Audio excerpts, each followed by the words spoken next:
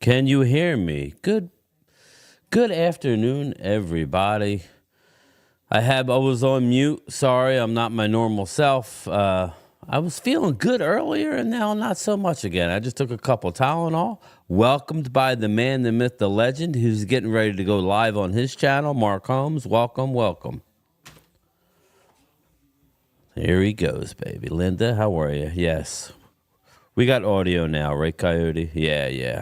I do it every time. I'm an idiot. I'm an idiota. So we'll sit back, wait for Marky Mark to go live. It's 3 o'clock, getting ready for the combine workouts.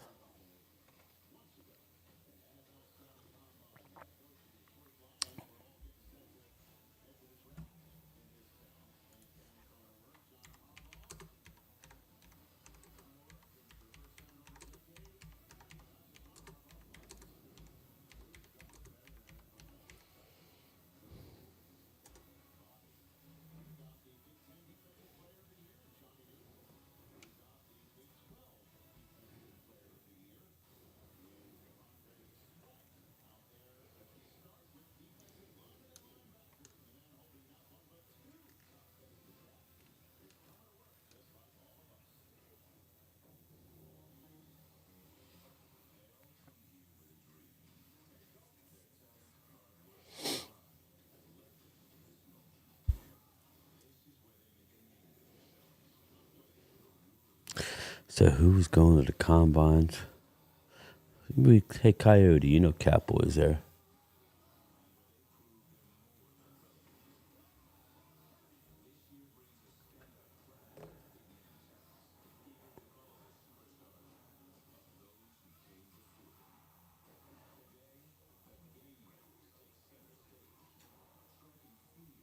I've got my man fresh off the sick bed, game time, Brian. Um, and you know what? I'm kind of pissed today, man. I feel like I'm being played with. How about you, Brian? Oh, man, I got a couple of videos up. One is blowing up for me anyway. It's blowing up for, I think I got like 800 or 900 views in the first hour or so. But yeah, it's good for me. Yeah. Yeah, ESPN? no, not the ESPN one. That one's a little slow. But the other one, the one from this morning, the ESPN one, I expect that one to do decent too. But yeah, it's funny. I was watching Law Nation and he had the same stuff I had on. He had the same clip and he was commenting on the same BS that I was. So, at least we're doing it. So tell me about what you're doing. So we've got the NFL scouting combine. Let me What's up, say Jack what Winters? that's in the house. We got Crystal Caramel Corn in here, Jeff Lee, EJB. Uh, Lady Libra in the house. Shout out to everybody. We're going to try and make it through for the next 5 hours of the combine, and we got a lot to talk about. So tell me what's blowing up on your channel there. Well, listen, man. And run around like a crazy man with Well, trying to. I didn't, last night, obviously, and I've gotten a lot of people in the comments that are, well, they said they're meeting with people on Friday. Well, I'm going by Michael Gelkin, okay? Michael Gelkin, David Moore. These are guys that basically are mouthpieces for the team. When they say something, you could believe it. Now, I'm not saying, but basically what they're saying was, is as of 10 o'clock last night, they have no intentions of reaching out to Dak's agent, CD's agent, or Micah's agent while at the combine. So, and then it came out, and Mark said, you knew, because I did see Law Nation. He commented on it. He just realized that Mike Zimmer's on a 1-year deal. Who signs a 1-year deal as a defensive coordinator? Yeah. I mean, So that's actually breaking news as far as I'm concerned. 1-year deal you can't do nothing, but it just goes on and on and on. And then you start to piece that information with what Stephen Jones said in his interview. And then it's starting to make sense. He's using his boys, which is why I say, you want good content? Listen to guys like Mark Holmes. Listen to guys like Law Nation. Listen to people who aren't getting paid or a mouthpiece for the team, okay? Hey, That's where you're going to get honest opinion, whether you like it or not, people. You don't have to agree with me. What's up, Fly Parks? But this is what's going on. Mark, I want to know your instant reaction to hearing this Okay. BS. Well, tell you what, here's what happened is, first of all, I have to say, I got one fucking incredible chair. Excuse my It language. looks good. It's almost as Oh, nice as mine, but it's nice. this sucker right here. This is, I don't know if they looked and they Look said at you. I'm just a badass. But you win. It's like a heavy duty. You can be up to 450 pounds. I hope I'll never have to test, although I guess me and the missus. But anyway, It does have, yeah. Yeah, okay, mine rocks too, man. but it's heavy duty, and this Mine's sucker, got ball bearings. Nah, I'm playing. it's got definite ball bearings, but it is comfortable. It's got all kinds of support and stuff. What's And up, I've got Coles Cowboys? What's up, my man? so I was up early because we had to take my mother-in-law to the hospital. I mean, to the doctor and stuff, and get that squared away. And I was going through and listening to Get Up because you're actually getting some realistic things that are going on. Because they were talking still about the culture and stuff, the Cowboys, and I say the culture is messed up from the Right. head down. And they were talking about it's like, look, it doesn't matter about your culture when you've got a 207-pound safety, when you don't have enough ass on the line to be able to stop the run. It doesn't matter about the quarterback, and you don't have a freaking running back that can run for short yardage, which is the truth. People don't want to seem to understand this whole situation, and it is true. The Cowboys let themselves down. And as much as you want to say, well, Dak threw the interception, why did he throw those interceptions? One, CeeDee Lamb checked out. Two, all we can do is pass, which means we're one dimensional, which means they've got extra men out there to help cover. And you're trying to get your wide receiver involved because he's checking out. And I'm not saying that he's not at fault at that, but you have to put all these things in the equation here.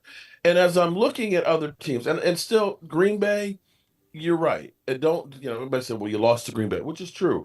But you know what really happened in Green Bay? You know what really happened. What's that?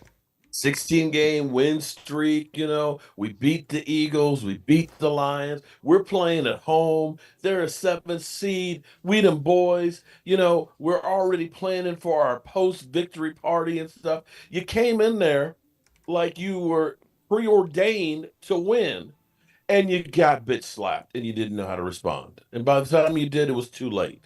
That's what freaking happened. Yeah, and when I did But my video this morning, Mark, like you hear this word or the thing, Joanne Gonzalez. yeah, like a bad culture problem. Your culture, yes. And I laid it out. I was gonna tell Mark, I know he's busy. I said, do me a favor, like watch the video and take a couple. Like, he's good at editing, like a couple pieces, the hot spots. I don't know how to do that shit. But anyway, I thought I had a good rant when it comes to this. They want to talk about culture. They want to talk about underperforming.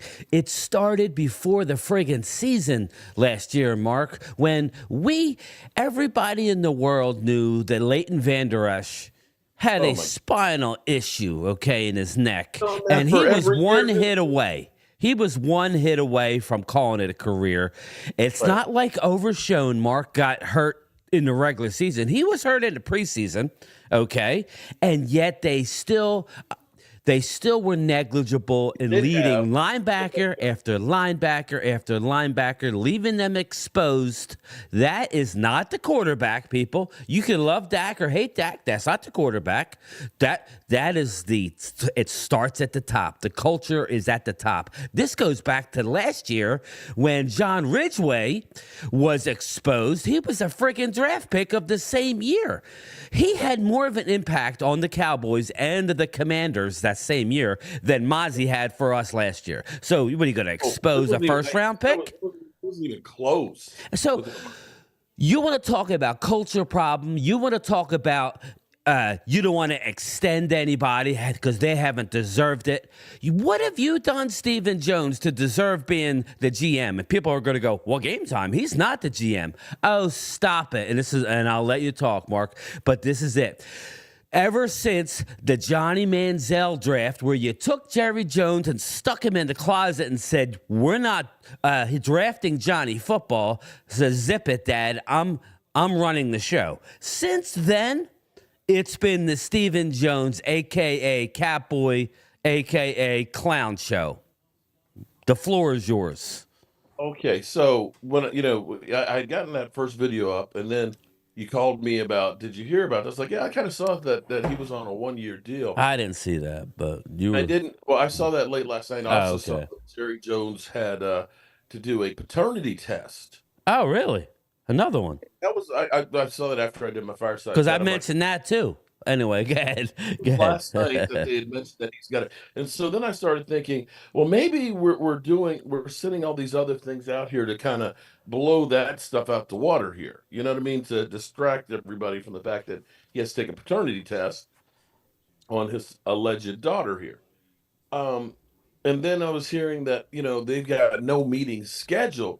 And so I went the whole motion of it's like, okay, if you're not going to restructure or redo any of these contracts, extend DAC and CD, then you've pretty much given up on this season. There's no way that you're going to be able to do anything more than what you did last year because you can't even bring in the free agents you just lost, right? They've got Yeah. to get some money somewhere. Whether you talk about trying to get some, blue chip guys, you still have 16 bodies to replace, and you're currently $9 million over the cap. So you got to get enough money to get under the cap and then to try and sign 16 guys. And that is going to take some money. So if you're not doing all that, then you're basically saying, we're setting up Mike McCarthy to fail. We're not going to pay Dak, and chances are he can go ahead and just say, "Screw this, I'm out," and so on. So it's like, why wait? Because you're basically saying we're going to blow it up. If you're going to blow it up, just blow it up Yeah. now. Yeah. Trade everybody. Yes. Just trade Micah. Trade CD.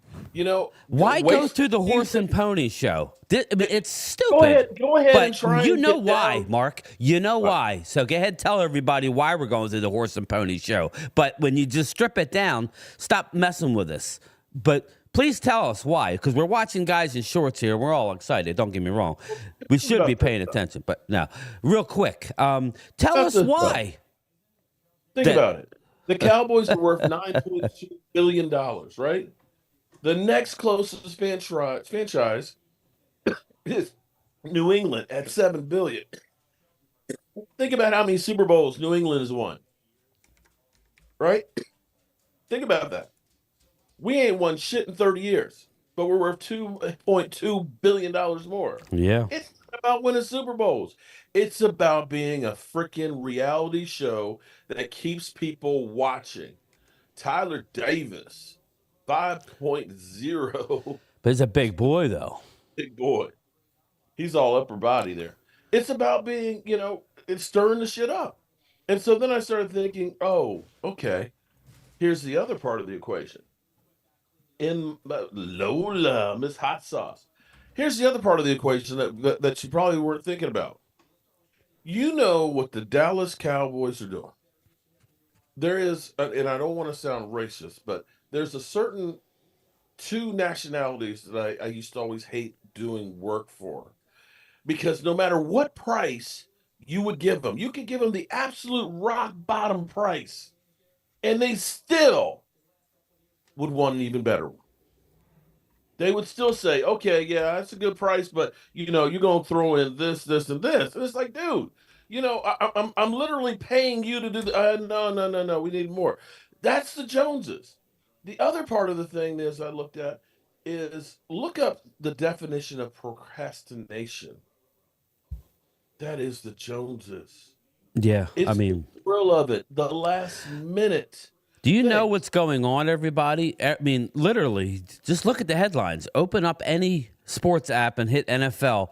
All these teams are you're creating room for the cap up, because they know that this week coming up, March 11th, is Next, legal tampering. It's all about to happen, people, in a little over a week. Now, I know technically they could get under and Mr. Deadlines meets deals. I challenge Mark to let me know.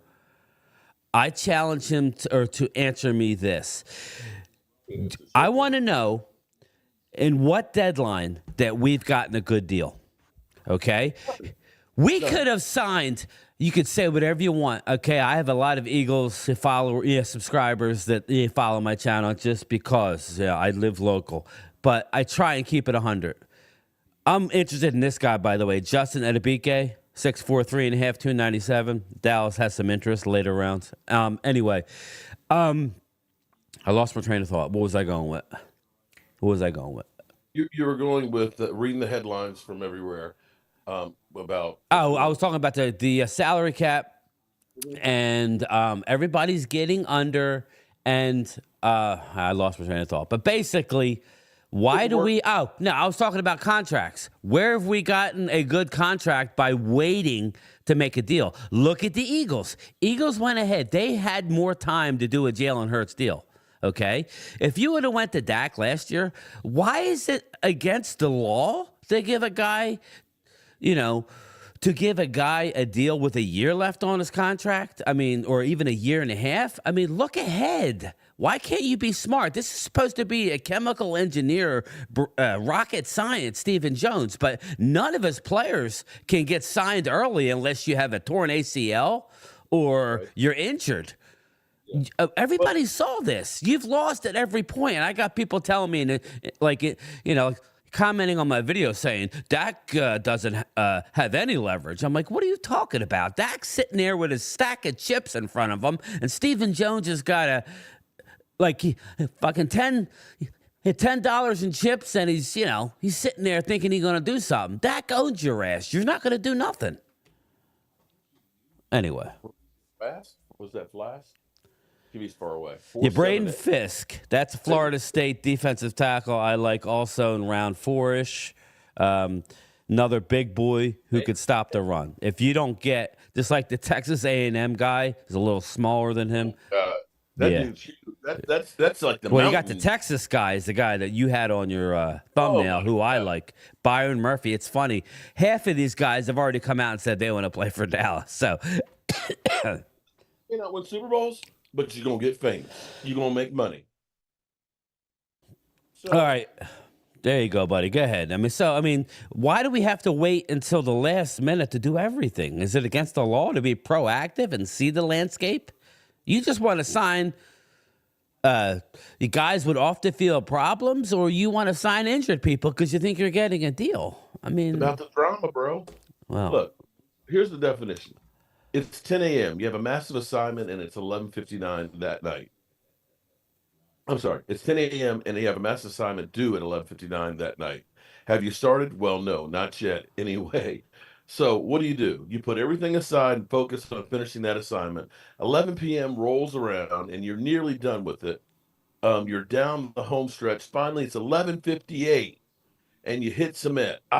Finally done. But then you think, why do I always leave things to the last minute? You promised yourself, next time I won't. Spoiler alert, the same shit keeps happening. Yep. So there's 6 different kinds of procrastinators. The worrier doesn't start a difficult task because they don't believe they'll be able to complete the task. Therefore, the logic is not to start the task because they believe they will not feel the anxiety of failure if they do not start. The perfectionist, this ain't it, does not start the task because of fear of failure. Specifically, they will not complete the task to perfection. The overdoer, this type commits to too many tasks, failing to prioritize properly, and therefore does not complete the task they have committed to. Or I think it's this one, the crisis maker. A belief that they need stress to perform at their best, and they're addicted to living on the edge. Does that sound like us? Oh, we're on the edge, all right. We're on the edge, all right. Or a defier, a rebel seeking to break the rules. I don't know why they do it, but Jerry Jones's whole motto is deadlines make deals get done. They get done, but they usually get screwed over because of it. You sit here and look and see how many bad deals we have made and how much dead money. Now I know the Eagles. There's Chris Jenkins. Just real quick, they met with him also, so he's a Michigan guy, but like I said, you can't just. Jenkins. Oh, not another Michigan guy. Well, there's a lot of Michigan guys. That's because they had a good team. But hey, listen, I don't have a problem with him. He's not a first round pick. We're looking at the round 2 or 3. So So okay. Let's start trying to put these pieces together here, since um, we've got everybody on 1 year deals basically. Do we think that they're looking at trying to blow this thing up at the end of the I year? don't. I don't. I honestly, my honest to God gut is they're still doing the 90s tactics. They're doing these 90s tactics, these pre-salary cap. Everybody wants to play for the Cowboys type BS. Dak would What about have. this Saturday? Yeah, a Dak would have at least 8 or 10 people, like teams, waiting for him to throw him a huge deal. And if you don't think so, anybody in the chat, I'm sorry, but you're wrong. You may not like Dak, and that's fine. And you may want to move on. That's fine. Everybody's entitled to their opinion. But I guarantee you, Dak, that's the worst thing you want to do is get to next year. Now, you say, well, why do we have to resign him? We could just extend it out. Well, Mark already laid it out to you. And I was watching Law Nation, and he brought it up. I don't know Law Nation. I've never talked to him. Mark has. I don't. But he said the same thing I'm saying. So Mark's saying that if we extend it out, Dak will be gone next year. Once you do that, you're not bringing him back, okay? Once you restructure his deal this year, you're not bringing him back. And then you still got to pay him $36 million on the cap next year. Can we do it? Oh, no, no, no, Yeah. no, no. It'll be basically you'll pay 96. Well, but I mean, it'll be 36 next year, right?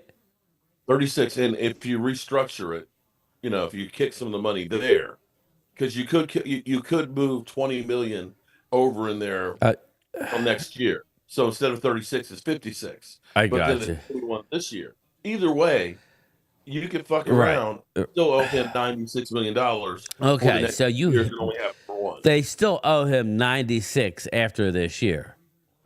So think about that, people. Well, with this year. Oh, okay. Well, that's what I said. If you pay him the 59.5 this year or whatever the hell it is, then you restructure whatever. I understand what Mark's saying. Yeah. So basically, you got to pay him a big nut when he's not going to be here. Yeah, you've extended the contract, but he's done after this year. You haven't extended him. You expended how the money allots on your salary cap. That's all you're doing. You're spreading money around. See, there's a misconception because people think, oh, well, just make him a post June 1st cut, 'cause that way it reduces the number. It reduces it for this year. It basically splits it up over 2 seasons. Right. So when we say let's cut Michael Gallup so we can save $7 million, you're saving $7 million this year, but then you've got that other 13? yeah, Whatever that it is. now Something like divided that. up Yeah. over 2 years. So you have dead money. For example, we still have $7 million that we will be paying to Zeke this season. We're still paying Zeke. As I said, we'll be paying this year. Everybody $7 wants million Zeke back. back. Stop. He's We not were coming paying back. last year. Yeah. Still money to There you go. IL Byron Coward. Murphy. He's another guy that has Hey, he has ties to Dallas. Everybody has ties to Dallas. But yeah, that's where you're gonna get publicity. what's up, Coyote? How you doing, my man? Miles Murphy, 521. I'm curious to see. Well, yeah, I missed them all. Like they're really pumping. This is obviously taped. There's no way. This is obviously taped. Yeah, they're not going through that fast. Yeah, so that's which is kind of cool. But anyway, yeah. If anybody sees anything on here that you like, we'll talk about it. I do. I am looking at it, but we have a lot to talk about here. It's a mess, people. This starts at the top, and it's if you're a player, you do not want to be treated this way. This is not how you go about building a championship. I don't know that though, but money talks and BS walks. You know what you're doing with the Cowboys. In the end, you go through a whole lot of shit, but you get paid in the end, right? Zeke Elliott, after he got Zeke who? Zeke who? But Okay, and then we blow the contract numbers out the water. He's what the I second mean is the highest paid culture. running back in history. I mean it's like the locker room culture where everybody knows. Because the Dallas doesn't even try and hide it. Everybody knows that you're here for 1 year. You're going to give it your all. If shit goes wrong, you're not going to like circle the wagons like you might normally. I don't know. That's how I feel. I don't think it's a way to do business. And Jerry Jones is like the cause of it. Jerry Jones has run any good coach out of town. I'm surprised. Listen, Mike McCarthy is the coach of the Cowboys. Why? He was out of football, okay? He was out of football. What good coach that's won Super Bowls and still coaching wants to come here? Okay, as far as I'm concerned, Bill Belichick said no thank you. I'm telling you, I don't believe that they didn't reach out to Bill Belichick. I think they don't want to have egg on their face. Here's Tevondre Sweat. He could very possibly be there. 60. Well, moving that kind of weight, Oh 5'7", no, yeah, you not real fast. But this see, isn't. Yeah, but no, I no, don't no, need a no. man fast. It's I the need a three guy who's cone. It's the 3-cone drill you want to see with him. You don't want to. This running 40 is ridiculous. But anyway, that being said, name the last coach that. What, Bill Parcells? Bill Parcells had it with Jerry Jones and hit the road. Jerry Jones couldn't make it work with Jimmy Johnson back in the day, and so much so that Jimmy Johnson, after winning a Super Bowl, said, "You know what? I'm out." Jerry Jones was too busy running and gunning, knocking. I'm sorry, but he has an illegitimate child from right around that time period. Now, Mark's telling me I don't know if it's the same child or another child that he has to have a DNA test for. He was just going. Jerry Jones was the man back in the day. He wanted all the credit for those Super Bowls. Jimmy's like, I'm gone. So who do we get? We got the Dave Campos. We got the Chan Galeys. We got the Wade Phillips, all these guys who really weren't head coach material. We had Coach Clapp for 10 years because he was a yes man. And then we get Mike McCarthy, who was out of football, okay? So name the last coach that had any real skins on the wall, active skins that came in and was, demanded excellence from their players. We don't want that with the Cowboys because no good coach wants to coach under Jerry Jones. And until I see it, I don't.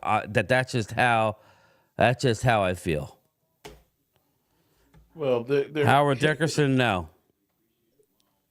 I'll be back Monday, Howard. I don't even know what to say on that, but it's at the point. I know it was a lot. It was a lot. It's at the point of you're hamstringing him by basically letting everybody know you're on a 1-year deal. That we don't believe in you. You should at least say, even Me if too, it's Vinny. you'll fire him after 1 year. But it's Jerry Jones and his penny pension. I'm gonna make sure that you're gonna fulfill that whole contract. I know Fly Parks, but it's not right. But you're hamstringing him by not going out and getting the players that you need. And this whole thing with Dak Prescott's contract is people who are bitching about, oh, it's going to be $60 million and everything else, don't really understand at how much the salary cap is Something like 3. Yeah. It was just like 2017. I was so nauseous. I was so nauseous when I saw Stephen Jones talk about, the salary cap is a real thing. It's a hard cap. Yeah, okay. You're the only one that doesn't seem to know how to maneuver around the cap. Everything is, you wait, and then every player, if you notice, every player we sign is at the top of the market. You got to pay them early. You got to look ahead and say, what do I see this player? They used to do it from time to time. Sometimes you make mistakes, okay? Sometimes you sign a guy who's maybe not as good. Terrence Steele, I don't know. Like Mark did a video yesterday I was watching. Multiple outlets are saying that they possibly will draft a guy who could play right tackle to compete with a guy that we just signed for how many millions? $82 million. So I was like, what? Although it was Mel Kiper Jr. Well, I understand. It wasn't just Mel, though. It was Mel. It was the other guy. Listen, all I'm saying is that it doesn't seem like they have a rhyme or reason to what they do. I still don't know what they want to do with Tyler Smith. They say he's our left tackle of the future, and then we have injury, and we don't move him out to left tackle last year. We put in a guy who missed assignments left and right and almost got Dak killed in Chuma Edoga. It literally made no sense to me. There's no rhyme or reason what this team does anymore. And yet we still won 12 games. So what does that tell you? That does tell you that we have talent on the football team. I'm sorry to say, I know a lot of trolls want to say Dallas sucks. You don't win in 12 games 3 years in a row because you stink. So let me say, Sam says Cowboys will never go to the Super Bowl until we draft a quarterback in the top 3, like we drafted Aikman, number 1 pick. Light him up because no, I'm not going to light him up. I'm going to say I think that's bullshit. Well, that's a light up. Pat Mahomes was not a top 3 quarterback pick last I checked. Tom Brady wasn't a top 3 quarterback pick the last I checked. Very few of them are a top 3. I will say Trevor Lawrence, Zach Wilson, and Trey Lance were top 3 quarterbacks on 2021. I'll say Jameis Winston and Marcus Mariota were 1 and 2 in a draft. You still have to have a team, and you can look and say, well, Pat Mahomes is special. And the Kansas City decided to move on from Alex Smith, but they already had Pat Mahomes sitting on the bench for a year, and they knew what they had with him when they moved on, and they had a great coach, probably one of the best offensive minds out there. And they also have a really good team with a lot of talent.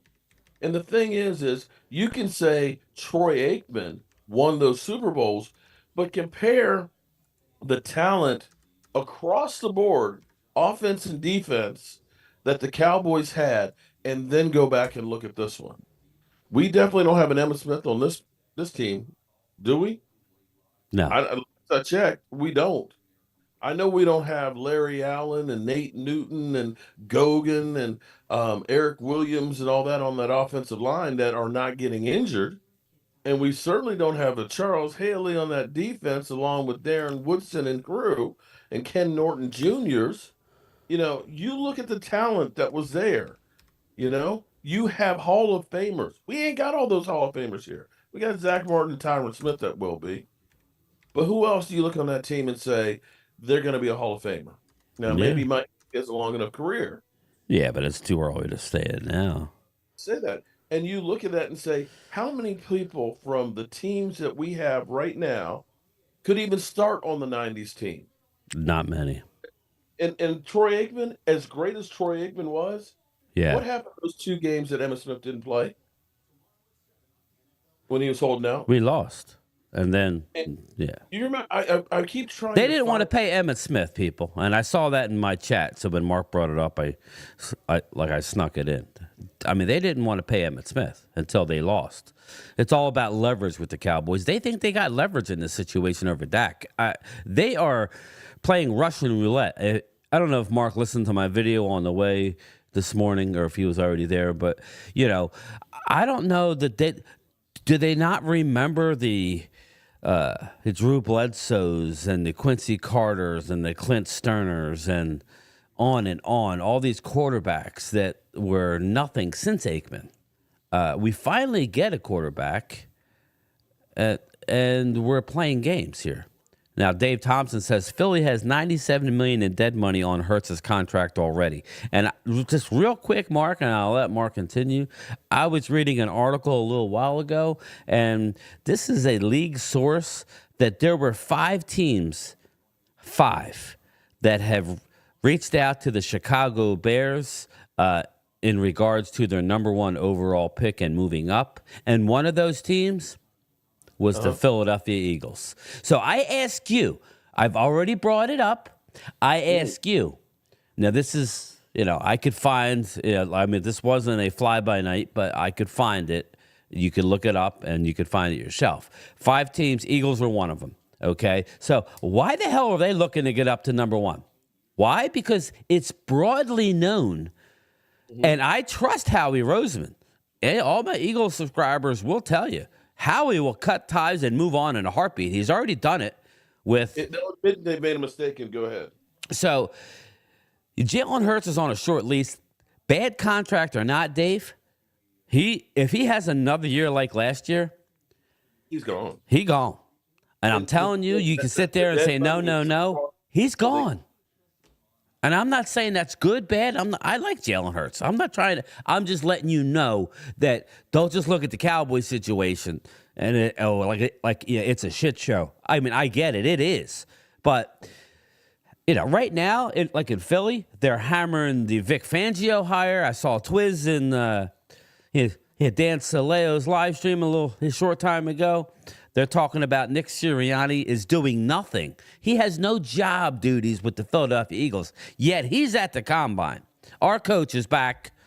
I don't know what he's doing. Our coach doesn't want to go to the combine. We're going to let Stephen Catboy Jones man the combine with a damn 40 timer. And I know Mark says he's doing meetings and all. A little bookworm, a little pocket protector in his front pocket. He's going in there talking about kickoffs and shit, probably. But whatever. It's just ridiculous, people, that every year, our owner comes out and goes, hey, we're going all in. And then ever since that press conference, they've been doing nothing but backstepping away from it, away from it, away from it. You get all this money, Mark, all this rainfall, from the gods, all this $30 million. And instead of, what do you think? They're going to give it to me or you, Twiz? You think they're going to give it to the people who actually go to the football games? You think they're going to maybe do a dollar dog night, or maybe give you a break on the ridiculous price of parking over at AT&T Stadium? No, they're going to sit on the money and not do shit is what they're going to do. all right, I finally found it for the first time. Um, Here's the thing, because everybody's always like, you got to get Troy Aikman. Troy Aikman was the difference, and this, that, and the other. But here's the thing: when Emmitt Smith rushed for 100 yards, the Dallas Cowboys were 57-19. 57-19. Wow. So, yeah. Now, I want you to think about how many games that Tony Pollard had of rushing 100 yards last year. I don't know. Maybe one. I don't think if you had one. Yeah. One game. That was just off of memory. Okay. So I want you to understand, people, that the Cowboys, when they rushed for 100 yards, they were 75% win percentage. That's a hell of a number. Hell of a Okay. number. So McKinley you start Jackson, thinking this is about the that. guy here that wants to play for Dallas. That's not a bad time, big boy. Here you go. Chris Jenkins is in his second run. I'm listening to you. That's a hell of a number, though, Mark. That really is. And that's with, of course, um, Troy Aikman. So everybody thinks, oh, well, it's just Troy Aikman. It wasn't Troy Aikman. It was that big No, fucking no, yeah, no. It and being wasn't able just to Troy run Aikman. the football and What's up, control the. Chelsea? How are you? I'm sorry to depress you, Chelsea, but I agree with you. It is. It's depressing. Now, listen. So let's I mean, go us back. as YouTubers are reacting as things happen. Things could all be great, So, we could go sign Anthony Barr and everything will be fine. But anyway, yeah, I'll go ahead. So let's go back to the San Francisco game 2 years ago in the playoffs, right? Now everybody's like, "Well, Dak sucked, Dak sucked." Okay, he couldn't get us over it. Zeke Elliott had 12 carries for 31 yards. When last year? Now this was 2 years ago. Oh, yeah, yeah. Your lead back had 12 carries for 31 yards. Now keep in mind the Cowboys were butter when Emmitt Smith ran the ball well. And if your quarterback, if you knew, well, my quarterback's just great. How come when we played the Giants in the playoff and your lead back separated his shoulder, they didn't say, hey, Emmett, don't worry about it. We got Troy Aikman. Troy will win the game for us. Because that's not how No, you win. they strapped his arm up and said, we need you to win this game for us because it's about a team. People don't seem to understand this. They keep thinking that if we just go straight up to number one, get the top quarterback, we got the Super Bowl. It don't work that way, people. It don't work that way. So there's that. So then let's go. Same game, same story. Um, What's that? let's get Let's see here. then let's go the next year that we lost to San Francisco. Keeping in mind what Emmitt Smith did. Zeke Elliott, 10 carries, 26 yards, was your leading rusher. Mm, mm, mm. Yeah. Well, Okay, you see what I'm saying? And I'm not trying to throw Zeke under the bus, but when you become one dimensional in football, I loved it as a defensive lineman. If you're telling me I get the pass rush, not many teams. Now, what I would say in argument of that is look at the Super Bowl, right? You got Patrick Mahomes was down 14-0, threw a pick inside very close to their own red zone. Their defense stepped up, knocked them back out of field goal range, and the rest was history. So, I understand what you're saying. And they basically, but the difference was they were able to get back into the game, meaning Mahomes and Kansas City, in a fast enough time that by the end of the game, they still had the ability to run the ball. They didn't get down 21-0 at home against Green Bay because, like Mark said, we were too busy, planning victory parties and, come hang out with the winning team at the club when you were getting your ass kicked. So, that's basically how it is. Fly Parks. Jerry Jones thinking if you paid Dak all that money, you got to throw it 40-plus times a game. I don't know what to make, Fly Parks. I know you're an Eagle fan, but I'm sure you would say the same thing if your quarterback did it. The Eagles run the ball. Eagles were one of the highest running teams in the league, and I think that's what your issue was your defense just fell apart. It wasn't really the offense, in my opinion. But in saying that, you need to get your house in order now, which is why we're talking about getting under the cap. I know they can get under the cap easy. It still doesn't make me feel happy that you've failed to do that and you're waiting till the last minute. You need to go out and get yourself a linebacker and a defensive tackle at the very least in free agency. That's not counting bringing back the 2-3 of your own free agents. So you can go in the draft to do what? To fix the offensive line, because that's what needs to happen. That's where this draft is rich in the first round. There could be upwards of 10 offensive linemen. There will be 10 offensive linemen taken in the first round. There will be. Between tackle, guard, and center, there'll be at least 10 offensive linemen. So think about that. This is the year to get one. Dallas will screw it up, right? Dallas will screw it up. So they'll go out and sign one in free agent for, that's our luck. They'll get some middling guy or bring back Tyler Biadasz. So then we'll be sitting there at 24 with offensive linemen on the board and really no defensive linemen that Dallas does everything ass backwards, Mark. Ass backwards. And it's just ridiculous at this point. Until they show me otherwise. Right, Thomas? I see Thomas Garrett. What's up, buddy? It's funny because I'm looking at Twitter here. Cowboys fan talk. Y'all all hate Dak Prescott and can't wait to move on and start over. Well, if the Cowboys are about to rebuild, I can't wait to watch you soft-ass fans crumble. I remember these stretches when we had when we were the doormat of the NFC East, and even more of a joke. It's about to get real. Wow. And it's the truth. I remember those 5-11 seasons. Oh my God. That was the worst, man. We could we couldn't bust a grape. And people seem to think that it's just real easy to just start all over. Uh, I got news for you. What did we do in the draft last year? Nothing. Are you really thinking that we get rid of the best players that we have, that we can automatically get better ones? No.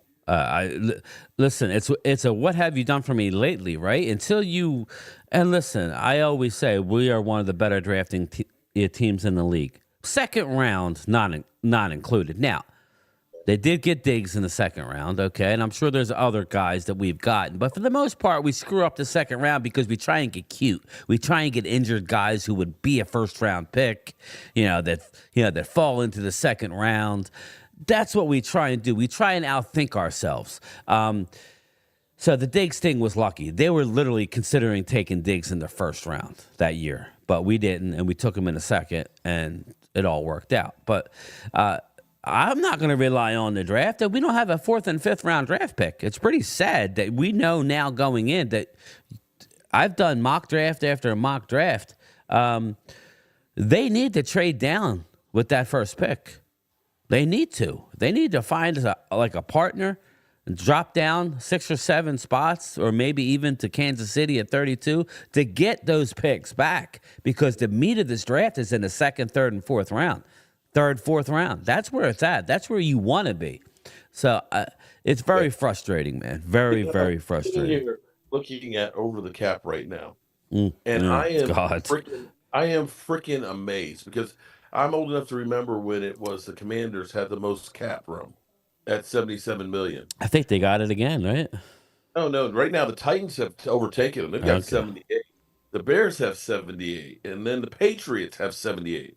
But the one that blows me away is every year New Orleans is like 70 million over the cap.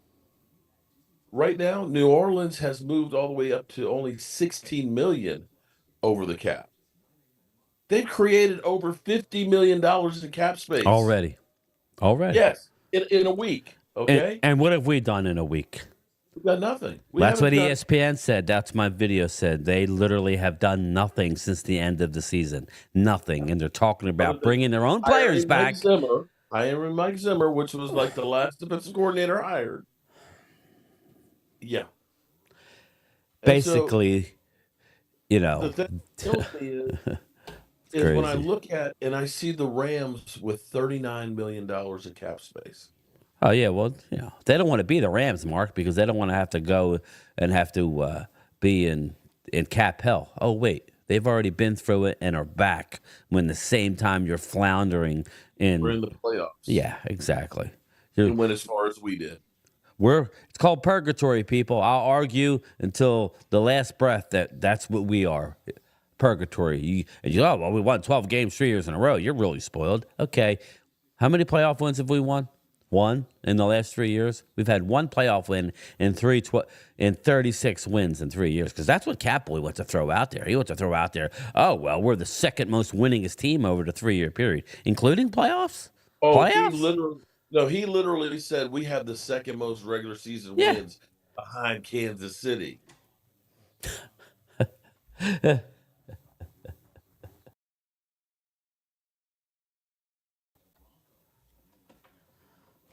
Would you like your participation trophy? No.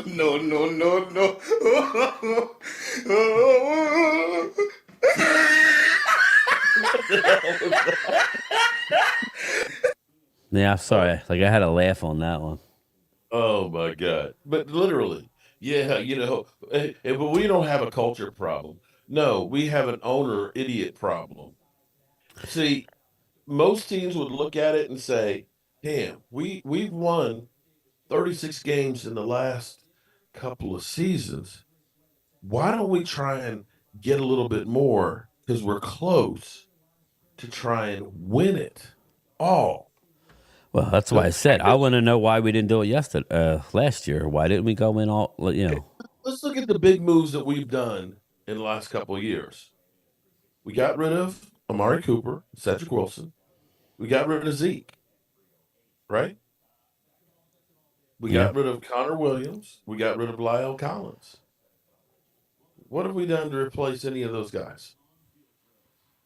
Well, what we normally do is draft and keep our own, but now it's kind of tough to do that when you can't even get your draft picks on the field last year. That's where it's funny. You're going to go into the draft. What have you done for me lately? That's how this business is. How did you do in the draft last year? You did horrendously. I mean, literally, we could go, I'm not going to, but we could go pick by pick. Your best pick was an undrafted guy, which was TJ Bass. That's pretty sad. Sure. Dallas would be dangerous if they took care of the details in free agency. Linda, that's what I've been saying, but first you got to manage the cap. Let's manage the cap first, and then let's, get, you know what I mean? That's the frustrating part. But my stream is poor. Great. Your stream is poor. It'll be all right. Easily bounces back. It was Oh, fine. it Yeah. looks fine. Yeah, I Well, know. I don't know. You got a problem on the left side of the screen. It's like this big blob that just looks hideous. But other than that, it looks great. What do you mean a big blob? What are you talking about? Me. Oh, yeah. The fuck are you talking about? A 5'11" gets us better picks at least. Yeah, well, that's Coyote. That's the thing. If you are a team that it takes pride in drafting, wouldn't you want to go all in? I'll tell you why they don't, because it's for the fans. Going all in doesn't help them out any. They're already winning awards for marketing, and you're going out and having new collaborations with AT&T and all these different things. You see it when you watch the shows. With who their sponsors are, Dr. Pepper and whatever.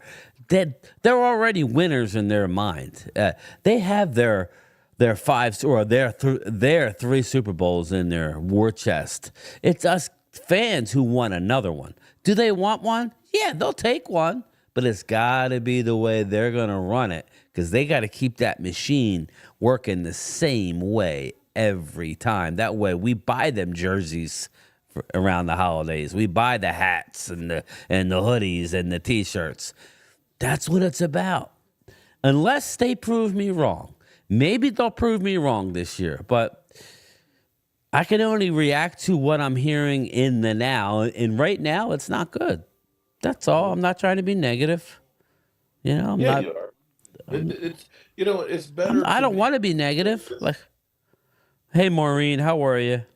Be realistic instead of going in here thinking everything's hunky dory and all that, and keeping pressure on them. That's the bottom line, because we keep getting fed bullshit. Yeah. Boy. All right, here we go. We got a different drill. These are these big boys? Yeah, these are big boys. Wow. Oh, okay. This is Michael Gelkin 5 hours ago. Here at the Combine, the Cowboys have fewer scheduled meetings with agents than in past years. There's no hint on the precipice of a high-priced free agent fury that would resemble what most associate with an all-win buzzword seems case from the start.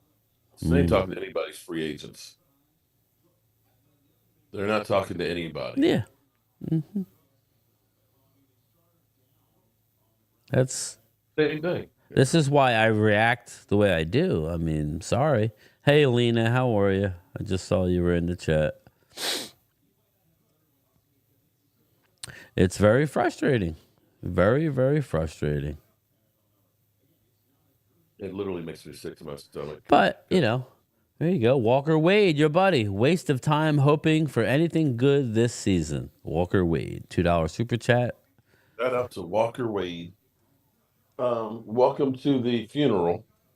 Yeah, and I don't want it to be a funeral. I hope they sit there and sign people, and first you got to get under the cap. But, we'll see. We shall see. Yeah. Maybe tomorrow we'll have some. I mean, at this point, I would just be happy about anything happening. We haven't done anything. We haven't, redone a contract to even just get below. We're not talking to anybody. We are doing absolutely squadouche. I want to know what he's doing there. What's up, West Virginia country boy? How are you? This is Cowboy version of The Last Dance. What's up, short dog? How are you? Ruben Walls, welcome. Mark Hutchin, what's up, buddy? I don't think I'm... Maureen Baldwin, I believe Steven is being put on a short lease to prove he's worthy of the job. I wish you were right, but I don't think that there's anybody else that's going to get that job. Thomas Garrett, I'm tired of the BS, man. I'm also tired of leopard face, too. Dollar bill. Yeah, I can't believe Stephen Jones is 59, Mark. You believe that? He's only a year older than I am. I know. I And not told that you that. Hey, I'm saying I well, look good or well, anything like listen, that. I got gray too, but my man is bald, gray, leather faced. That's a 3%. lot of guilt that's built That. up. Something going on. Go Niners. Cowboys ain't going nowhere next year either. Oh boy. Well, you know how that works. You lose the Super Bowl, you don't normally get back. But yeah, yeah, who knows? That's just the Chokers, aka the Niners. Lola giving them the business here. Kyle Thanks, Jenkins. Clemente. Yeah, Chris Jenkins. That's these are guys. I mean, I expect at least one of these boys. I would like to get one in free agency. Well, now the question will be is, okay, it seems like we're going to be going on the line. Will it be offensive line or It defensive has to line? be offensive line. Has to be. Like in the first round, there's no way they can take Amazi's. I mean, just looking at what's going to be there, that's why I said moving back makes the most sense. Maybe move back a couple times, depending on who's there. I think as much as I want a center, I think they're going to get a left tackle. I think they're finally going to pull the trigger on a left tackle, which tells you how bad last year's draft was because we drafted a left tackle last year, right? Hmm. We drafted the guy out of North Carolina. And we don't know what he is yet. That's the problem. We drafted him in the fifth round, and we went with Achuma Idoga, who almost got Dak killed many a times on missed assignments. What I got for Mr. Roboto. We've got Xavier says Jimmy Johnson told Jerry F this team and blow it up. Um, we've got the Reaper says, does Dallas know it could save 25 million if we re-sign Dak? Because I can tell I can't tell that they know that. Maybe they are done with Dak. Maybe they are ready to move on. But and if you don't resign it, then tank for 3 years, draft Archie Manning, stack the fridge. Could you imagine as the Cowboys were tanking for a couple of years? What it would be like for the fans around here? Mm, mm, mm, mm, don't scare me, Walker Wade. I wouldn't, Arch Manning. I don't know. Hopefully, I don't even know if he's that guy. Is he that guy? I need to see more. I mean, look at teams like Chicago. Look at teams that have had. Look at the Washington Commanders. Look at all these teams who've had all these first round quarterbacks and can't seem to get the job done. It's a risk. What's up, Sledhead? How are you, buddy? Um, 49er fans. There he is, baby. Bang, bang, buddy. We'll be back in the NFC Championship, Brian. Yeah, you may get to the championship, but normally if you lose the Super Bowl, you don't get back. I'm not saying the Niners won't. On paper, they're favored, but I'm just saying usually the team who loses the Super Bowl has, for whatever reason, takes a step back. That's not me. That's just the odds. Buddy Johnson, what's up, buddy? Game time. Could you see Stephen Jones sell the team after Jerry Jones dies? The money. You're printing money. I got news for you, and I don't wish this on anybody, but Jerry looks. I mean, Stephen don't look that great. I would be. This is more of a question. Who would run the team if, God forbid, something happened to Steven? Would it be Jerry Jones Jr.? I don't think he really wants it. Is it going to be the grandson, Forehead? I don't know. It ain't going to be Charlotte. It might be. I don't know. Pioneer, what's up, man? So far, I'm not feeling Jimmy Johnson effect. There ain't no Jimmy Johnson effect. We were hoodwinked. You got that drop on you, Mark? We was hoodwinked. oh, dude, bamboozled. Bamboozled. Oh, I say it again. You've been had. You've been took. You've been hoodwinked. Bamboozled. Let me straight. Run amok. This is what he does. Okay, so Will let me. Sports Topics. What's up? Okay, you tell me which ones are winners, or you keep tracking for me how many of these are true winners. Okay, These are first round guys drafted in the first round as quarterbacks. Okay.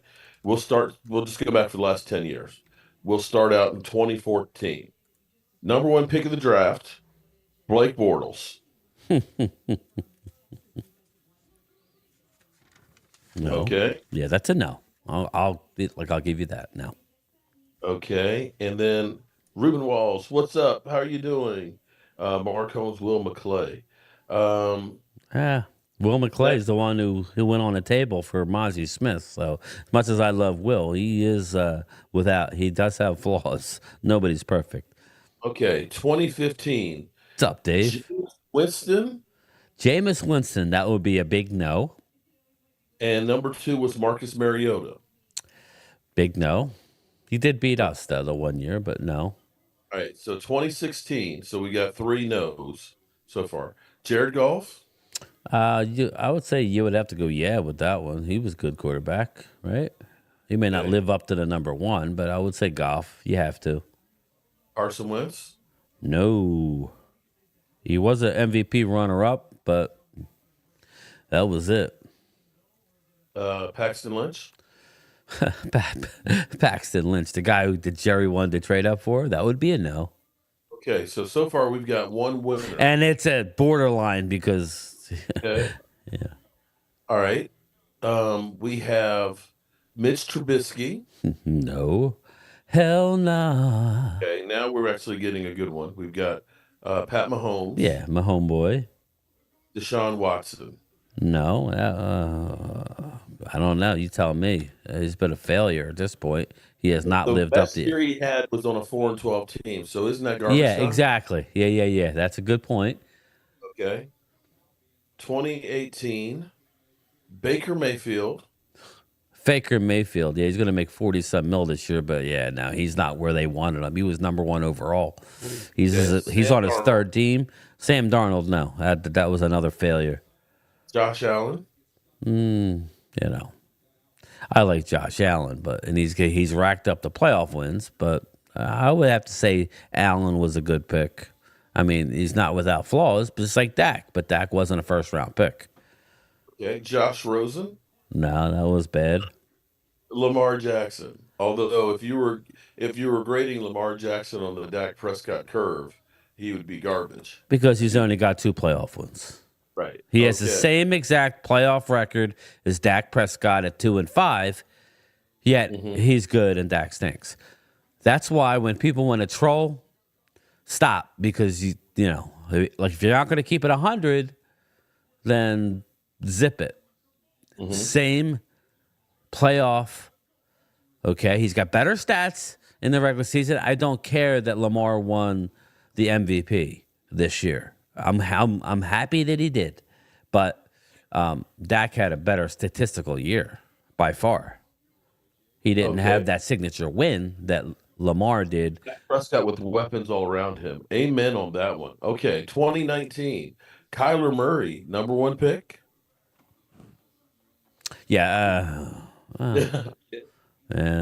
Daniel Jones.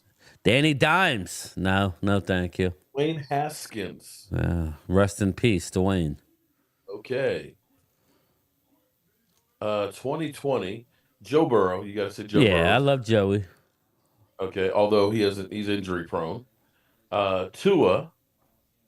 It's still out. Okay. Justin Herbert. If you're going by playoffs and he hasn't had no, absolutely not. Up one yet. Jordan Love.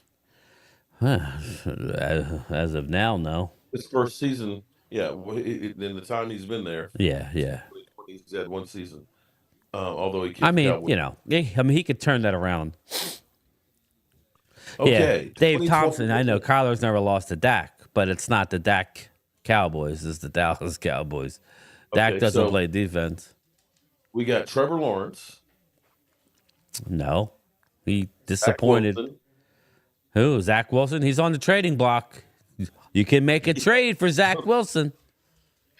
I got some tuna fish here. Okay. Zach Wilson was the number 2 pick, and Trey Lance was the number 3. Third pick. You say Trey? Some Cowboy fans will say he's going to be a Super Bowl winner.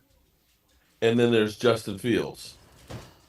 4 quarterbacks taken in the first round of 2021. Philly D. Herbert is good. Okay, well, Philly D is not the guy who wants to cry for playoffs. Herbert is good, but he's had no play. He actually blew a 23-point playoff lead, and how he hasn't won a playoff game. So, again, if you're going to say Dak stinks, okay, and this isn't about Dak, but if you're going to say Dak sucks because he's only has 2 playoff wins, and then you have a quarterback who has, doesn't have any playoff wins and has lost and blown leads. You can't have it one way and not the other. That's all I would say. All right, then you've got 22, Kenny Pickett. No, they're already looking for another quarterback. Little hands, doll hands, Pickett. And then last year, Bryce Young. They're hating it. They're hating them down in Carolina because they could have had themselves some C.J. Stroud. Yeah, C.J. Stroud right now looks good after the first year, but yeah. So did Deshaun Watson, and so did the guy with the Washington Commanders, Robert Griffin III. Remember the first year he was off the charts, and then that was it. So you got to give it a little more than 1 year. Well, they had that last place schedule too. Let's see how they do with the first place schedule this year. And Anthony Richardson. I like Anthony Richardson, but he got hurt, so the book has not been written on these guys, these younger guys. So okay, so out of all those first round quarterbacks, how many are we saying I would think so, Philly D, but we're going on what has happened. So yes, David Cowboy, we will be sleeping in the first round of free agents. I won't. We'll be here to rip them, but I don't know. Maybe not. So the only one of all of those quarterbacks drafted in the first round that has a Super Bowl win, my homeboy, he's got multiple. Yeah, and so Cowboys' philosophy is. And we've sort of seen some people say, "Oh, all you get to do is draft the quarterback in the first 3 rounds." Yeah, that's not how it works. We've seen, we've seen quite a few that have been first round, from Blake Bortles to Trevor Lawrence to Kyler Murray and so on, that haven't busted a grape and literally got paid because it's just a lack of quarterbacks. There's not necessarily, there's no rhyme or reason. There's going to be 3 quarterbacks taken in the first round. And 2 of them guaranteed will be bust. Yeah. 2 of them guaranteed will be bust. Dave Thompson says 60% of the Super Bowls since the Cowboys last won a Super Bowl have been won by first-round QBs. Favre and Breeze won Super Bowls, but were picks 32 and 33 in the second round at the time. So, Yeah, well, that may be true. First round quarterbacks were. I'm not against having a quarterback in the first round. Usually that's what's good. But in all those cases, you need to have a team around them usually. Pat Mahomes, be damned. He's an anomaly. They had playoff team. No, let's be clear. When they moved on from Alex Smith, they were already a playoff team. They already had a foundation there. And he got a chance to play. Ruben Walls. Watch before he actually played. I can't stand the Dak Prescott haters. Well, Ruben, I'm not like that. I'm a guy who allows you to have your opinion as long as you do it in a manner where you're not like trolling. Hey, if you want to say Dak stinks, it doesn't make much sense. You could say you don't believe he's going to win a Super Bowl, and you're entitled to your opinion, but I don't see how you can honestly look at that playoff game. Was I happy? No. But I was more egregiously upset from the top down. We have a problem. We've had a problem. Listen, how many times can you watch ESPN? That video I put up this morning with ESPN, they were nice. I thought they were being relatively nice, and they have done literally nothing since the end of the season to you say anything other than same old, same old. So that's, in my mind, get ready for it, unless they surprise us. recent history will tell you they're not going to surprise us. So my thing is, why bring Dak back if you're not going to, try and you're just wasting my time. Let him go. Let the boy go. Let the man go and have opportunities somewhere else. And it's pretty sad that we as the Cowboy fans have to sit back and root. I don't want to root against my team, but okay, if Dak's gone, it's a lot of pressure to put on Trey Lance or whoever you're going to bring in here. I mean, Okay, let me put it this way. Now, we talked about how the Cowboys, everybody says Troy Aikman, was a difference maker because he was a first round draft quarterback. And we did that statistic. Cowboys, when Emmitt Smith rushed for 100 yards, they were 57-19. John Elway. John Elway didn't win the Super Bowl until his last 2 years. And what happened those last 2 years? Did he become a better quarterback? Or did they get a great running game to go with it? Because his last season, he threw for 2,800 yards, 22 TDs, and 10 interceptions. yeah. Is that a great performance for a season to win the Super Bowl? The year before they won the Super Bowl, 3,600 yards, 27 TDs, 11 interceptions. Those are pedestrian numbers by a quarterback. He's had great years before that, 4,000 yards and 28 TDs and 10 interceptions, but they weren't winning those Super Bowls. You can look at Russell Wilson when they had Marshawn Lynch and he's getting 1,300 yards in beast mode and a great defense. He's getting 22 TDs and they're winning the Super Bowl. When he was throwing 40 plus TDs in a season, they weren't winning dick. That's the thing most fans don't seem to understand. You talk about how great Lamar is so great. Lamar didn't have that many touchdowns. He didn't. Look at Buffalo, what was happening with Buffalo until they played us and they said, you know what? We need to take the ball out of Josh Allen's hands more because he's doing these turnovers because we're throwing too much. And what did they do? He threw 13 passes against us. They literally ran down our throats. And that was the winning formula that they started having.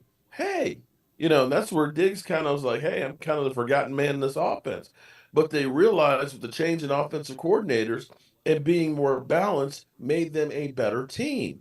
You can't just constantly throw the football. And every time we've gotten in the playoffs, we've become one-dimensional where we just throw the football and can't stop the freaking run. Yes.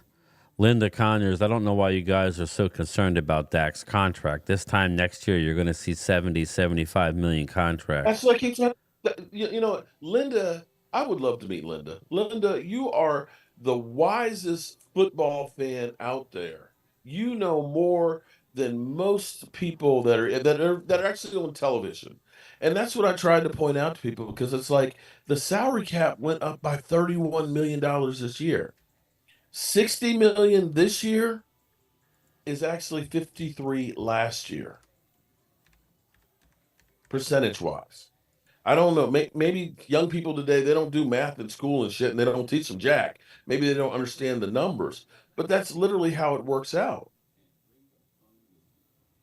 It's not like this is going to be the last contract that'll forever be the highest contract ever in the history of football.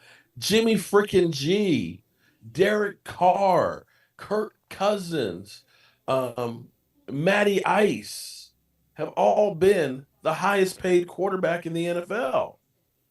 Kyler Murray was. Deshaun Watson was. Deshaun Watson has a fully guaranteed contract, right. $230 million, I believe, fully guaranteed. You think they're not trying to bail out of that contract if they could? You don't think that Cleveland's regretting that disaster?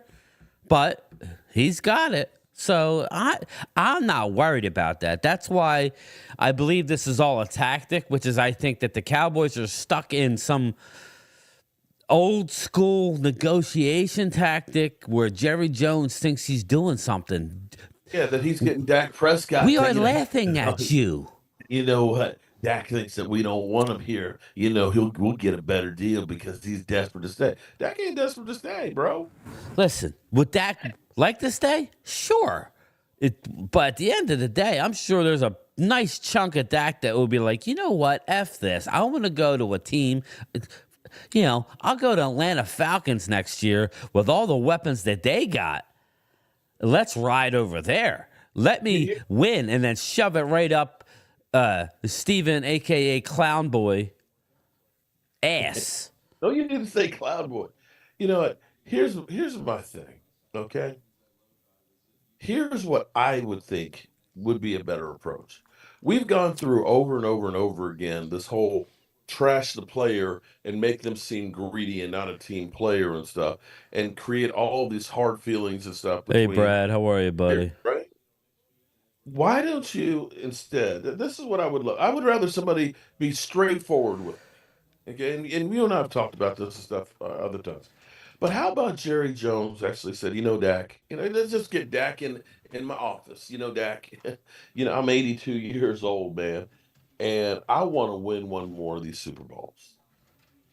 And we want to do some things, to help you and to help me.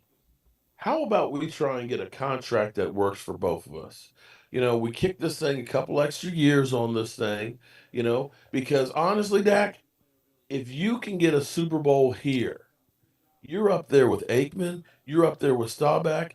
You can be Tony Romo, but better on television because we know you can speak well. You see Moose Johnson, you see Tony Romo. If you won a Super Bowl, you'd be above those guys right there. You would be set for life. Everybody would love the hell out of you.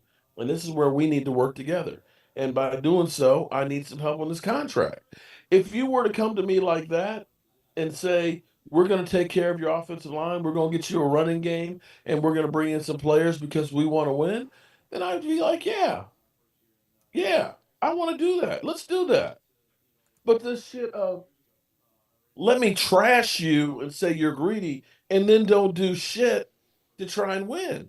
If I'm Dak and I'm looking and seeing the Eagles go out and get Swift, go out and get AJ Brown and stuff, have a great offensive line, right? That they're constantly trying. And I've seen San Francisco out here trading for Christian McCaffrey and bringing it, you know what I'm saying? I Yeah. see all these other teams getting all of these extra weapons and pieces and stuff. And here it is. I lose my best friend in Zeke and I don't get another running back. I lose, Amari Cooper, a great wide receiver and stuff like this. I keep seeing us lose all these pieces around, and you're asking me to take a pay cut and you're not doing shit to help me. Why should I take a pay cut? Who's it helping? It ain't helping me. Yeah, I agree. That's to me, I would rather you come to me like that instead of basically trashing me. Ruben Walls, I enjoy the stream. Please do more like these. Well, Ruben, it's a 5 hour, buddy. I don't know. I'm sitting here with COVID, trying to recoup, and I got to deal with my team not giving me anything to look forward to. It seems like at least Let's ask the today. question. Which is worse? Which is making you feel worse, the Cowboys or COVID? Yeah, it was definitely the Cowboys. COVID. This is not my first rodeo with COVID, so it's just it just feels like bad allergies is what it feels like, but it kind of comes in waves. So, looking at Byron Murphy the second, a lot of athleticism in that young man. Look for a lot of University of Texas boys coming out. But it's going to be interesting. I just don't know. This team, for a marketing genius, they seem to not know what to say and to do in the public, or they just don't care. Do they not just care? Philly D, I'm not the best right now, man. I'm not horrible, but as you could tell, I sound a little stuffy.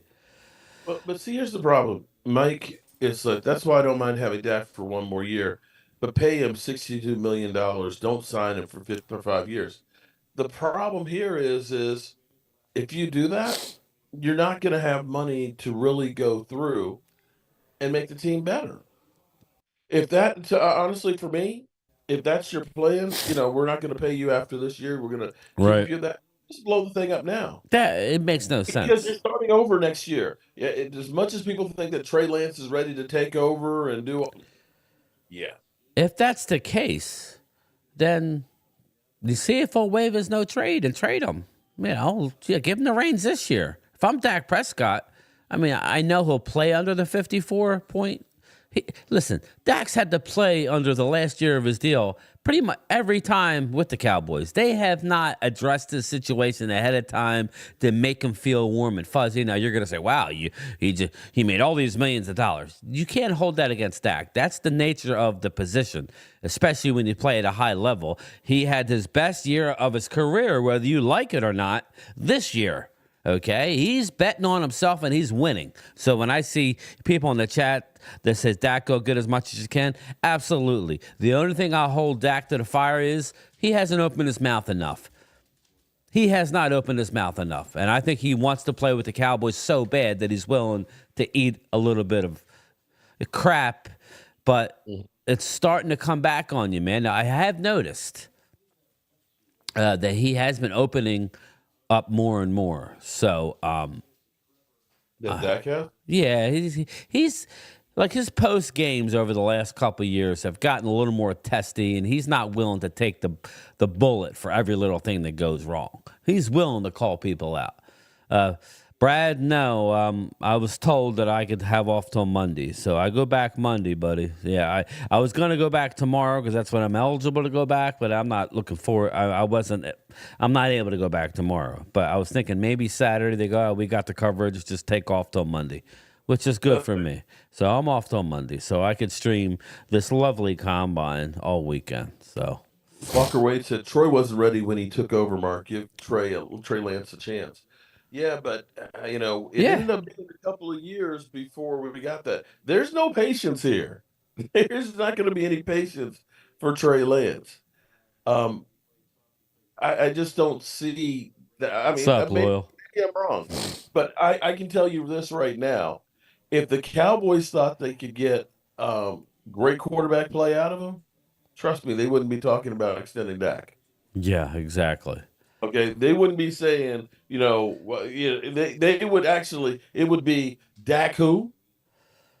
Dak who? Yeah, that's why when Mark said, well, I don't know if it was Mark, it was somebody who said that this extra like cap money on the surface, you think it's a great deal, but for Dak, it really wasn't. But Dak still has the leverage. Don't kid yourself. But now what it does is it gives the Cowboys an escape hatch to not extend him.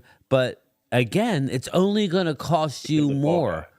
What if you start Trey Lance, right? Let's say Trey Lance looks horrendous in the preseason, throwing interceptions all over the field, okay? Which could very well happen. So, and let's say he don't look great.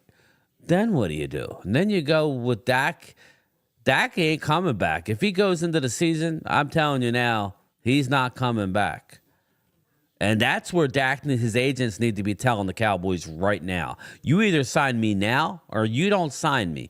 And if that's the case, we would be willing to accept a trade offer to this, that, and this team right now. That's what I would do if I was Todd France. I would be like, listen, I would be forcing the issue on this team, making them squirm a little bit. Because they're doing nothing but flexing in the media, sending Michael Gelkin out to say this, say David Moore writing articles. They're doing it on purpose, Mark. They're trolling Dak Prescott is what they're doing. That's what they do. But here's the thing I would do if I were Dak. I wouldn't say I'm going to let my dog out. Okay. If I'm Dak, I'll let him let his dog out. If I'm Dak, I'm not saying trade. I'll waive my trade clause and go out now. Because you're then going to hurt the team that you're going to. Oh, boy, that was quick. See, I look at it differently. If I'm Dak, I'm going to go through this as a lame duck year and say, you know what? I'm not going to give them an easy out and give them draft capital. If I want to go someplace, last thing I want to do is have them give up a couple of number ones. I want those number ones on the team that I'm going to go to so they can get more people around me. So I'm just taking my $59 million and I'm walking and leaving you with nothing. You're muted. Can't hear you, bro. I would say that knowing that they don't want to move on from me. Because you know what? whether you like him or not, he's made them a hell of a lot of money because he is the lightning rod that Yeah. everybody talks about. That's what it's all about. Yeah, we're And that's watching him, why they Lou. will sign him because he has been the golden goose. Yeah. Yeah, keep an eye on this guy here, McKinley Jackson. He's the one that out of Yep. Texas A&M. He's a big boy. He's got some good athleticism there. He's got really long arms. Kyle Jenkins or Chris Jenkins. Yeah. Jenkins.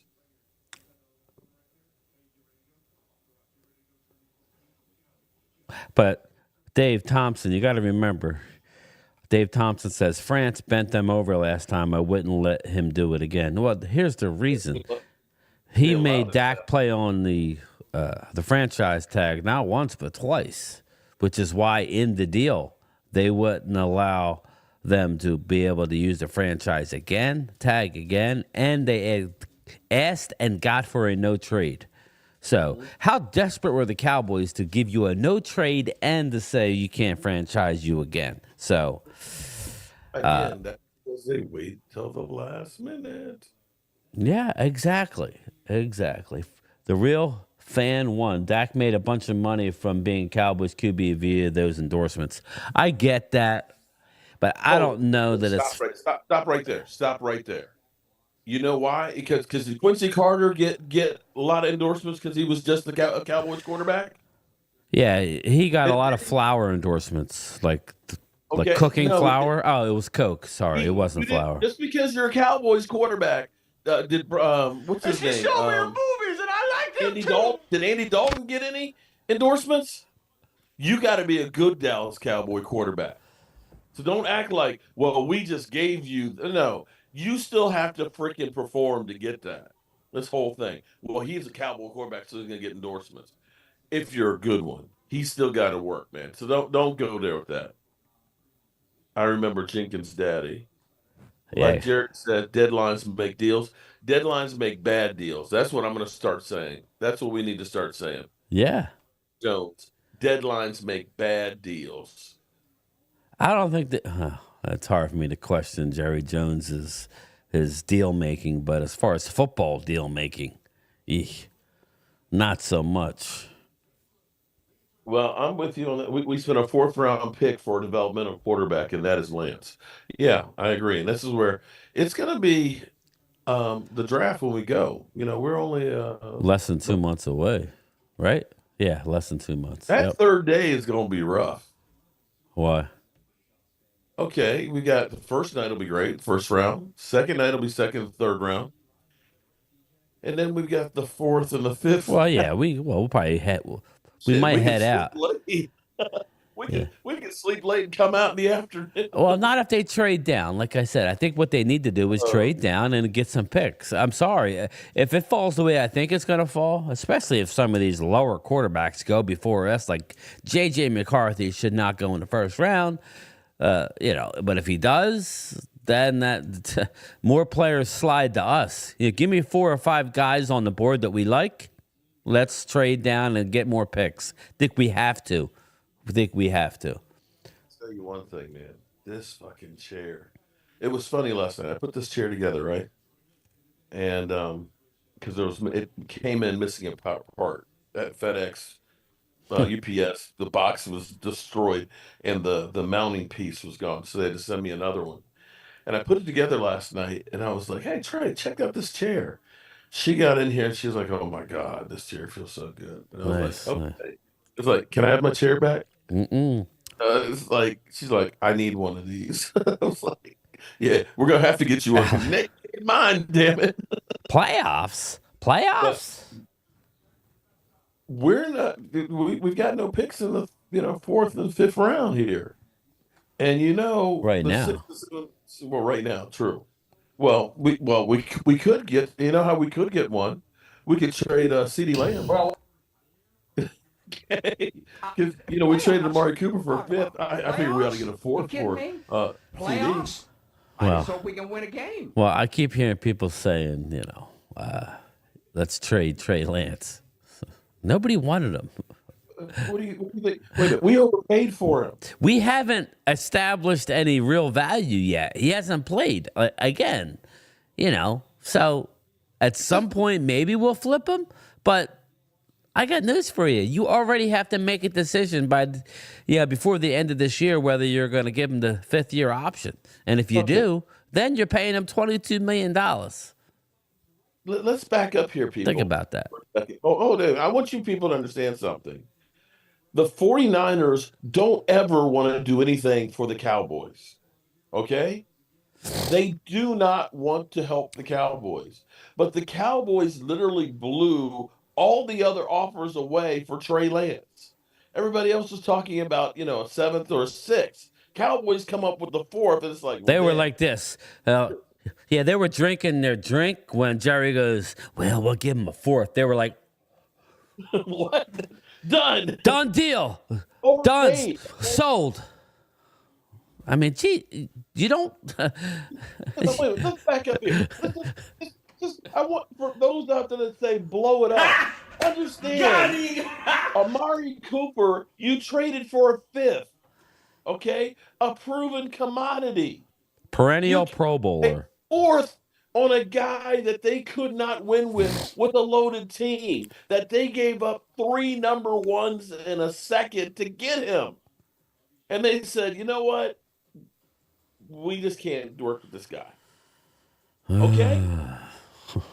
So we don't get enough in return, and we pay too much when we make trades. The only good trades we've had, I would say Stephon Gilmore and Brandon Cooks, but I'd say that's kind of a year or two late. I would have liked to have gotten Bobby Wagner 2 years ago. I'm getting nauseous just thinking about it. Oh my God! Bobby Wagner spent $12 million in the last 2 years. You're dry heaving. $12 million. Ooh, take them out, man. Take them out. $12 million. It wasn't Take a lot it. of money. We screwed the pooch. Saquon. So everybody's saying Saquon to the Cowboys, or they'd like to see Saquon. I'm not sure about Saquon because Saquon's. We need a between the tackles. We need to fucking get an offense and defensive line and linebackers. We can't field a team right now. If we had to play a game today, we don't have enough linebackers. We got a guy named Buddy Johnson, and I think he's in my chat. So I hope that's not the Buddy Johnson that's on our practice squad. If it is, Buddy, we got to talk. So we don't. We got Overshow that'll be coming back from an ACL. Okay. So we're going to count on a guy who has not even one NFL regular season snap under his belt. That's coming off an ACL. That's not fair to Overshown. He has to be an extra guy at this point. He can't be relied upon. This is how we... Oh, sorry. Trey Lance and Parsons for high draft picks. Alex. Listen, man. I don't even know what makes sense. I don't know. Down is up is down. We're like in the inside out. It's like watching Stranger Things. This is all ass backwards. You would think that after that shit show in the playoffs that we would be getting stuff in order, getting ready to hit free agency because we know we need a linebacker. We know we need a defensive tackle to go into the draft. And, oh, my God, take the best player available because every time we've had great success, it's taking the best player available, not reaching for a Mozzie or reaching for a Taco Charlton. Come on, man. Come on. Philly D, Giants are going to get better, too. They're going to get themselves a top 5 playmaker, probably Marvin Harrison.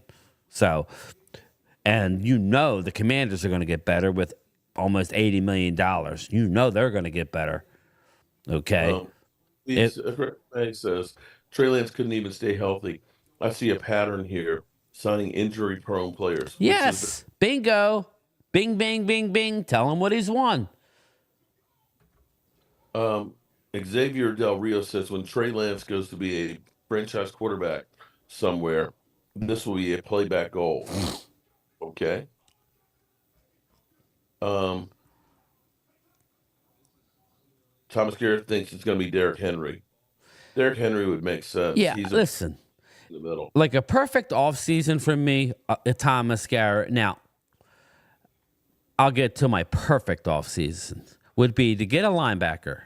You give me, to Shahir out of Tennessee.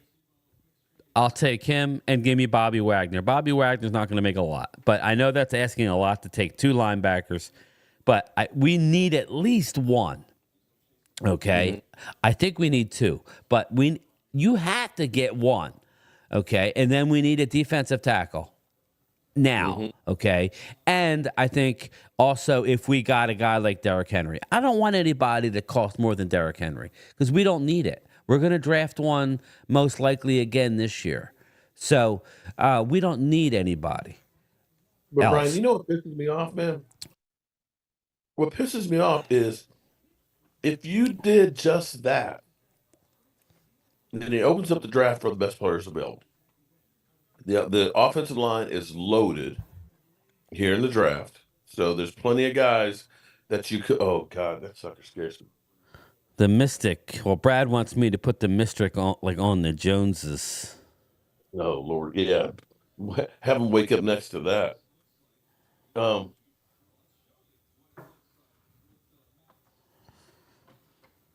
Khabib is a bum. I never want to go to Cowboys. Come on, Brian.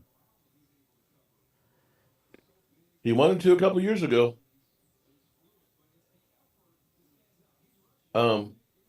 But if the Cowboys were just to do those few things and then went into the draft, it would be a lot better team. And honestly, that's what drives me crazy is you just need a few studs in here to really help turn it around. And if they go through and say, Dak, you're going to play on this contract, I like Braden Allen, Morgan Langston. I do love Braden Allen. I actually mocked him. Go check out my video. Bobby Wagner will not to come to Dallas. Yeah, Dave, I don't think so either, but he's only going to warrant $4 or $5 mil tops for 1 year. I expect him to go back to Seattle or to the Commanders. So that's what, if I had to guess it, Let's see who else. JBW0777. It seems like most of the older players we sign are not good like they were. Yeah, Gilmore was good though. Thanks, Oscar. I appreciate it, buddy. Jackson, defense tackle, and Edrin Cooper. Yeah. Colston, linebacker, and Chris Jenkins, D tackle. Jalen Ford, Tavondre Sweat from Texas have looked good. Yeah. Yeah. 260. I mean, 360. There's a lot of sweat up underneath there, bro. Yeah, and like Sweat's going to go in between our first and second round pick, which is where I call purgatory because we have to draft ahead of where there's going to be guys that we have rated higher than Sweat, but we very well may go Sweat and reach 15 to 20 picks, move tags because of where we're drafting. So, but I want to answer Xavier Del Rio. He says Giants are trash. Just remember one thing, Xavier. Giants, have the 5th pick in the draft, I believe. So they're going to get a receiver. They're going to get a Marvin Harrison, or they're going to get the receiver at LSU, who Malik Neighbors, who he's my number 1 receiver. So they're going to, in each round, they're going to get a stud. Now, they're not going to hit on every pick, but they're not that far. In the NFL, you're not that far away. You really aren't, which is why it's so frustrating for us Cowboy fans. We know we're close, and we refuse to do the things that a good organization, well-run teams like the Eagles. You can say what you want, but they're well-run, at least at the top. Do I believe that they should have brought back Sirianni? No, I think he's a jackwagon. But as far as putting their team together, all the power away from him. Yeah. He's just holding the clipboard. He's a clown show too. But that being said, they will go out and make moves day one.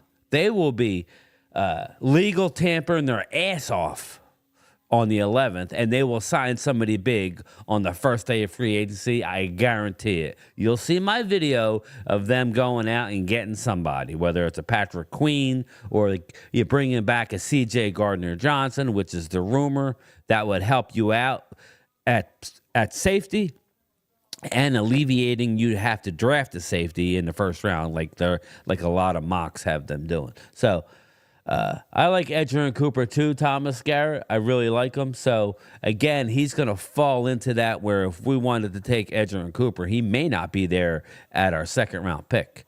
So you'd have to take him in the first or drop down like I did in my mock draft the other night. Matt Batten, how are you doing? I'm doing good, man. How you doing? I'm sucking it up, for you guys.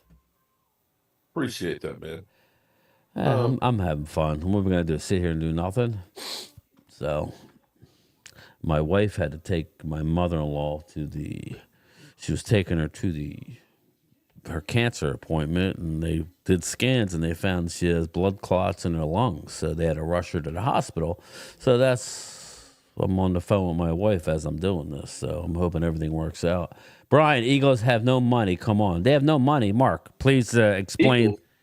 They have 27 million, and they haven't even restructured anybody. They can get to about 60 easy. Yeah. And that they will. Dave, I'm not trolling you, bro. They almost have 30 million now, and they haven't really done anything. Yeah. I'm curious. Whereas we're in a hole by 8 or 9. I mean, it's easy. We know we could flip switches and get to 45, 50 with ease with new deals, but we ain't got to wait 2 months. We'll know by it is what it is, March. Philly D. We'll know by the end of March. Sucks. Thank you. Just re-signed a few of their players. Have not done any of these contracts. They're tanking. I'm curious on 105 The Fan. They had a Prescott extension not promised. Is that just talk? I want to play a little of this. Yeah, let's hear it. Let's see. I'm going to close my door. Good. Gelkin, who is in the know, Oh, this is Michael writes, okay. Cowboys didn't plan for a season in which their entire coaching staff and franchise quarterback would be in a contract year, but that scenario is a possibility. Mm-hmm. Mike Zimmer, other new hires signed 1-year deals. That's a 1-year deal for Mike Zimmer. And then the final line, which will make the Dak haters, Mike Bassick, RJ Choppy, stand up. A Dak Prescott offseason extension is not promised. This is the second guy over there, along with David Moore, with a similar report. Bobby Belt, what do you make of that? I mean, if Michael is talking about it, it's legitimate. Like, Michael is, typically I will, anything that Michael Gelkin or Todd Archer are talking about is going to make me sit up and take a little bit more notice. But yeah, this is something that we've heard leaked a little bit or suggested a little bit, is that like, oh, this could be their play, but it feels like this tide. It's almost like the Fields versus trading, or Fields versus Caleb Williams discussion in Chicago, where we keep hearing this changing tide of like, oh, it's going to be Fields. Oh, it's going to be number one. It's Fields. Same sort of thing where we keep hearing, oh, Cowboys could let this play out. And then it's like, no, they're going to get this done. They're going to sign it probably in the next 2 weeks or something. They've got to get it done. And then you hear Steven say stuff the other day like, hey, we don't have to get it done. Like, we want to, but we don't have to get it done. We can restructure it. Yeah, the way it is. Exactly. That they don't feel like they have to do anything with his contract in order to operate the way they want to this offseason. And of course, the key question is, okay, are these reporters being used for leverage, or are they setting the table that they really may not give him $60 million a year anytime soon? That's the question here. Because when David Moore writes it, I think leverage. When Michael Gelkin follows up, I say, oh, is this not happening? Is this actually going to be a reality? That's the way my brain is thinking about it right now. Look, I mean, that is a good question, and it is the reality. Like, what are they going to do? What is their whole motivation behind these kind of throwing out their little tidbits to the morning news or to certain media members? Like, are they? And it's really like, are you really going to negotiate in the public media? Is that how you're doing it? Like, that's the way you want to go? They've done it a lot of times. They before. have. A lot of teams have done it. Like, is that really the right way to go about it? I mean, I don't know the answer to that. So when they brought back McCarthy, I remember that was one of the things that you had said, Chop, is that you felt like, hey, if you're going to bring back McCarthy, it can't be on a 1-year deal. At the very least, you need to tack on a meaningless extra year. It's got to look like there's some level of security. And Michael Gelkin writes in this article, he says that, short-term contracts are not necessarily a surprise following a 48-32 beatdown in the wild card round. He goes, still, there is some resulting discomfort and unhappiness within the building. One person close to the situation said the sentiment extends deeper than the coaches, adding that little sense of commitment is felt anywhere. And look, I think that whether you're Dak or Mike McCarthy or some of these other people on the roster that feel, if Dak is one of them, feel offended or uneasy or unhappy with the lack of commitment, tough. Yeah. I mean, tough. Like, don't get your ass kicked in the wild card round by a team that's not better than you at home. Okay. Cool. Hardline stance. Well, guess what? At the end of the day, I have the leverage still. I'm on the higher step in the Suns game. There you go. Okay. I'm Suns in 4. So yeah, we got our ass kicked. Yeah, I got some playoff issues. He was on the lower step. The guy got his ass kicked. No. Suns and 4 guy was in the lower step. He didn't have the Oh, he didn't? No. The That was the most amazing part of that entire thing. Literally punching up. That was the most amazing part of that fight. Well, in my opinion. All right, so game time. Thoughts on that? You missed part of it. No, that's what I posted this morning. I had that video. I played the whole thing and reacted at different, points during the video. Yeah. Well, I would say as far as, if we're talking about Mike McCarthy, Mike Zimmer, and playing for their jobs, I don't know that they'll get a new job the following year if the Cowboys have a bad season. Well, I mean, what is Mike Zimmer thinking? He had to have gotten some assurances. If you ask me, they're very close. They're not going to. Mike Zimmer I'm sure he has some sort of assurance that if it all goes to hell, that he's going to be considered for the head coaching job. Now, I don't know how they could do that because I don't know, man. I don't. It's a shit show. But what did I tell you? They cannot. What I would say is Mike McCarthy and Mike Zimmer might not get a job next year. I can't say if Dak is uninjured, I can say he's going to have the choice of places he can go. So as far as leverage goes, Dak is still even if the Cowboys don't sign him, it might be the best thing for him. Yeah, go someplace where people actually like you and don't trash you at every chance. But yeah, Joanne, I'll be getting a discount code from, so I think it'll be like 20% off and stuff. So if you're interested, but you can check them out, eWin Gaming, because they have gaming tables. And they've got I told them I want black because the black goes well and stuff here. But they got all different kinds of colors. This is actually the heavy duty one because they know I've got a fat ass. I just do. If Coach Mike is on the hot seat, add me too, Dak Prescott. Well, he did say that, didn't he? Yep. Yes, he did. Put me on there too.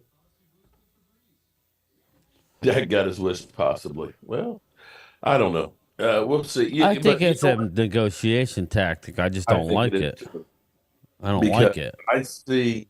At the end of the day, he signed. Yeah. This is the build up that the Cowboys like to do because that's what they like to do. They want to sell you on all of the bullshit. They want to play with your emotions, and start a whole bunch of shit. That's why they got Trey Lance. They will sign Dak. Matt, you're 100% right. Other teams would give Dak all his weapons to win a Super Bowl. Yeah.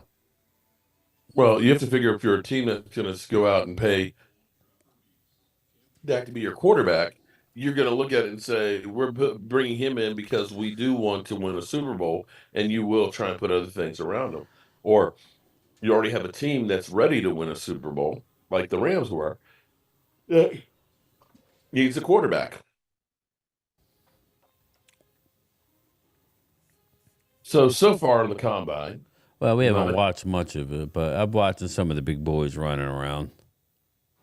We've been bitching mostly about the Cowboys. Yeah, well, we knew that was going to happen, but we could, like I said, it's if anybody's bringing up, I mean, if I see somebody say something about a particular guy, I'm getting pretty well versed with all these defensive guys. So, I'll be curious to look at the linebackers. They're doing linebackers today too, correct? Yes. Yeah, that's a big one. Defensive tackle. Tell you, this is a perfect draft for the Cowboys. There's not a lot of linebackers in this draft that you can really say are going to come in day one and start. So you need. That's why you keep hearing Edger and Cooper, because he's one of them. Not everybody likes the Jeremiah Trotter Jr. based on size. The North Carolina State guy, Wilson. I believe he's met with the Eagles. Yeah. He's 6 foot. He's a shorter guy, so he'll fit right in with Nakobe Dean. But linebacker is not real deep in this class, so it's like you want to get one in free agency, and don't put yourself in a position to really have to reach in the draft. But again, what do you think about Peyton Wilson? That's what I was bringing up, Xavier Del Rio. Peyton Wilson out of North Carolina State. He's had 10 surgeries in his career already. He hasn't had any surgeries in the last 2 of his college career. But Peyton Wilson, since high school, has had 10 surgeries, either on his shoulder, on his knee.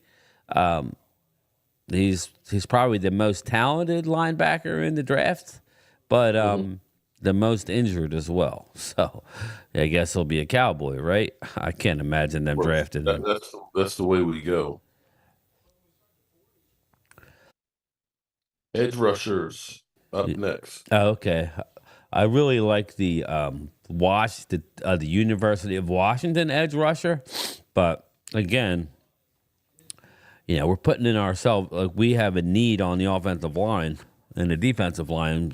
We need to address some of these. Are we getting a Danielle Hunter? Then we don't have to worry about edge rusher in the draft. But again, we haven't made room for anybody. Yes, exactly, Xavier. Anybody that's injured, I've mocked him to us, but I don't think that we're going to end up with him. I know the University of North Carolina has a guy smaller guy. Sorry, keep coughing. But yeah, so. Okay. Yeah, Vinny, Wilson's perfect for us. I like the player. Yeah, Linda, that's just how it is, man. Brad, I think it says don't hate, don't win. Don't hate, don't win. Yeah, hate, don't win. Yeah. Foosball is the devil. There you go. Oh, wait, I don't know that I have Ricky Bobby. Austin Booker, 4'8". He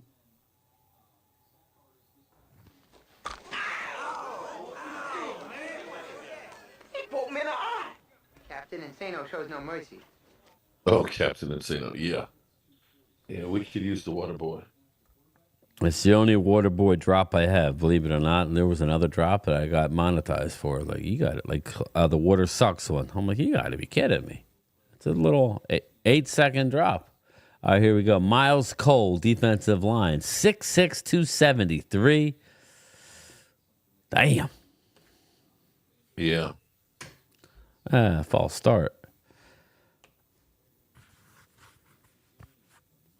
Jerry made a deal with the devil in the 90s. I think I made a deal with the devil in the 90s too, David Cowboy. I remember in 95 saying, just one more. I think it's my fault.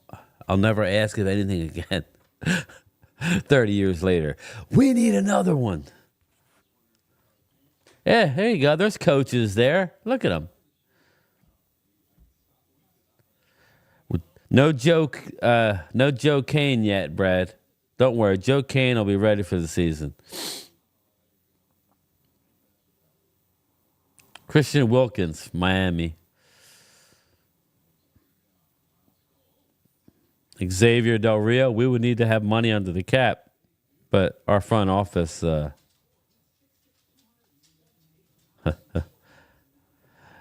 need to get under the cap in order to do anything.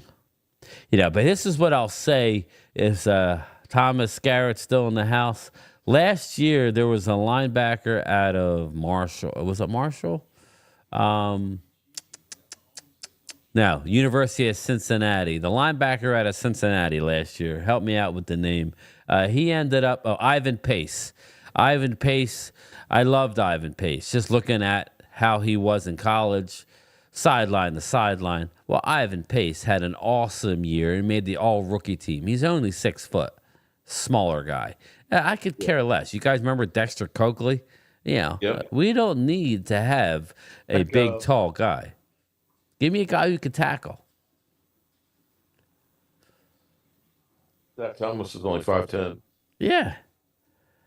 Jimmy wasn't going to hang around for 5 years anyways. That's the way he works. And I understand what you're saying, Mike. It's just a point. He didn't have to go when he did. He didn't.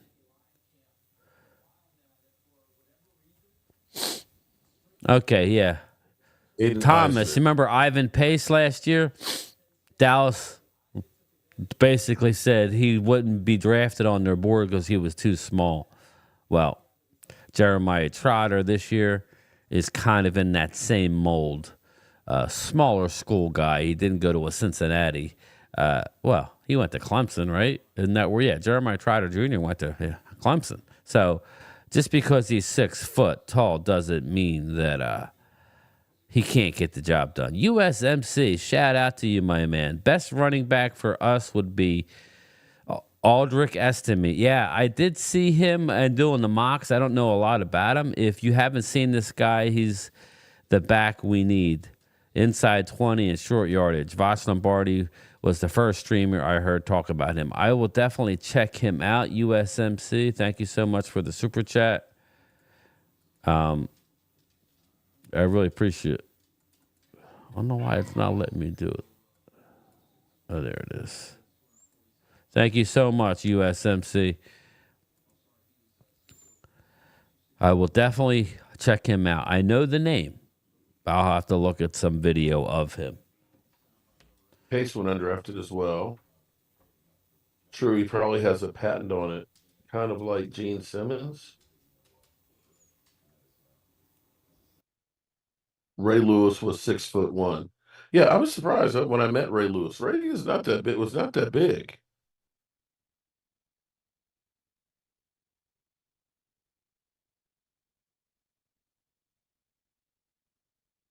I've watched my boys go to 3 Super Bowls in my lifetime, and I'll take 3 more before I die. Michael, I hope we can be that lucky, but I don't know. With what Catboy's doing and Jerry Jones playing the games he does, I don't know if that's going to happen or not.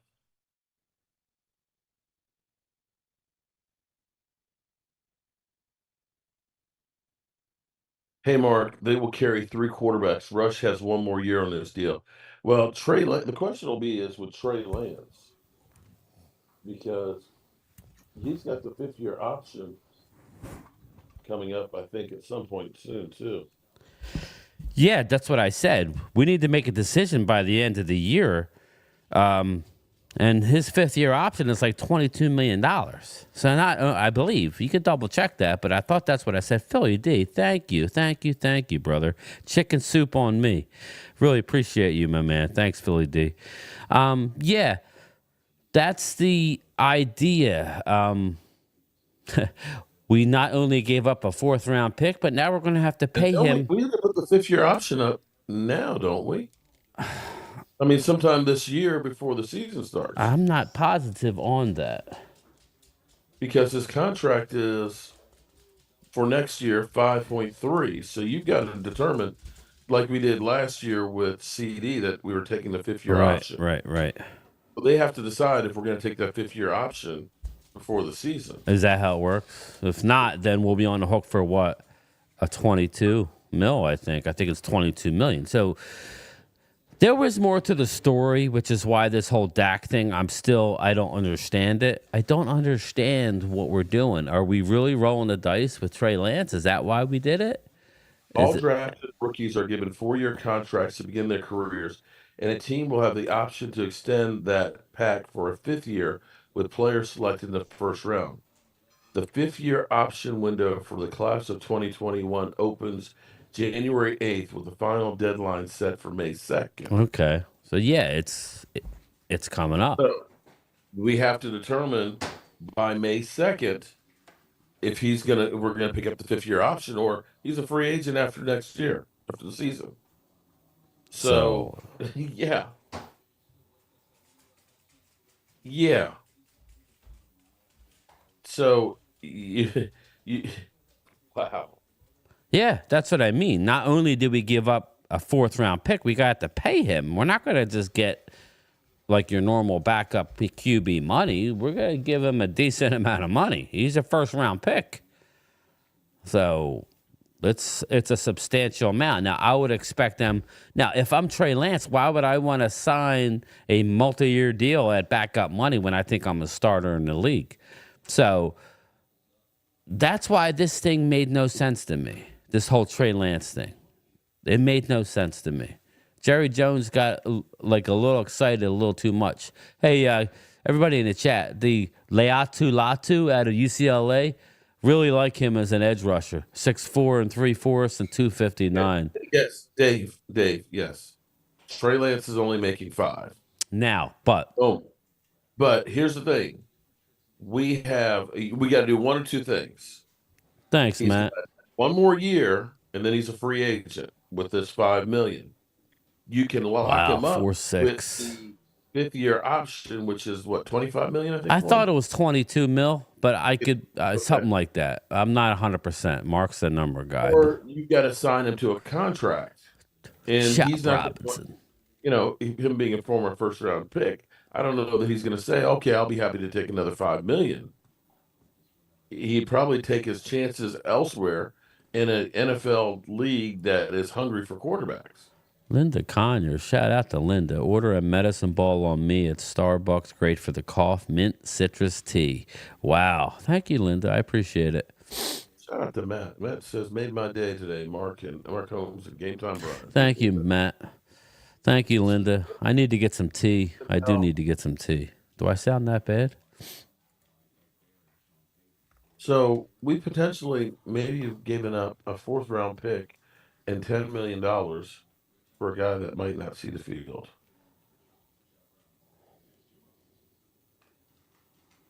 You realize that, right? Yeah. Because unless Dak Prescott gets hurt, there's no chance of him getting on the field. Do you go ahead and sight unseen? Yeah, Chop Robinson, real quick, Mark. Hold that thought. Dallas is interviewing a lot of people. They did interview him, Chop Robinson. He just ran a 4.4. That's a defensive end out of Penn State. So we got a guy that runs a 4.4, Sam Williams. Yeah, I know. Well, you want to move him to linebacker. Stephen Jones. I know. Listen, King Crazen, what's up? Moving people. At least let me get a guy with the size and the speed to play linebacker, as opposed to having Bell. I like me some Darius Robinson right here. This is the guy I really like out of Missouri. We'll see what he does here. I'd love to see his 3-cone drill. Love the player. He's got the length that they like. Love the player, man. Again, he falls in between. You might have to take him at 24, and this is where he looks like he reminds me of D-Law, build wise. He's a big boy though. 4'9". He runs a sub 5, but again, it's not about the 40. It's about the 3-cone. Everything's about the 3-cone. But he's a big dude. He's like 6'5".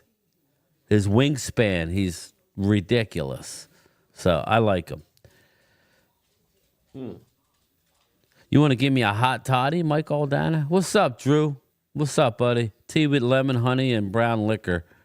Fix everything. I'm going to have to do that later, now that I know I'm off for a few days. Ooh. Well, Sugar Daddy, you're right. He probably won't see the field. The question is what do you do?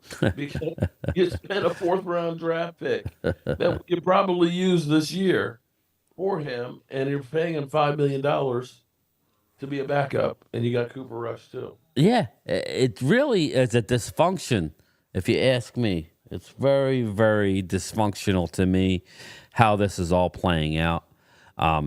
Again, that doesn't mean they can't sign everybody, but why Wouldn't it be nice just to have a stress-free and even if we shit the bed, excuse my language, wouldn't it be nice if we just had some good news for a while? Why does everything have to be Something Why good. do we have to win everything? Meaning every negotiation has to be won in the public and behind the scene. Nothing is ever what it should be. It's like I guarantee you the Eagles hit this free agency hard. I guarantee you they hit it hard, pause. And they signed somebody the first day, and all of a sudden all the fans have a warm and fuzzy feeling. Literally quit. They quit. They shit on This you. isn't a thing where we just didn't see. When I hear the players, and I love all the players, I love Cox, and I love Cox, and I love Cox, and I love Cox, and I love Cox, and Pause. Bobby Wagner is an instant fix for a year or two for low money, but makes too much sense. They won't even think about it. Needed him 2 years ago. David Cowboys, shout out to you. Thank you. Yes, they should have gotten.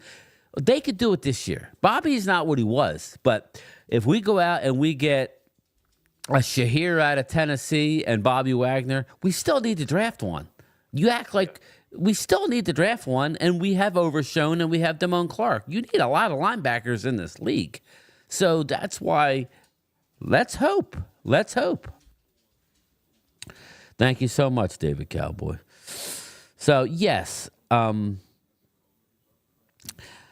know. Well, here's an idea for you.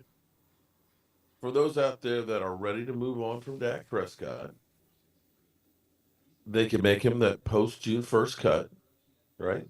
Yeah. They're only paying Trey Lance $5 million. They can save 34 this year. That would give him the money to go ahead and sign whoever they want to sign and just move on. Now, granted, there will be about $60 million next year. I love this defensive end here, by the way. Braylon Trice out of Washington. But if you take Trey Lance and give him the 5th-year option, you could do that and make that work. If you're sold on Trey Lance. Yeah. I'm not sold on Trey Lance. The league wasn't sold on Trey Lance. So there's Cowboy fans that are. Yes, I agree. You know, the most popular guy is the backup. Exactly. So I think Xavier Thomas pulled his hamstring. It looked like it, Thomas. It did. Jared Verse, this is another guy who I like. He'll be a guy we draft. This guy right here, I think. Line him up. Hey, Thomas, I think Jared Verse, and I think he goes ahead of Dallas Turner, myself. I think this guy goes ahead of Dallas Turner. He is moving. I think Dallas Turner is he's an athlete, but he doesn't have really any moves. He just uses the athletic ability to get to the quarterback. Then again, they said that about, they didn't even say that about Micah Parsons coming out of the draft. Nobody had a clue that he had the pass rush skills that he ended up having. So what do I know? David King, new linebacker coach in Philly, linked to Shahir and linebacker. Yeah, Linda, I would that would not surprise me if the Eagles went out and got the guy that I want, which is Shahir, a tackling machine. So that wouldn't surprise me. The Eagles are going to make a couple moves, and they need to. You can't just leave everything for the draft. Eagles have a lot of bullets, though. They have a lot of bullets. Mm-hmm. Yeah. Thomas Garrett. What do you think of the running back out of Florida State? I like him. He's 6'1", 215. He's explosive. Blake Bortles had a better playoff record than Dak. Roger, 12 MVP. Nice. So let me guess, you're a Roger Staubach fan. We need another Roger the Dodger, don't we, Roger? So, now they play in the preseason. It's Lance's spot to lose. Lance's spot to lose. Really? Yeah, but here's the problem. Okay. is if you're doing the 5th-year option, and they don't have to because they didn't do like the 5th-year option with Leighton Vander Esch, okay? And then just resign him to a long-term deal. You could do that. Or you can franchise tag him. Yeah. Well, slow down. Yeah, I mean, that's what they would probably do. They probably wouldn't pick up the 5th year, and they probably would, at that point, they would know whether he's going to be their guy and sign him to a $40 million a year deal, and Trey Lance would probably eat that up as opposed to the 60, 65 that Dak is looking for. Yeah, Sledhead. I'm not here to tell you that I think Trey Lance stinks. I just know he didn't do well in San Fran, and they were so confident that they traded him to us. You would think you would not want to trade somebody good. 22 passes in the NFL? Yeah, definitely, Thomas. Yeah, how many, Mark? I think it's 122. Yeah, not many. Trey may replace Cooper as number 2 this year, save us 2.25 on the cap. Yeah, I'm all for that. But how it works, Dave, is you really need to keep 3 on your active roster anyway. They gave you the extra roster spot. That way, you could actually carry 3 on the roster and have that emergency quarterback. So that way, God forbid, what happened in the Eagle game last year in the playoffs against the Niners, where they knocked out their quarterbacks. They didn't have another quarterback to play. Yeah, Thomas Benson. That's it. I mean Benson. Yeah, Benson, not Tom. Yeah, Benson. Wow, Reaper. Shout out to Reaper. Trey Lance couldn't do it in San Francisco. Sam Darnold looked like an all-pro in that one game. Trey never played like that. Trey Lance has a substantial increase on his contract due. Mark, Linda says that he has a substantial increase. Is that the 5th-year option increase? Or That'd be the 5th-year option. Yeah. So right now he's $5 million on Dallas Cowboys cap for this year. If they want to keep him, lock him down, then they have to use 5th-year option or sign him to another deal. And the thing is do you look at it and say, I'm okay with just taking a chump change, backup role? Right. Or, is there some guarantees where I'm going to get a chance? Yeah, Dave Thompson says they'll bring an undrafted for a 3rd string. Hey, I agree with that. You could always get one. You always want to get one, but I'm just saying that's what they would have to do. Brad Harris, Brian, I want to give you a super chat, but I can't this time. No worries, Brad. You've done enough, my man. I'm sorry. I lied to you. I lied to you. He had 102 NFL passes. Oh, okay. Okay. He's got a 54.9% completion percentage. He's got 5 TDs, 3 interceptions. And that is all. I read that they will decline his 5th-year option. Dave, yeah, I would think so too, and just negotiate something. I can't see them saying, okay, we're not going to sign Dak, but we're going to go ahead. Yeah. $22 million for him. I just think for a team who loves drafting like they do, the fact that they would just give up a 4th, it just dumbfounds me. Coyote, a couple bucks for Brad. Thanks, Coyote. Appreciate it. Muhammad Kamara, damn, 4.58. Yeah. Looks a little thin. Yeah, he's a little thin.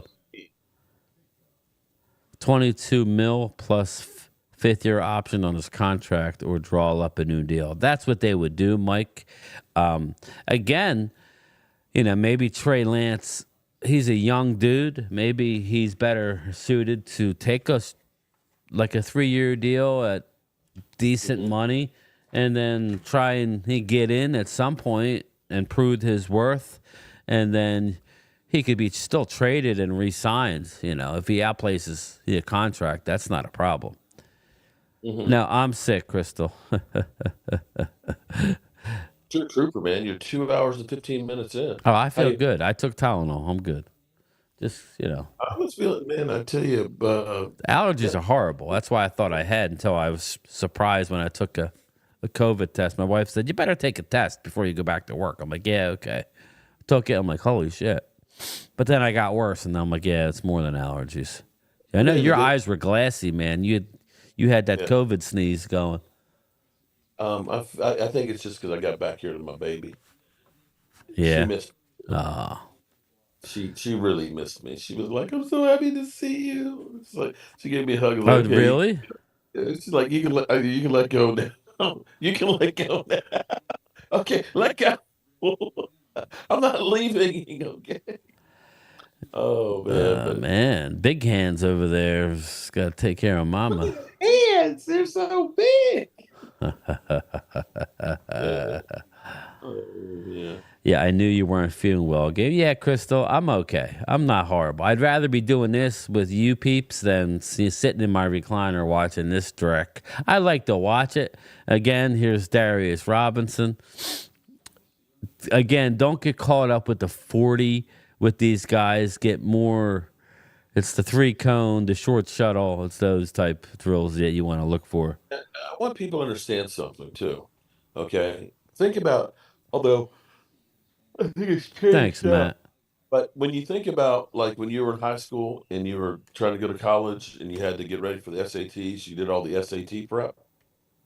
That's what a lot of the guys do is you basically, as Yeah. the college season is over, Yeah. you're doing everything to train for the test here. And that's where you'll have some guys that out of nowhere, like when Clowney came through and ran his 40, Yeah. it was, oh my God. And he just went straight up the charts. I'm not going to say that he's been a bad player, but when you were looking at the projection, they said a perennial all pro is what they were saying. And it's kind of like the guy never had 10 sacks in a season. Yeah. Hey, Coyote, I agree with you. I like And I tape will over say, combine. Absolutely. That's I why. will say that I got wowed by Sam Williams' size and speed. Yeah, well, he has all the talent in the world. It's just between the ears. He's got to settle down mentally. But yeah, let's not get caught up here, people. This is what happens. I remember Eagles drafted, and I brought this up in my live stream the other day. Mike Mamula. Oh my God, yeah, big Remember, he time. was the combine warrior. They drafted him. He was an edge out of Boston College. Eagles drafted him in round 1, and he was a bust. You got to look at the tape. This is just the combine, believe it or not. All this is for us fans to watch and go, ooh, look, he ran a 4.4. It's nice seeing these guys in their shorts, seeing how they look. I get it. But it's all about what they do on day 1 and day 2, which is the physicals and the interviews. That's what the combine is really about. It's not really about this. They can go on and just watch friggin' tape. Unless you're Al Davis, who gets caught up in speed, everything has to be speed. Just turn on the tape. That tells you everything you need to know. That's where we ended up taking Taco Charlton instead of TJ Watt because they liked his length. You know, the Cowboys had a certain type of player and build that they liked. And they were like, TJ Watt, nah, he doesn't. All right, let's go. Oh, thank you, Dwayne Brown. I appreciate it. Yeah, maybe Mark can put my channel in his chat. Just, I got co-host Brian, Game Time Brian, under your picture. Okay. All right, they can find it then. But Thank you. I appreciate it. I should be a couple away. I know coming into today, I've been like dragging. I'm close to 1,500. My video this morning got me like 8 or 9. So last few days I've been stagnant. But thank you so much, Dwayne. I appreciate it, bro. It's also too right now. Everybody is depressed and checking out. Now, come next Sunday, I think I've got to go back up to Harrisburg to finish off. Probably it's about 216 miles one way. Three away. Probably have to spend the night to go ahead and get everything done on it. Yeah. But there, Boston College. That's it. Go up there and do that. But next Sunday with Free Agent Frenzy, I don't know why because it doesn't have anything to do with us. But I'll probably live that day with just trying, because your head's got to be on. Yeah. Absolutely. So what? A free agency starts when? Legal tampering starts next Sunday. And then Tuesday is the yeah.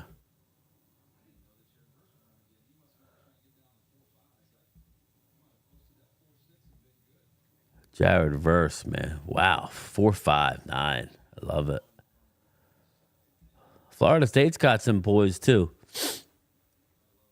Just everybody, just real quick, if you get a chance to just say a prayer for Angelica Barone. Angelica, what's wrong with Angelica? She has some issues. They found some tumors in her throat. So, yeah, we got to keep our prayers for Angelica. So, if you know her, thanks, Mark. I appreciate it, bro. If you're a football player, you're a football player, period. Yeah, Vinny, this is all this stuff. It's good to see it and all, but it's more about the interview and the medical. They do a medical on these players that they really put them through the ringer. That's what this is about. The scouts are there, but they know, they're there to talk to the players and interview. That's what it's about. They're not here watching this necessarily. They have the tape to fall back on. Mm-hmm. All the people in here trying to tell them how to run a combine, LOL. Right, Crystal? That's funny. Yeah, if you notice, Angelica hasn't been in here much, so yeah. When did you find that out? I actually found out a couple weeks ago, but I forgot. I thought you knew. But I knew I hadn't seen her, and I did see her. She posted something on Facebook today about one of her dogs, and that reminded me. So... Angelica, just it's so cute. Yeah. That's where you got to make the most of life, man. Yeah, exactly. With mindless minutia and stupid shit. And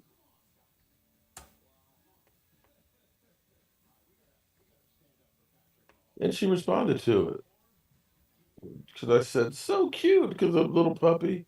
And like a little brown one, and she said, "Thank you, Mark." Yeah.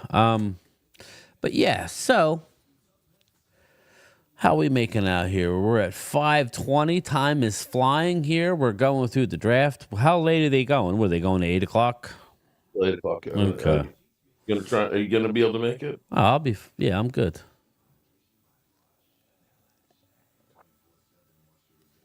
I am good.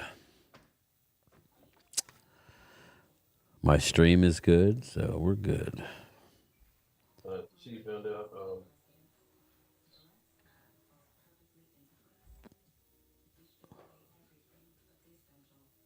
Chop Robinson, he's blowing up on Twitter. He ran a 4.49.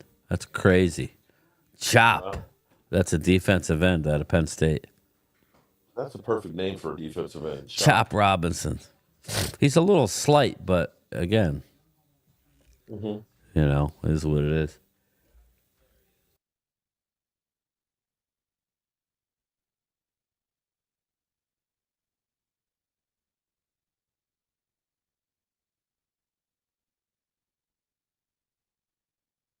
Matt Bowen, me too. Michael Anthony Fitness, Rashid and I were going to start a wrestling podcast. Man, I miss Rashid, man. Damn. Yeah. That was hard. It came out of nowhere, too. What's that? Wow. I thought he was doing good. Last time I talked to you, you said he was. He had, yeah. His spirits were good. Yeah, we had gotten a lot of things worked out to really help get set up and things, but there was so many different, between he has, kidney failure, problems and the diabetes and everything else. Yeah, it sucks, man. So are you excited about going to the draft? It's just a shame that we got a team like ours that we gotta hope that they do something. I would just like to add some pieces. Yeah, I'm excited. I'm excited to you bring info about other teams doing stuff. Well, I'm excited about us going, actually, knowing that it's only a 7-hour drive and getting there the day early. Yeah. to scope out the location and see if we could. Somebody had said that bring a chair. A I don't chair? know. I don't know that they would let you bring them in, but then again, Wow. I don't know if they'd let you bring. You can get the fold up ones and all that, but Why you bring a chair? you know how my knees were after Yeah, that yeah, night. yeah. I know. I don't. Standing all night there. Oh man, I mean that was. I'll be honest with you. For us to be there at the draft, the location that we were, having that pillar right there that I could set the camera on, and having a Wi-Fi signal and live streaming was just I unbelievable. don't think that is going to happen again, but I hope it does. We'll try. I'm sure. Well, it'll be downtown, right there on the waterfront and things. So usually NFL they want you to be able to broadcast, Right. wants to show you having a ball and all that. So maybe the Wi-Fi will work out pretty good. But we'll see. We'll try. The Chop Um, Robinson 40 time is one of the fastest ever for a D line. tell you, I love my new S24. Yeah. Yeah, and I've also got my other phone too, which I can use in Wi-Fi. So, um, Nice. You'll and be loaded. I've got actually glasses that actually have a camera in the Yeah, I middle of. know. You told me about it. So I'm gonna. I don't You're know if we'll be fucking able to like a. lock them or not. If we don't, I will have plenty of coverage and stuff in there. He'll be like a cyborg. Oh, Lola says, "What happened to Angelica?" no, she's fine. She just was. Fine. She's getting some tumors in her throat. That's all I know. She's Dave Thompson. He's talking about a defensive lineman. They ran a 4.4 and not a running back. But yes, Zeke ran a 4.47. Yeah. Well, we did amazing the first night. The second night, not so much. Yeah, We screwed the pooch. We should have listened to Randy. Randy, Randy, we were if you're wrong. listening, we were wrong. We're not worthy. We weren't He's worthy. like, F you, Markham. And I talked to Brother Roz today too. Oh, really? How's he doing? He's doing good. He's hanging in there, as he says. Good, good. We hadn't seen him since the last year. Yeah.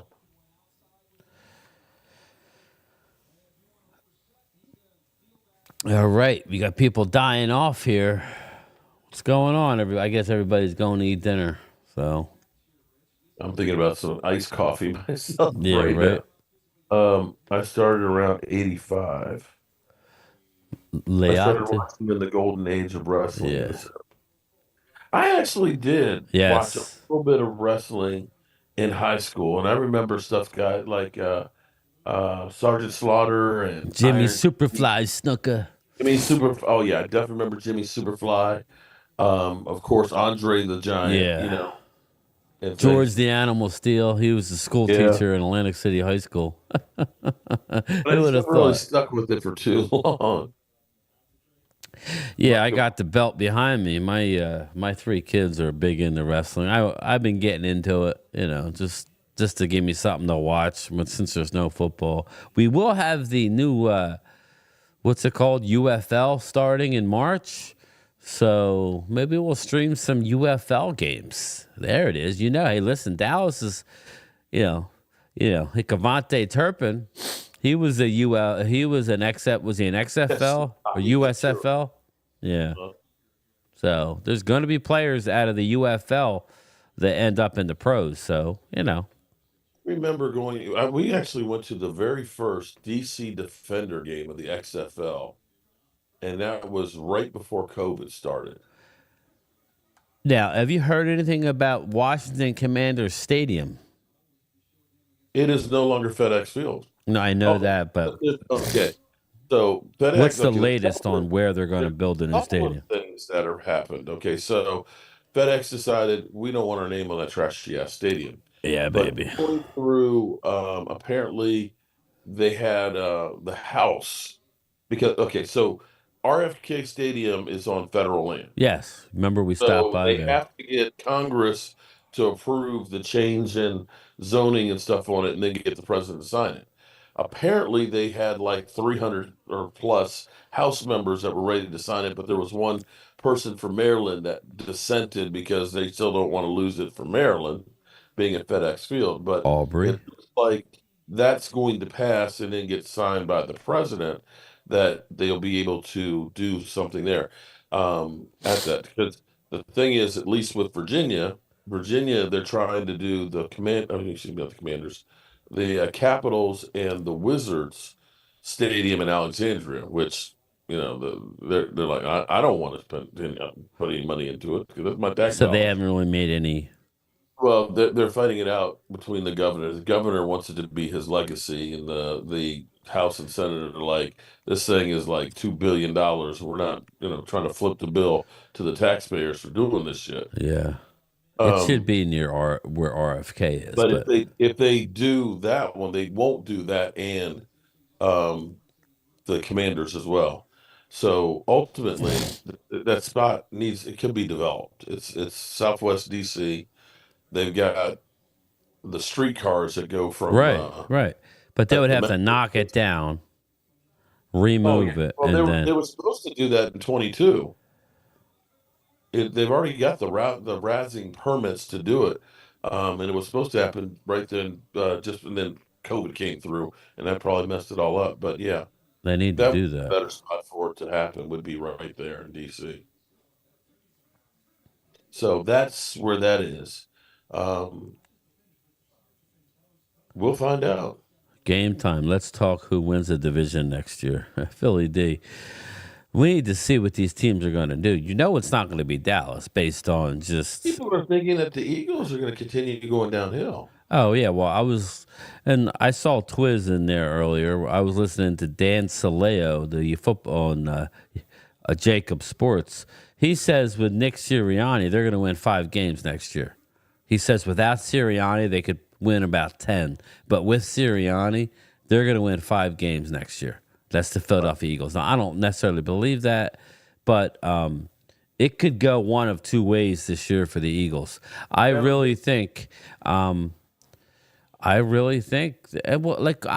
everything's going to have to depend on the schedule. I think Washington has a chance to win the division. I do. As we sit here today, we'll see what happens. Sugar Daddy, member for 29 months for the Mojo Crew. DC for life. But yeah, if I had a guess now, it'll probably be Washington. And I'm only saying that just because as we sit here today, David Cowboy, draft Penix if done with Dak. You might be able to get, so you would have to take him in round 1. And so if we're drafting Penix in round 1, then yeah, that would be a Cowboy thing. Draft a quarterback along with tying up Trey Lance. He is older. He is older for a rookie. I think Penix is already 26 years old, I think, or 25. For a rookie, that's very old. So. Well, the thing I think about is I think Trey Lance is a younger. Kellen Moore with Jalen Hurts. You're changing offenses again. And defensive coordinator again. You're changing both coordinators again. Right. Vic Fangio, did you see? That's the Eagles defensive coordinator. He just got lit up by the Miami Dolphin coach today, saying he was not a culture fit in the locker room and that the players did not respond to Vic Fangio, the new defensive coordinator for the Eagles. So it could go one of 2 ways with the Eagles. They could be around 10 wins or they could go the other way. Nothing would make me happier. Georgia Gentleman, member for 20 months, Mojo Crew. Mark, check the stats on Johnny Wilson at pick 87. All right. Johnny Wilson. I think Wilson, you mean Peyton Wilson? I don't know who he's talking about. Okay, Penix is only 23. Okay. Buddy Johnson. There he is, the linebacker for the Cowboys. Darius Robinson, 6'5", 285. Love it. And his comp is Cam Jordan. Cam Jordan is a big man. There he is. I remember standing between Yeah, him yeah, you were saying. and Calais Campbell. I'm a fucking midget here. Yeah, really. Imagine me standing next to him. He's a big man right here.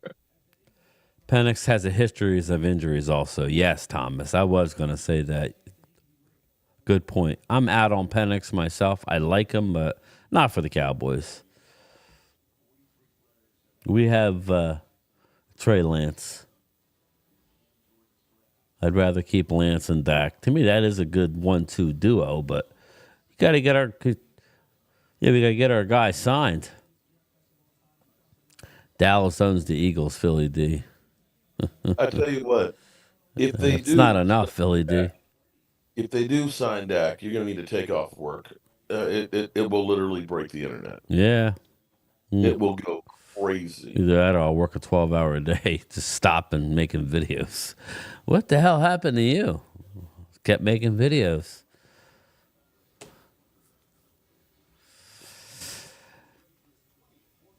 Oh, man. Game time. Got that. Yeah, Brandon Aubrey, Thomas, he was in the USFL. I know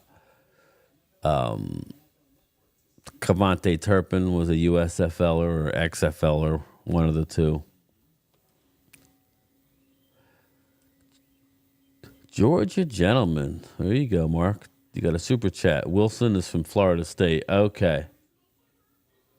Shout out to Wilson. Georgia Gentleman. Georgia. I wonder if that's like Virginia Gentleman, which is like a whiskey. Oh, yeah. Virginia Gentleman. Yeah, he does, David Cowboy. He does. My grandfather used to drink Virginia Gentleman until he changed to shit. Johnny Walker Blue, like the Joneses. Square bottle, black label, fuck. Oh, not the. Damn. Why am I having a brain fart? Square bottle, black label. Oh shit. Whiskey. Jack Daniels? Daniels, yes. He changed to Jack Daniels. Game time. Could you imagine if our Cowboys get Junior Collison linebacker out of Michigan and Jalen Ford out of Texas Longhorn? Buddy, I would like that. I'm not against taking. Now, I would say the linebacker out of Michigan is a smaller guy, but I'm okay as long as he's good. I'm not going to say I'm never drafting Michigan players because that's not how you go about it. But I'm hearing more and more that we're going to bring Jordan Lewis back. And I guess. Would you guys want to, pay Jordan Lewis? I've heard that they're looking at bringing him back. Yeah, 3 years. We believe on our guys. Yeah, like 3 years, 18 mil or something like that. I don't, I guess.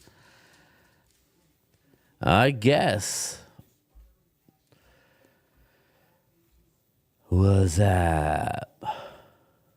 Georgia Gentleman. I drink Maker's Mark 46. There you go, Mark, in your chat. Nice.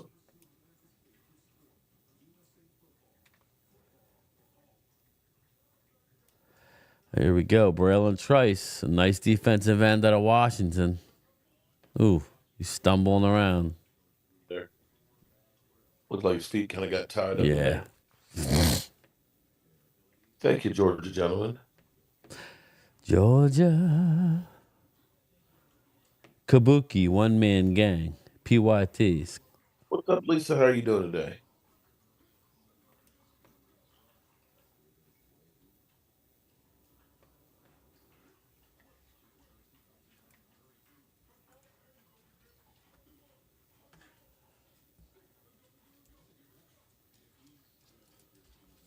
Lisa,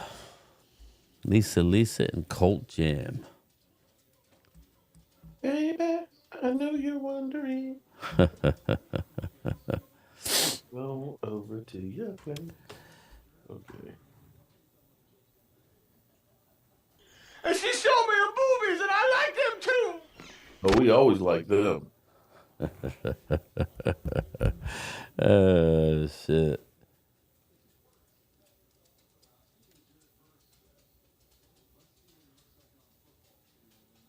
Bonner. It's better to be prepared. Certainly, it was great to get him in the Ring of Honor, and he's certainly a guy that A Jerry guy. respect his opinion. The success he had here with the Cowboys is undeniable. That's why he's in the Pro Football Hall of Fame. That's why he's in the Ring of Honor. Not just what he's done for us, but as a coach in general. So, I know Jerry picks up the phone and likes to talk to a lot of folks that he respects. I mean, he used to talk to John Madden as well. So. I Didn't think do too good with those certainly somebody conversations, huh? always great to bounce something off of. Jerry Jones. Little shot right there hurt him, but you can see that Jerry Jones got jacked up. He got jacked up. I live next to the moonshine capital, Franklin County. Woohoo! Any bourbon or whiskey will do. Jack, Woodford, Reserve, Four Roses, etc. Jordan Lewis started a little rough, but was great later in the season. Do Yeah, you? I was a big he came back from Lisa injury. fan. Thomas. Jordan Lewis was coming back off the injury. He actually He had a what was the injury? Not plantar fascia. He had a bad foot injury. It was nasty. I forget the name of the injury, but I'm sure Thomas will know. And he was struggling for most of the year. Even in the playoff game, he was hurting. So, Liz Frank? No, I'm thinking maybe he had a Liz Frank surgery. Yeah. Okay, I'm gonna go grab some iced coffee. Oh, you go do that. And we're gonna play a game. Buffalo Trace is good, Philly D. We're gonna play a game when we come back on. Oh, we're gonna play a game. Should they stay or should they go? Okay, Should they stay or should they go? 16 guys that are free agents, and we know Catboy believes in our guys because he doesn't know anybody else. Doesn't want to take a risk. On here, and we have to figure out who we're going to replace. So let me grab that coffee. All right, cool. Everybody, this drill that you see here, this is the big drill that you would be looking at. Stay away from the 40-yard dash for the big boys. This drill here is what you're looking at. You want the 3-cone drill. Boom. You want to see how these defensive edges especially can bend and turn the corner with power. Darius Robinson, there you go, baby. They are serious, Reaper. They are serious about bringing him back. Yeah, Adam Sandler movies are the best, Crystal. Even when he plays a serious role, they're good. I'll tell you one thing, Braylon Trice, his feet aren't under him very much.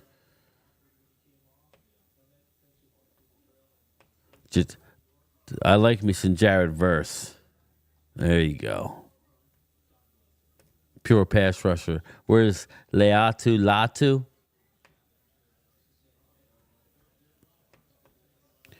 Looking at the combine, what's your favorite caramel corn? Him and Chris Farley was awesome. Yeah. A van by the river. I love Chris Farley. Fat guy in a little coat. Fat guy in a little coat. There's a lot of drops I could get. That's a good one.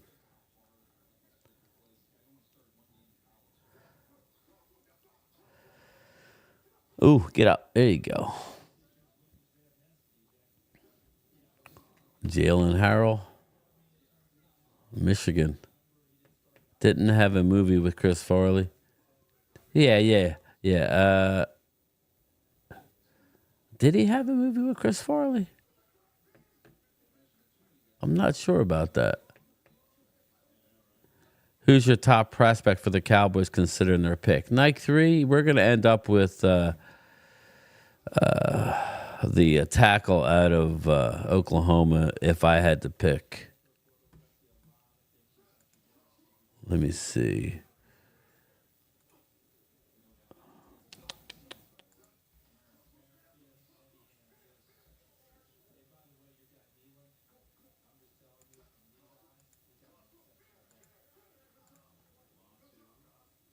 Tyler Guyton.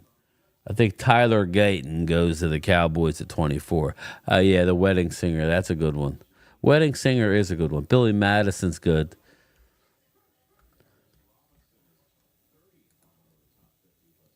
Great point, Sugar Daddy. What does Sugar Daddy say? Let's go back. We at least know what we'll get with J. Lou. Yeah, I don't have a problem with bringing him back. I'm surprised we are. Yeah, I'm surprised we're bringing him back. But yes, Chris Farley was on that shit. Exactly. That's what got him in trouble. I tell you, Jared Verse really can move. Spanglish. There you go.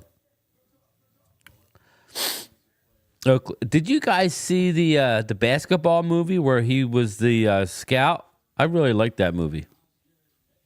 I actually saw that movie over Mark's. Me, my wife, Mark, and his wife were watching it.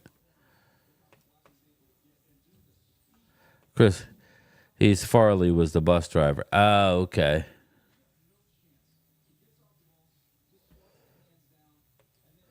Let's check out Mark's chat.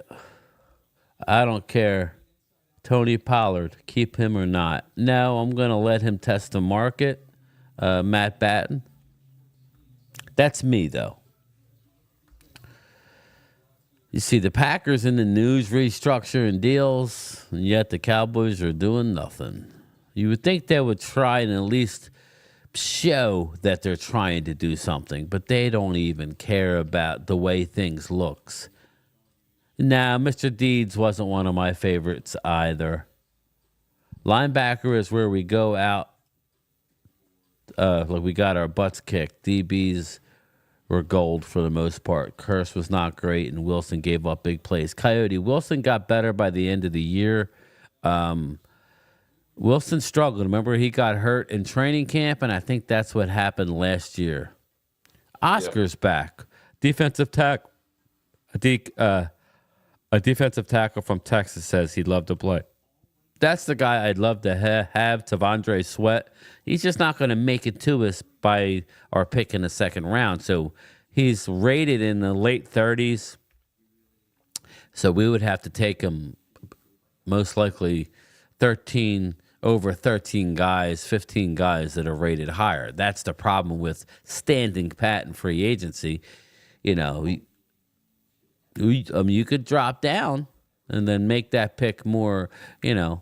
You just don't want to be in a Taco Charlton situation where you take a second-round player who's a reach because you need that position. That's the problem. Yeah, they were running out of that position. All right, so even though we're broke ass, we have 16 players that have had expiring contracts. And whether we bring them back, we have to replace them. We know Catboy believes in our guys. Okay, let's go down the list of who we're going to bring back. Stephon Gilmore. Yeah. Okay. Am I answering this, or are you doing it for the people? Well, let's do it for all of the above. Yes, I think he's one of my 3 that I have to have back. Yes. And why? Stephon, we've invested a 4th round draft pick, I believe, or 5th round, but I think a 5, right? Or was it last year? I think it's a 5th round draft pick. It was 5. Yeah, it was a 5. And with Trayvon Diggs' injury, we need him. We really need him. Deron Bland, you saw what he did, and we need to sign Gilmore to a multi-year. If there's any saving grace on Diggs was week 3 in the season, which means he's got a lot more time as opposed to Michael Gallup being like in the playoffs. So it does give him more time to recover. Yes. I mean, I get it, but I just have a hard time trying to rely on guys saying that he'll be ready to start training camp. Anger Management was a good movie, Philly D. I could watch that one again. But yeah, definitely. I would say Gilmore, yes. He's one of my three. Yep. Tyron Smith.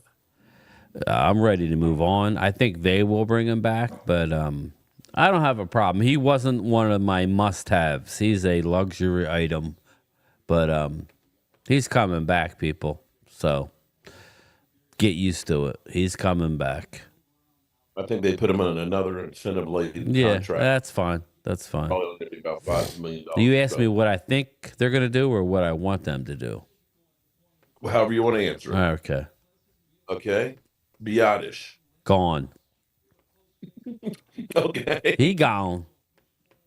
All right. Jaron Curse. Gone. He's playing for the Commanders. You can go watch him if you want. You're a half hour away. You can go support J-Ron and John Ridgeway. Tony Pollard. Gone. Bang. He might be in Philly for all we know. Which, I'm going to say he's not a bad back. No. Not at all. The right way. The problem with him was he cannot be a full-time back. He's best as a third down specialist or a rotational guy that's going to get 12, maybe 15 carries in a game and outside, using him on screen passes and things. Yeah. The problem wasn't Tony Pollard. The problem was the Cowboys assuming that he can, it's a running back. He can be an every down back.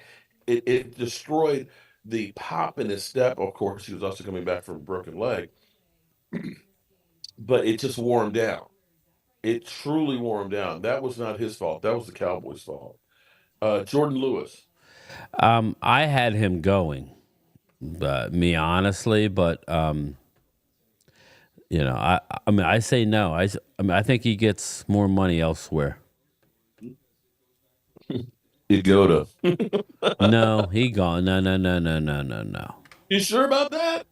Absolutely not. He was like Dak Prescott's hitman. Yep. Lord knows you Nope. got him. Hankins. Yes, he's one of my three that I need to have back. Absolutely. He's not going to command that much. Bring him back. No, Neville Gallimore gone. The Canadian is taking his horse and galloping out of town. I had so much promise for him. Once he hyperextended his elbow, he was not the same guy. It really destroyed him. Dante Fowler. Gone. He will be gone. Sean McKinnon.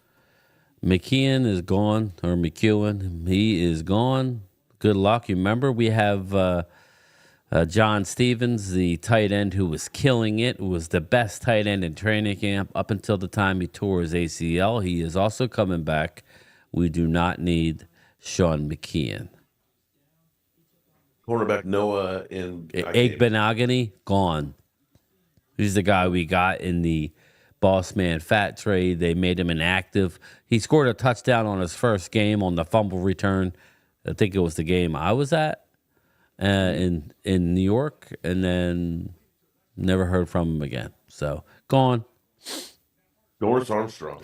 Gone. We will not be able to keep Dorrance. We will get the comp pick next year. He had 7.5 sacks. He had a blocked field goal. He had a blocked punt. He will be widely sought after. We will not be able to pay Dorrance Armstrong. Gone. We'll get a comp pick for Yeah. that. Probably a fifth at least, maybe a fourth. Yeah, we can't afford it. We have to worry about other areas. Sorry, people. And CJ Goodwin. No, gone. That's why I said I only have 3. Now, with this logic, knowing that Tyron's coming back, out of this list, I'll have 4 guys returning. So, well, the big ones that you're losing would be running back. Tony Pollard, of course. Yeah. The other guys are restricted. You can bring, I was going to say Rico. You could end up doing him a tender where he has no choice but tender. The question is it a restricted tender or is it a one where somebody else can match it and you get the chance to match their offer? If you're bringing back, Jordan Lewis did have a lot of playing time. Stephon Gilmore had, of course, a lot of playing time. Tyron Smith did. Biotis, of course, that's a hole in your center, but they like what's his name? You got Bass. Brock Hoffman and T.J. Bass. So they may be looking at that and saying we've got a guy in house. Right. Daron Curse, of course, we're okay. We got plenty of safeties at the moment. Pagoda, you definitely want to get rid of. Mm-hmm. Jenkins, we don't have any other. Him. We don't have anybody. We need him back. Neville Gallimore, I really liked him. I liked his size. Yeah, but he was in the doghouse, and then they changed D-line coaches last year, and he seemed to have a better year, but still not great. Nah, he's gone. What you need is you're not done. There's more names on that list, Huh? There's more names on that list, Did I get the wrong list here? Who am I missing? You got Trent Sieg, our long snapper. We have to have him back. We don't have a long snapper. Yeah. Oh, I'm just saying. You got Trent Sieg. Who else is on? I guess that would be it then, right? I feel like there's more. Maybe that was it. But yeah, Trent Sieg. When I originally did that, I had Trent Sieg, Hankins, and Gilmore that I had to have back. And obviously, the closer it gets, I think we could have as many as 5 back with Jordan Lewis and Tyron Smith. Outside of that, I don't expect a Biotish or Armstrong to be back. I don't. And listen, I think Armstrong, as good as he is, I think Armstrong is a progress stopper when it comes to Sam Williams. We need to find out about Sam Williams, and the only way you're going to find out is if you play him. Unless you move him to linebacker, like you said. So let's do the math here. Let's say we keep 4. Let's say we bring even 5 of the 16. That means you have a lot of positions to address. This is why I tell everybody they're going to have to be players in free agency. They have no choice. I expect a lot to have. Yeah, I mean, you figure you're going to get about 5 draft picks, and you're going to get some undrafted free agents that should be able to stick. So you're still going to have. And we always do good with them because we will offer money, more money usually than anybody else to bring them in here. T.J. Bass was our biggest contributor, and hold up. Yeah, T.J. Bass was our biggest contributor, and he wasn't drafted. Yeah, at some point we'll have to do a show on actually all the draft picks before we go to the draft because it's pretty ugly. Pretty ugly. Last year's. Yeah, last year's draft was horrendously bad. It was ugly. I mean, Was it our fault because we went? We got Junior Fajoko, who I liked when they drafted him. He was that linebacker. He played edge in college, and they were trying to convert him to linebacker. He must have been a really horrible because he was a healthy scratch. He was a 5th-round draft pick all year. That's pretty bad. Yeah, Oscar Bass can replace the center. I like Brock Hoffman at center and Bass at guard and kick Tyler out to left tackle. But that's just me.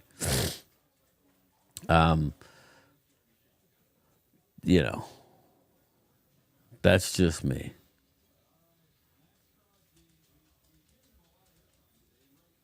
Rectal sneeze. Nice. Good job. I don't see him bring back Tony. I really don't. No. I think Tony's gone. And it is what it is. I don't think Tony ever healed from that fibula injury. That's the thing. I don't think he fully. Running backs in the ground and letting them go. Yeah. They show no loyalty to running backs. Well, he should be happy. He got more money than most of the guys on the market. I mean, like I told you before, they should not have franchised him last year. But they did, and he should be happy, thankful. It was like he ran to sign that franchise. Yeah. If he Everybody takes. else is bitching, oh, hell no, don't tag me. Yeah. I'll take it. Yeah, he was like, yeah, where do I sign? Taylor could be our tackle solution if we are hard-headed. He could be, but I tell you, I love him at guard. I mean, slow down, Jermaine, please. Between him and Zach Martin, if you get a good center, man, you could just run up the gut right there. Yeah. Well, that's why we're not going to get Powers Johnson.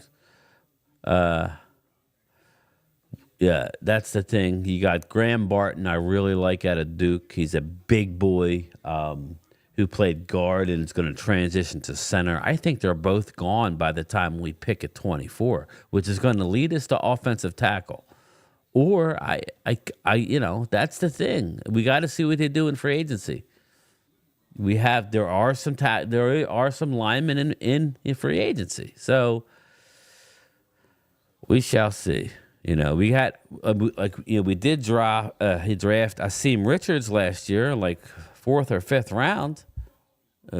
Is that another failed pick? If we got to draft a left tackle in the 1st round again this year, that's the problem. That's how bad the draft was. Reed, Larry, Allen, comparisons for Tyler Smith. If that's true, leave him at guard.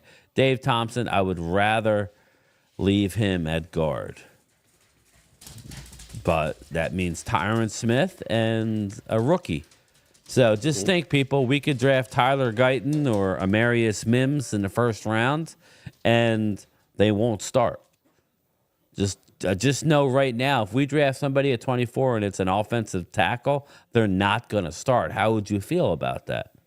Now, they'll get in at some point. We all know Tyron only played 13 games this year. Everybody was saying, what a great year he had. In comparison to like 2. And yeah. So you look at it from that perspective, then you have to know that your guy's not going to start. That's okay. Tyron, when healthy, is as good as it gets.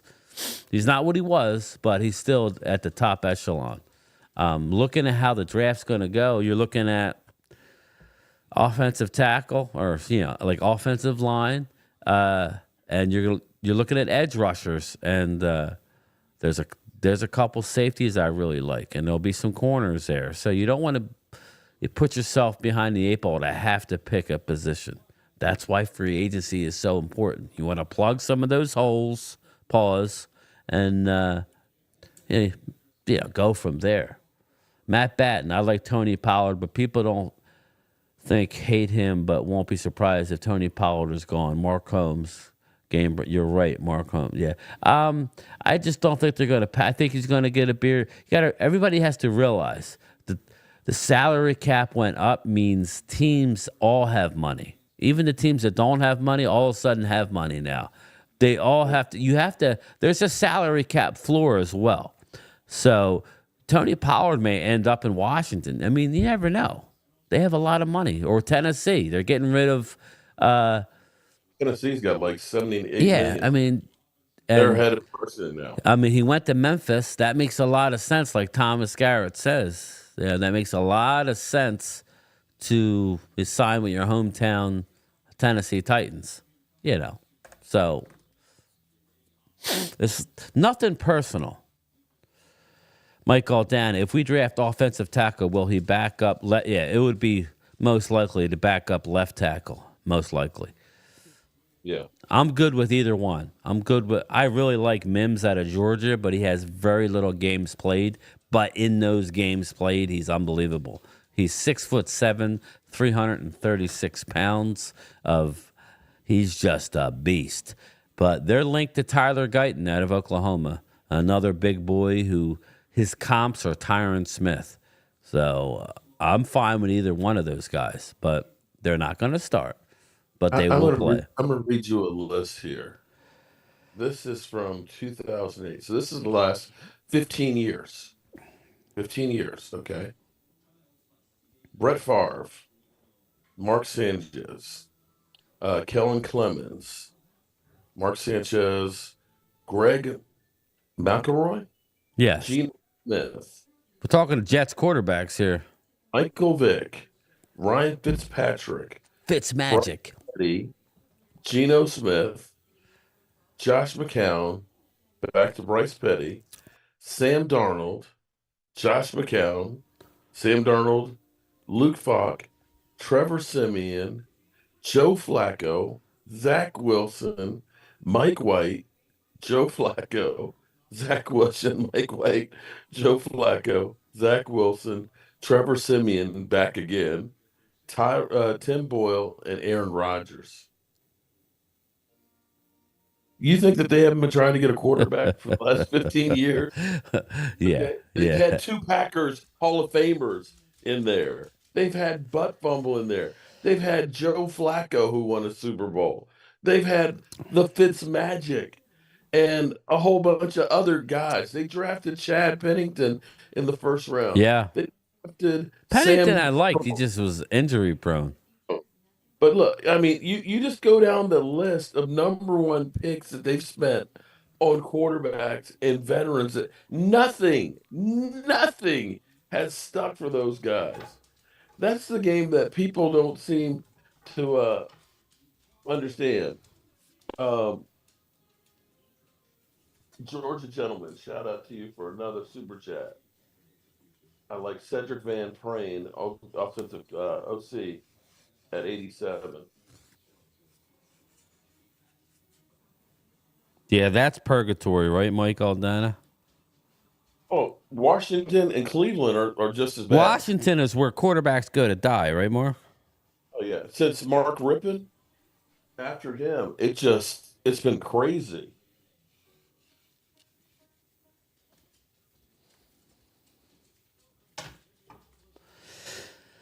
King Crazen AMV. Now, Niner fans are talking about going running back by committee and going all in for Brock. They've fallen for the same trap we did with Zeke.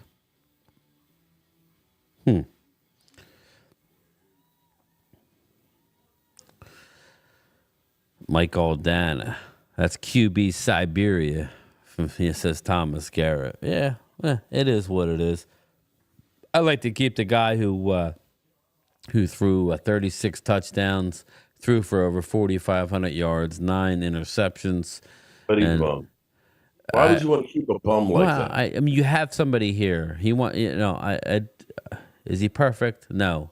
There's only one Patrick Mahomes in the league. Okay, so, and nobody's saying we can't draft one, but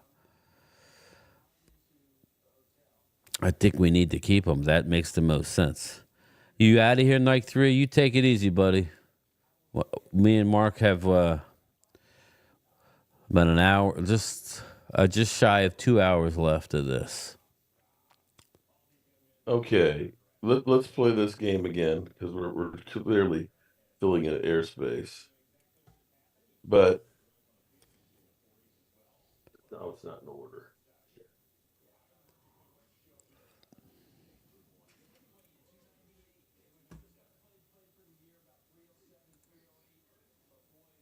Oh, it's by number of games. Wow, that's surprising. Kirk Cousins played the 4th most games for the Washington Commanders in their franchise history at 58. Damn. I think Michael Pittman would be a good fit with CD. Yeah, I like Michael Pittman a lot, but again, he would be our 3rd guy. I like him, though, out of Indy. I do like him. That's a good name. That's a good pull. I think he's going to get a lot of money from somewhere. Just my opinion. Bears treating Fields wrong.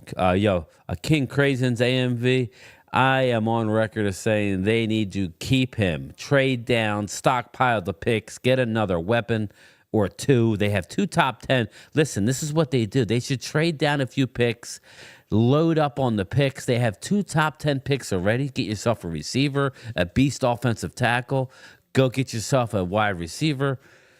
Man, they're in a perfect spot to keep him, but they're going to rinse and repeat, and it's going to be a mistake. They're going to trade him to Atlanta, Justin Fields, and Atlanta's going to skyrocket. Big mistake. The Commanders are home to where QB's careers literally die. Ask Alex Smith. Alex Smith almost lost his leg. That spiral fracture, man. King, this is the new NFL. Players aren't allowed to develop. Twiz, yeah, absolutely not. People forget that Mahomes didn't start as a rookie. He came in midway through the year. They let who was it? Who was it? Was it Alex? Did Alex Smith get hurt in his first year, or did they trade Alex Smith? I forget. I want Calvin Ridley for the Birds. That would be big. Twiz, I already got 3 Super Bowls with Fields on Madden. Dude, I He like only- Justin Fields. He didn't start till his second year. He Mahomes, played right? Yeah, I thought so. 17. He had 284 yards and 1 interception. So he only played, well, I can pull up the exact numbers, but no, he didn't. They basically got him in as a rookie. He got to sit on the bench, and they turned it over to him the next year. Yeah, he played started one game, 284 yards with an interception.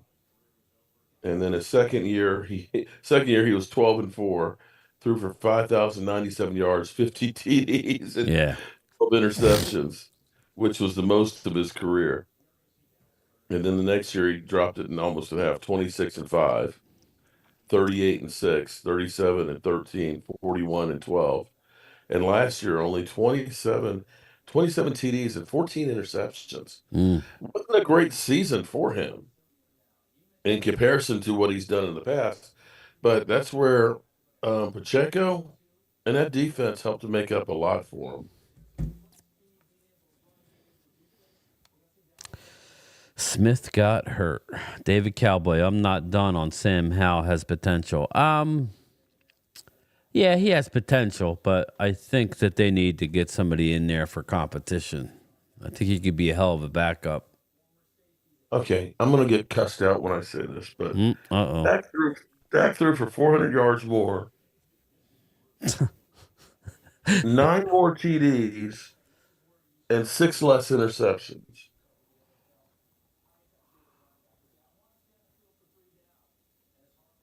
Then? No, I'm just saying that when you look at that and everybody's like, get rid of me, he's a bum. Okay. And you just sit here and look at the landscape and think there is no guarantee on a quarterback. Tony Pollard would still be good. We just need to utilize him better. He's a second option. Well, here's the problem with Tony Pollard was Tony Pollard should have never been a franchise back. He was not that guy that should have made that much money. And when the Cowboys signed him to the franchise tag, that's where they were like, well, you're getting the big bucks. You're going to be the all-weather back. And he just was not an all-weather back. That's literally like saying taking shit. Was it 86? No, what is the tank buster plane? The what? The tank buster, with the big Gatling gun. Yeah. I don't know the name of it, but yeah. Okay. But that's like saying, okay, we're going to take you and we're going to make you a fighter jet too. Okay? That's not what I do. I'm a tank killer, okay? I've got a cast iron or a titanium bathtub to keep the guy safe from ground fire, okay? I spit out a lot of lead, okay? Pause. I can't get up here and fight with the fighter jets, okay? That's not what I do. But that's what they did with Tony Pollard. Tony Pollard's an outside, space running back. Okay, run between the tackles. Like, oh, God, not again. You can literally see when Tony had to run in the middle, he would hesitate. It's like, I don't want to do this. Oh, dear. They don't seem to understand that you play to win the game. Battle of the drops. Hello? You play to win the game. You don't play to just play it. Oh my God. That's the great thing about sports. I know that. You play to win. And I don't care if you don't have any wins. You go play to win. When you start telling me it doesn't matter, then retire. Get out. Okay. So we But it matters. Then crown their ass. So we got They a guy are what we named thought China they Rat were. who says And we that never Dak doesn't got know to- how to cook oatmeal. Okay. And says Cooper Rush is a better quarterback than Dak. Are you old enough to remember when they said that Cooper Rush was going to get paid big time money? Oh, yeah. Last year. You could get a second round pick for him if he was on if you took advantage of his market now. We could trade him for a And second. then he was a free agent that same offseason, and we brought him back for a nobody- 1 year, $3 million deal, which is a low ass price for a backup. Couldn't get a job. You remember man. when we had what's his name? who the hell was it that ended up starting in New Orleans, and we paid him like 8, and he was like, "Oh my God, I'm worth way more." You know who we had, the backup, who was a starter for all those years, just a couple years ago. Andy Dalton. Andy Dalton, yeah. Andy freaking Dalton. We paid yeah. him like $7 million that year, and he was like, you know, I'll do it because it was the COVID years. Or, well, you know, it's COVID. I live local, so I'll take the $7 million. Well, that's over double what they paid Cooper Rush. So. Oh, but man, you remember what they were saying. I broke my back. What do you mean by that? My back is broken. What, a vertebrae or what portion? Spinal.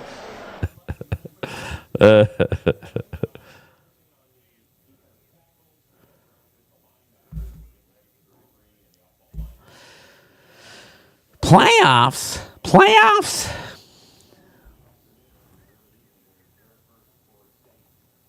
Remember, these are kind of things that are funny. It seems like you have a little problem understanding the English language. Here. Remind you of both every Monday, second hour of the show. I'll remind you when I'm right. I'll remind you when I'm wrong.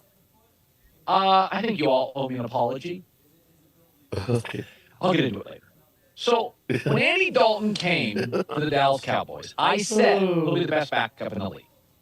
I said he's a great backup. Mm-hmm. And you can start him occasionally and win games. And I said the gap between him and Dak, and not very big. That was met with outrage. And I came out and I said, let's go to the first 4 years when both Dalton and Dak had good offensive lines and good support. And when I threw up the numbers, I won't read them all for a radio audience, but you can see them here on the screen. They're virtually identical quarterbacks. They're virtually identical quarterbacks. Now, it should be noted, Dalton played in a more run-centric league, Dak in a little pass-happy league, so Dak's completion percentage higher. Same guy. And I've always said, Dalton throws a better ball, Dak's a better athlete. And I like Dak more than Dalton. Mm-hmm. It ain't that big. So Dalton comes to Dallas. Now, this has been a weird year. No preseason. This has been hard for rookies, for free agents. Not really fair to judge anybody in September and October, right? We've said this about the draft. I mean, there was no games. So, and also the Cowboys had a new staff. Andy Dalton got a concussion. Then there was COVID. So I don't think it's really fair to judge Andy Dalton early in the year, even though Dak went 1-3 to start. In the 5th game, they were playing the Giants. Dak gets hurt. Dalton comes in, and if you recall, led them to a win. So for a week, you were like, Colin, I hate to admit it, you're kind of right. But then it unraveled. Then concussion for Dalton, got COVID. The Cowboys went to backups on backups. Then they had a bye in week 10. And I think that's fair to say. It was 10 straight practices. The chaos ended. I mean, there was at one point, we didn't even know. We thought the team was bailing on their defensive coordinator. That was a big narrative on this show and every network. Like, the players are quitting. But then they had to buy, and buys generally, everybody gathers around 10 straight practices. It's like a little bit of a preseason without a preseason. Andy Dalton since then. He's a slug. 6 games, 4-2, 67% completion percentage, 13 TDs, 4 picks, passer rating of 102. Oh, my friends, that's Dak. Let me ask you right now, if the Cowboys win Sunday, 7-9, they're a playoff team. Dak started 1-3 and was trailing. If he would have played no Dalton, just sitting on the bench, Andy playing Dak, what do you think? They're 8-8? 12-4. They're not 11-4. Okay, thoughts on that? So we stuck with Andy Dalton? No.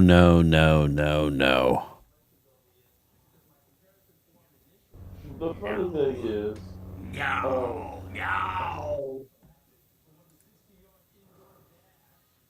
every year it's always a new flavor of guys that are better or compared with Dak.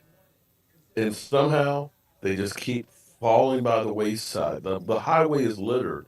You remember when Deshaun Watson, it was like, oh my God, and Deshaun Watson, if you look at his numbers, that last year he was in with the Texans, and everybody was talking about he was a top 5 quarterback.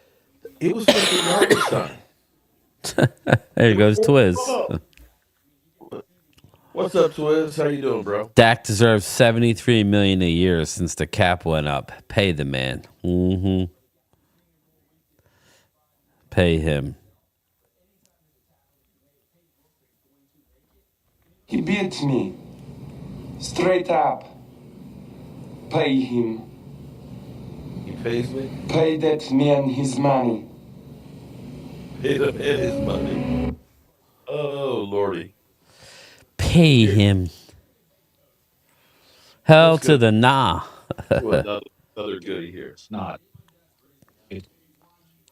All right, here we go, Joy. It's time for Dak Prescott wants to get paid like Russell Wilson or more. So let's lay it out there. Who would I take Dak over and not over? This or Dak? This or Dak. All right. Would you rather have Russell Wilson or Dak? It's not. It's literally Russell Wilson leads the NFL 100 touchdown passes in 3 years. Maybe second, 15. When was this? Would you rather have Jared Goff or Dak? Jared Goff was the #1 pick for a reason. Jared Goff was a beautiful football. Jared Goff is Matt Ryan with a better arm. Jared Goff easy. Jimmy Garoppolo or Dak? Closer, but Garoppolo, I think, throws a better football. I think Garoppolo, Bill Belichick, highest quarterback he ever drafted, and was willing to bail on Brady for Garoppolo. He wasn't willing to bail on Brady for Jarrett Stidham, and everybody tells me how great Jarrett Stidham is. All right, how about Derek Carr or Dak?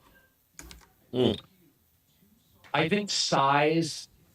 There is a kind of alpha to Dak I like. It's close, but probably Dak. I think Dak has a little. There's a little it factor with Dak. His leadership style I like. Derek throws a nice ball though. I'm not anti Derek Carr. I think he throws a really nice ball. That's close. Okay. All right, is this close? Would you rather have Patrick Mahomes or Dak? That's not. Patrick Mahomes throwing left-handed or Dak? That's not. I mean, like, as I say that, everybody rolls their eyes. Dak wants Russell Wilson money. Like Russell Wilson and Mahomes, you can make some statistical arguments. Russell Wilson is more profound. You can't even make an argument there. Would you rather have Matt Ryan or Dak? I'd rather have Matt Ryan. I think he's about the 9th or 10th best quarterback in the league. I think he throws a beautiful, accurate, good snap.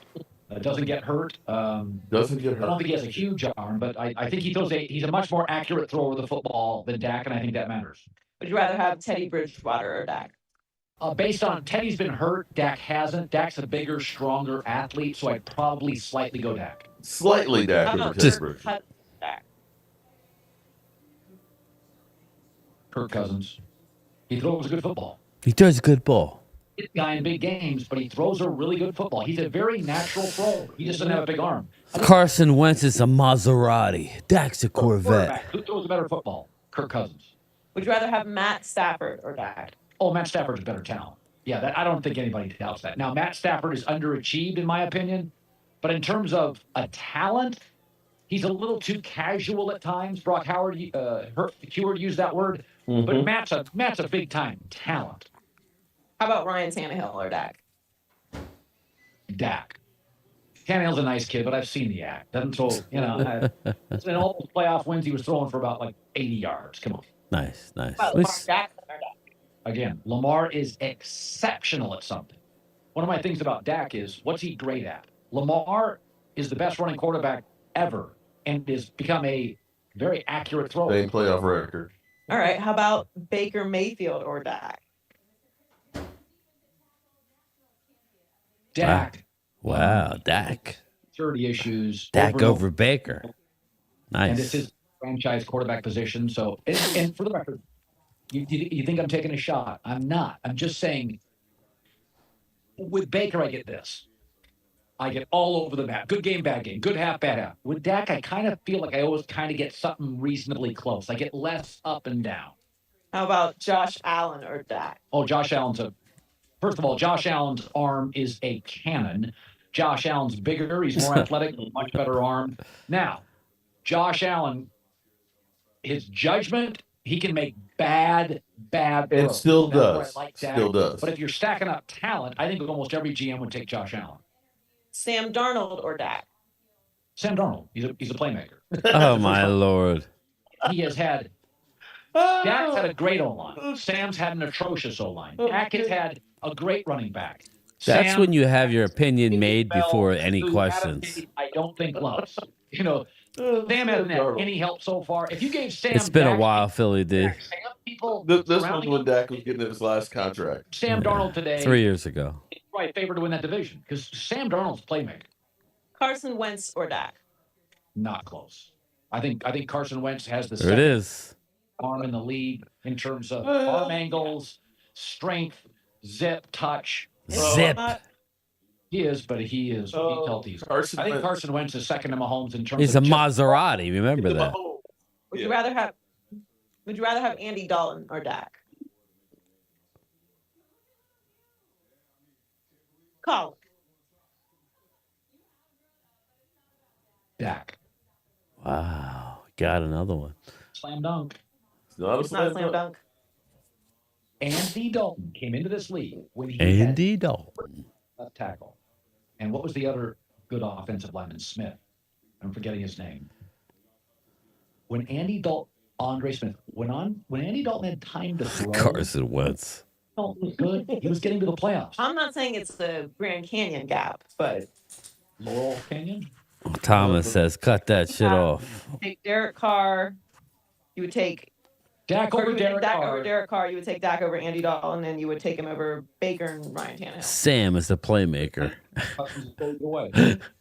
Okay, so like I said, you've got all of these guys that have fallen by the wayside that they've been saying, Dak, or, that Dak's garbage in comparison to him.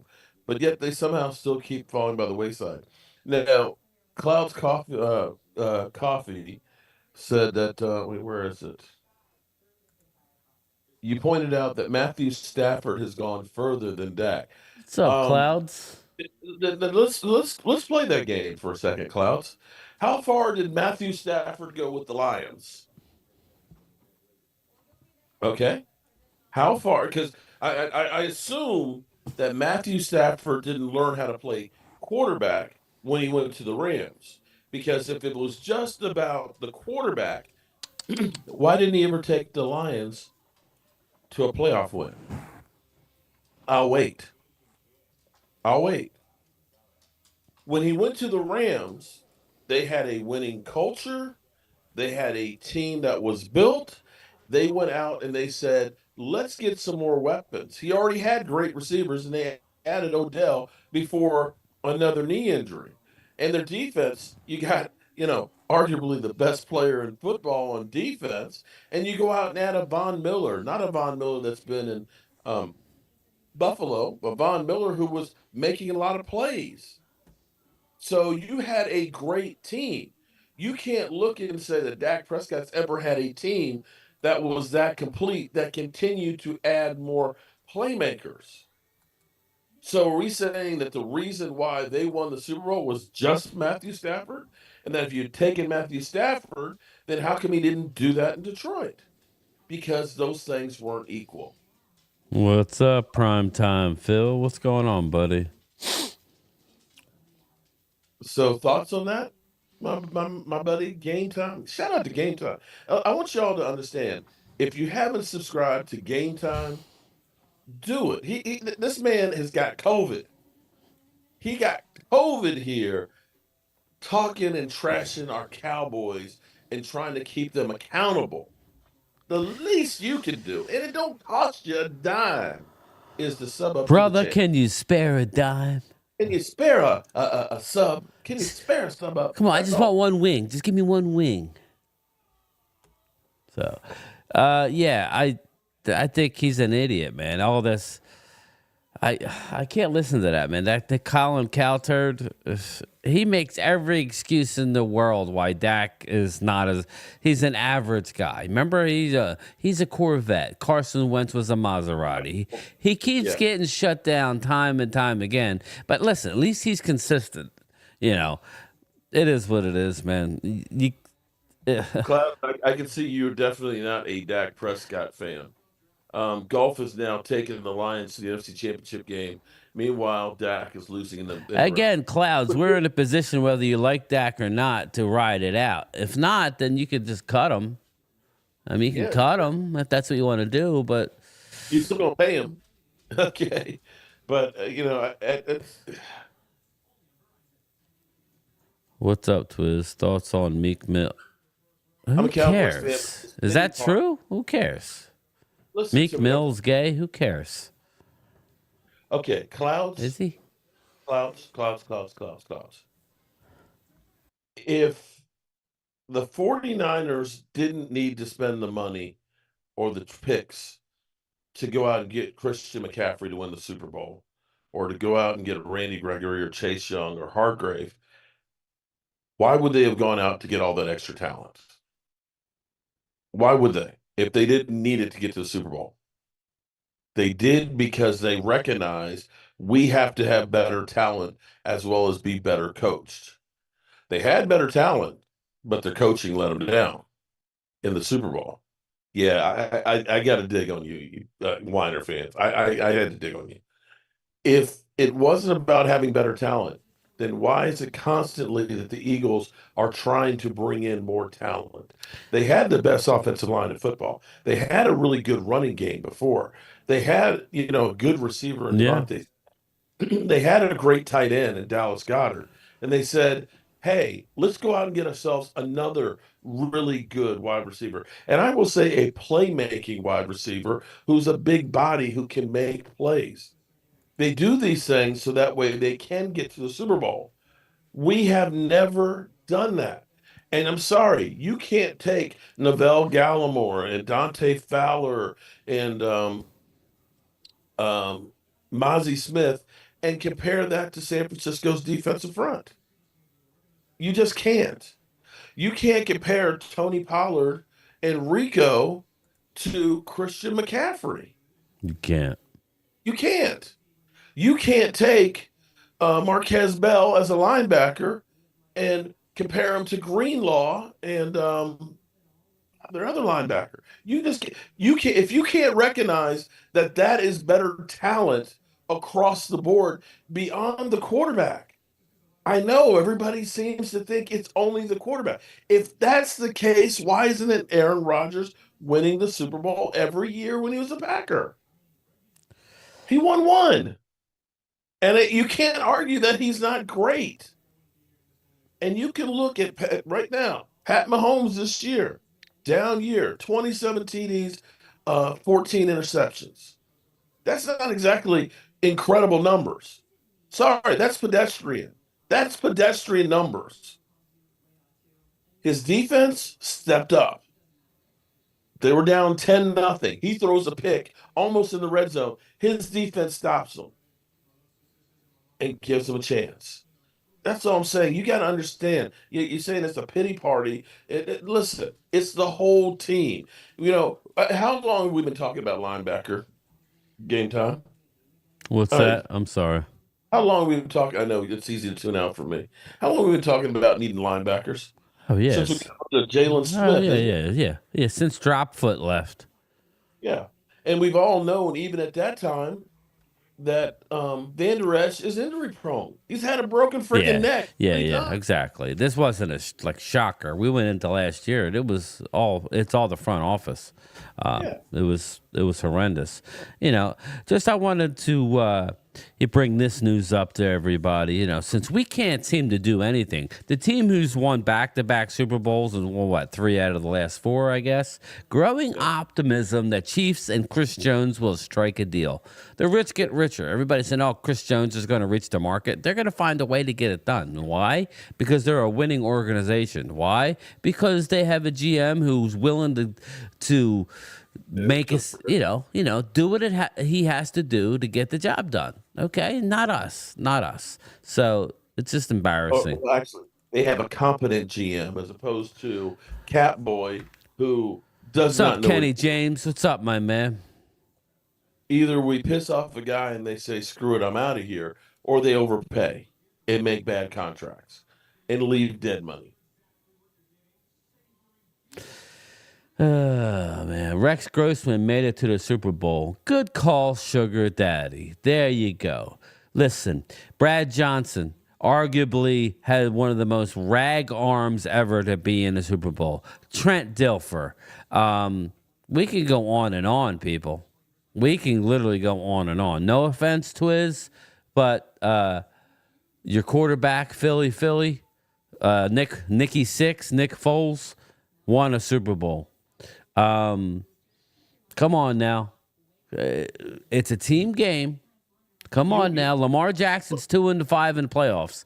He's won 2 MVPs. Dak has been runner-up MVP 2 out of the last 3 years as I'm making this statement. We're not talking over his life of his 8-year in the league. Dak has been MVP runner-up 2 out of the last 3 years. That's talking about consistency, and that's sandwiched around a year where he had thumb surgery on his throwing hand, came back, and won a playoff game.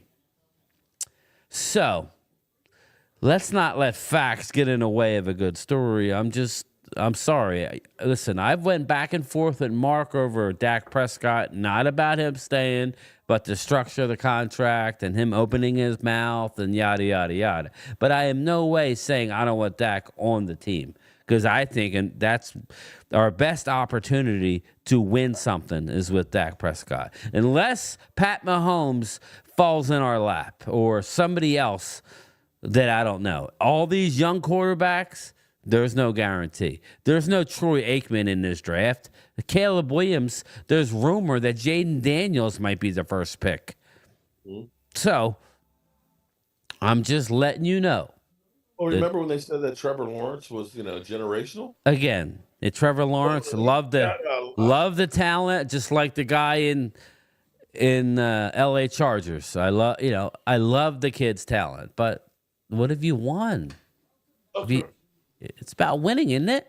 They don't even win as much as Dak wins in the regular season. They don't even win as much as Dak does. You want me to make you sick here? Listen to this. When we talk about the cap issues and Dak Prescott and wasted money, our dead money for this year, $6 million is going to Zeke. $6 million in dead money is actually going to Tyron Smith because they restructured his deal and kicked some into a voidable year. $1.5 million is going to Dorrance Armstrong. Another almost $1 million is going to Boss Man Fat, and $200,000 is going to Jabril Cox. So we have $15 million in dead money. You follow what I'm saying here? I follow you. Last year, it was $8 million on Lyle Collins was one of the ones. And so when you end up making, Catboy ends up making, because they've waited, because deadlines make deals, happen, and they make bad deals where they've basically got a gun to their head, and you make a deal for Zeke Elliott that's above and beyond what any running back's making after his 4th year when running backs go downhill. That's what happens. So we ended up paying $7 million last year on the cap and $6 million this year on the cap. And we're about to do this with Michael Gallup, where we'll add another $8 million to this year's dead money to bring us to $23 million of dead money on contracts that we screwed the pooch on. But it's the quarterback. $23 million. How many free agents could we get with that? Good ones. Yeah. Bobby At least Wagner's 3. only made $12 million over the last 2 years.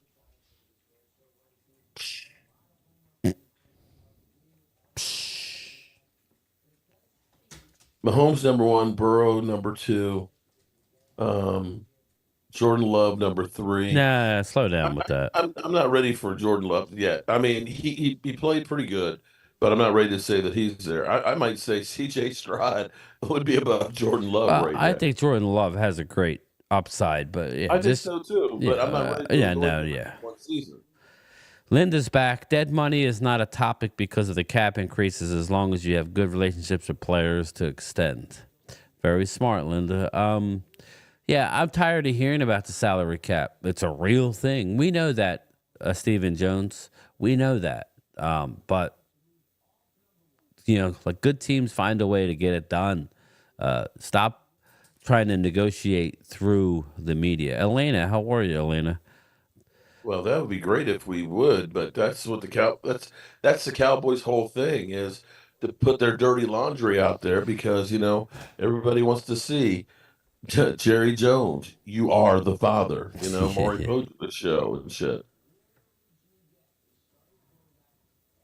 That's what makes the Cowboys money. We don't get any good free agents anymore. We haven't had any good free agents since forever. When I went through the laundry hats, they had a top 15 Cowboys free agents of all time. The only one that was on there current was at 13 was J-Ron Curse. J-Ron. J-A-Ron. And when you have guys like Keith Brookings and Zach Thomas that were basically here for a cup of coffee on that list, goes to show you we haven't done anything in a long time. Wow.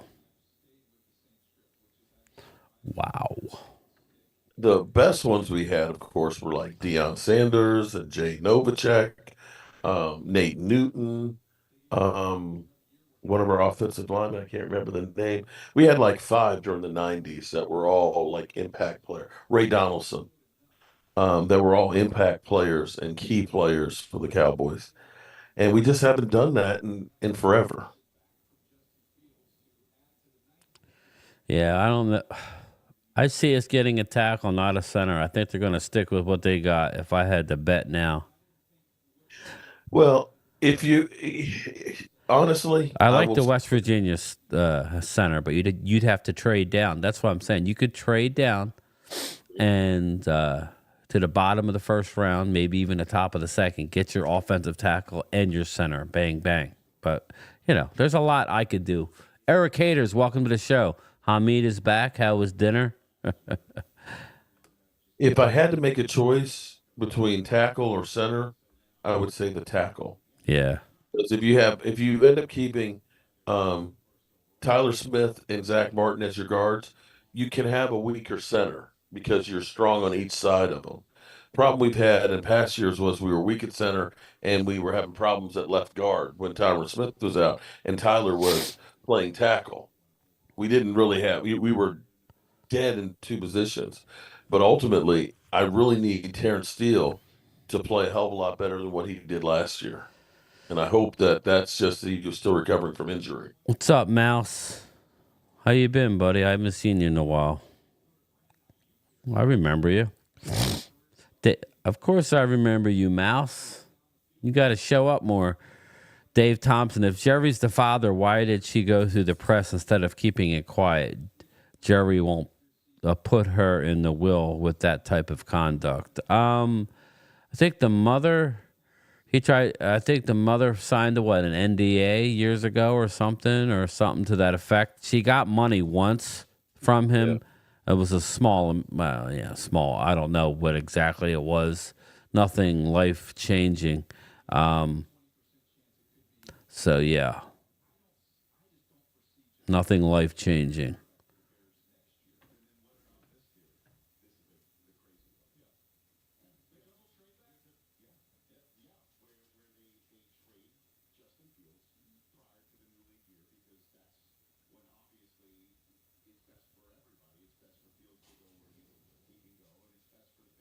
Alrighty.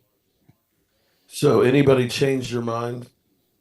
Oh, Trey Lance is trending on Twitter. What's he saying? He feels like he could start. That's all we need.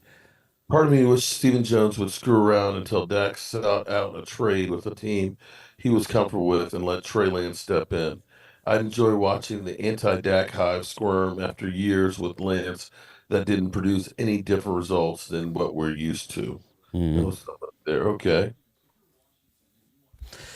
Well, so what are they doing here? Imagine if the 49ers had drafted Justin Fields instead of Trey Lance. Okay. Is this a break here or what? Looks like it. Potential cost to trade up. Here we go. Look at that, guys, gals. I can't. It's too small for me to see from here. Potential cost to trade up from the second to the first. Just one spot. How much are they talking about? A second, a third, a fifth, And a first rounder next year. A second, a third, a fifth, and a number one next year. Just to go from 2 to 1. That's nuts. Yeah. To move up one spot. Well, remember what Chicago did to move up one to get Mitch Trubisky. Yeah. He gave up like 4 picks. This is Cowboys reg. Let's be real. The Cowboys can't afford to pay Dak, Cooper Rush, and Trey Lance. The Cowboys would have the highest paid quarterback room in the league. Yeah, trade for Trey Lance to be traded him before he plays. So that leaves Cooper Rush has to be traded or cut. Yeah, but what are you going to get for Cooper Rush? You ain't getting shit for him. Sorry. Yeah, I agree. Well,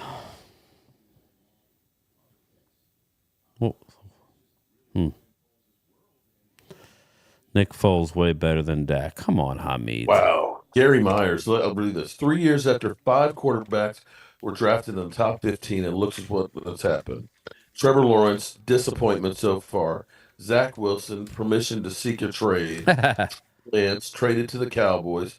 Justin Fields, likely to be traded by Chicago. Mac Jones, likely out in New England. That's 5 quarterbacks in the top 15. And literally, the only one that looks like he's staying with his team. Yeah. Is Trevor Lawrence. It's not easy. It's not easy hitting on these. So, like, here's the deal. When you have one, whether you think it's Super Bowl worthy or not, I think we do get spoiled a little bit. Yeah, you don't have to like Dak, and I don't know what there's not to like other than the playoff success, but that's a team thing, right? I mean, what happened between last year and this year with Jalen Hurts? Did he just lose how to play football and he sucks as a quarterback? He was great last year. This year he lost to Tampa Bay. So does that mean it's all on Jalen? And not with Tom Brady. Okay. Well, that's what I was saying, but I won't even go that far. Bottom line is, you looked horrendous coming down the stretch. That falls on the quarterback, right? Or does it? Or does it? You can't have it both ways. Is it the quarterback or is it a team game? That's what I'm trying to tell people. Wow, this is interesting. Gary Myers is a hell of a writer. He don't play the games either. Okay, so Jalen Hurts, his rookie year, of course, he split time with Carson Wentz, so I don't know if we really count that one, but 52% completions, 1,061 yards, 6 TDs, 4 interceptions, a 77 rating. 2021, his first year starter, 61.3, 3,100 yards, 16 TDs, 9 interceptions, 87 rating. His third year, the contract year, 65.5%, 3,700 yards, 22 TDs, 6 interceptions, 101. And then last year, and you have to look at it and say he had a lot of things to work with on that team. 65% completions, stayed about the same, just a little bit drop. 3,800 yards, but 23 TDs, 15 interceptions, and an 89 rating. Look at that vision of loveliness. Look at that. That's a sexy woman right there. How you doing, baby? You need me? You need me, baby? About an hour till the combine's finished, 8 o'clock. Is there a problem, baby? Is there a problem that I can fix? Because I can do it in the mix. Why are you always laughing at me? Okay. All right. What's up, Jeff Lee? How are you doing? Sugar Daddy. Henry Hill and making almost $1 billion in Major League Baseball. No man is worth $60 million a year. No man, period. Okay. So is any team worth about $400 million a year? Which is really one team, one person. Can't win in the playoffs if your defense didn't step up. Amen on that one, CHD. I I don't hear people saying Baker is better than Herbert. Winning takes a team. Wait a minute. Hold on.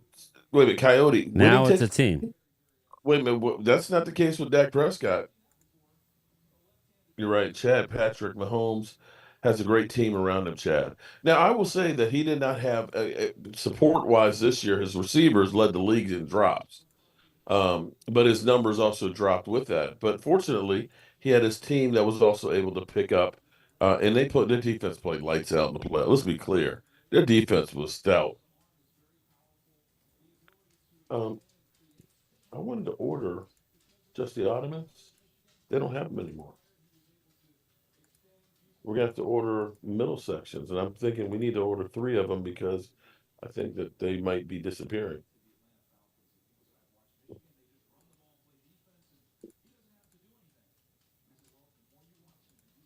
Trust me, I went in. That's the blue gray, right?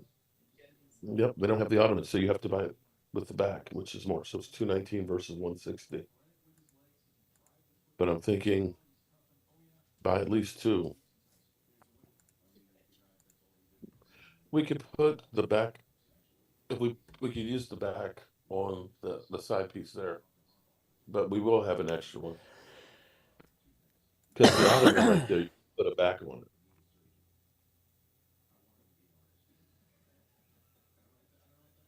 Jeff Lee says, "Hi Tracy." Um, Yo, Mark, my high school volleyball team won the championship. Shout out to Laura Cook.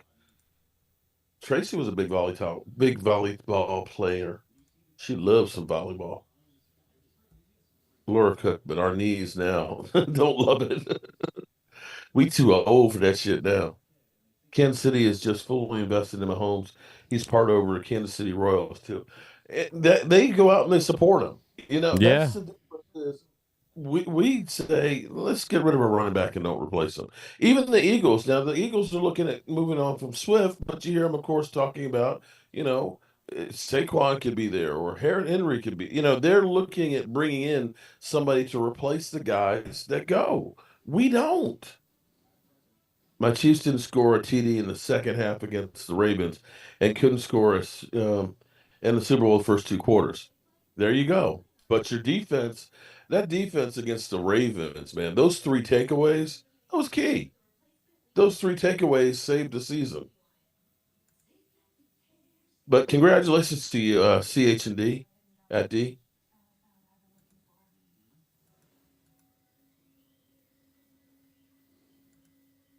Oh, no, it wasn't our championship game. It was just a game. Oh, okay. Well, you get to that championship game and win that. Have the linebackers run? Yeah, I'll be honest with you. We've been just bitching about the Cowboys more than anything, and then watching. My Go TV Pack, go Pack, go Pack. We the best team in the league. Who's going to beat room is us? about 29 feet long. And it's Niners. got that 43-inch TV that's on the fireplace over there. So it's I'm kind of having to split real hard like this, to see it. Chiefs defense stepped up in the playoffs. Alan Williams says, hello, Tracy. Hello.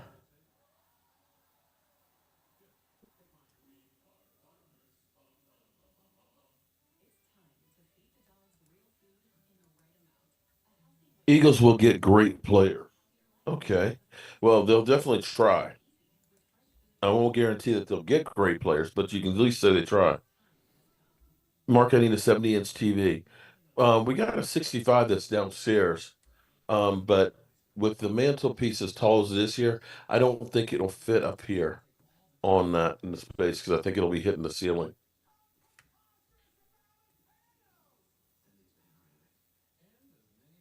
The Eagles breed septicus. Septicus, okay.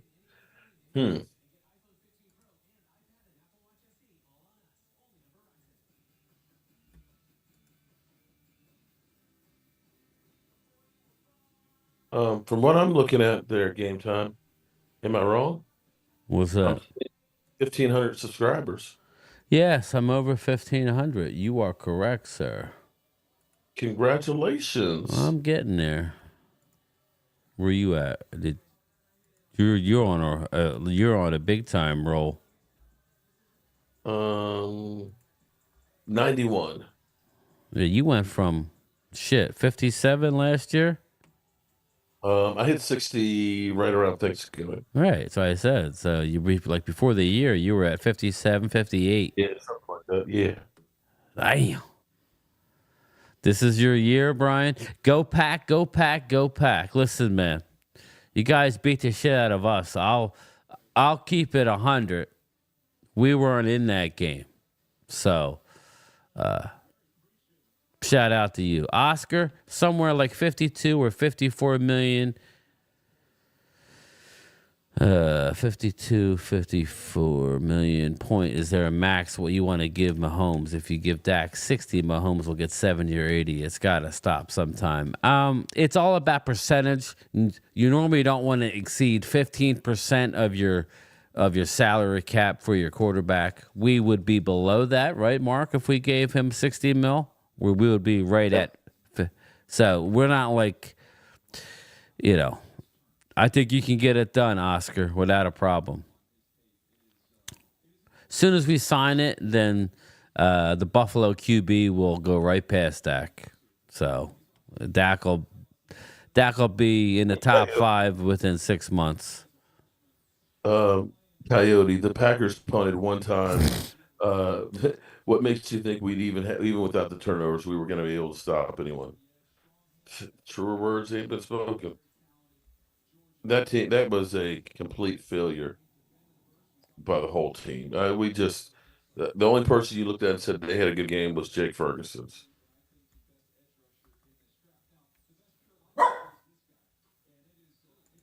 I heard that bark. Yeah.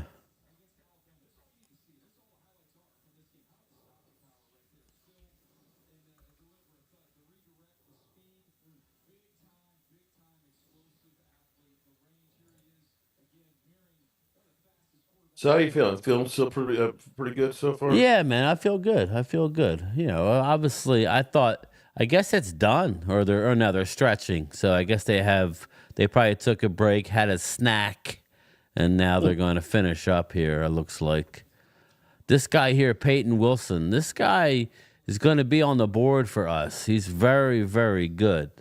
Problem is, he's had a lot of injuries in his career. But if the medicals come back. Oh, don't tell me medicals. Jeez. Well, listen, if the medicals come back, he's just, then you take him. Our doctor's the one that did the surgery, so he doesn't have drop foot. He has 2 working feet, so that's good. Okay, cool, Thomas. I want somebody who's uninjured. Yeah, me too, but you know how that works. You know how that works.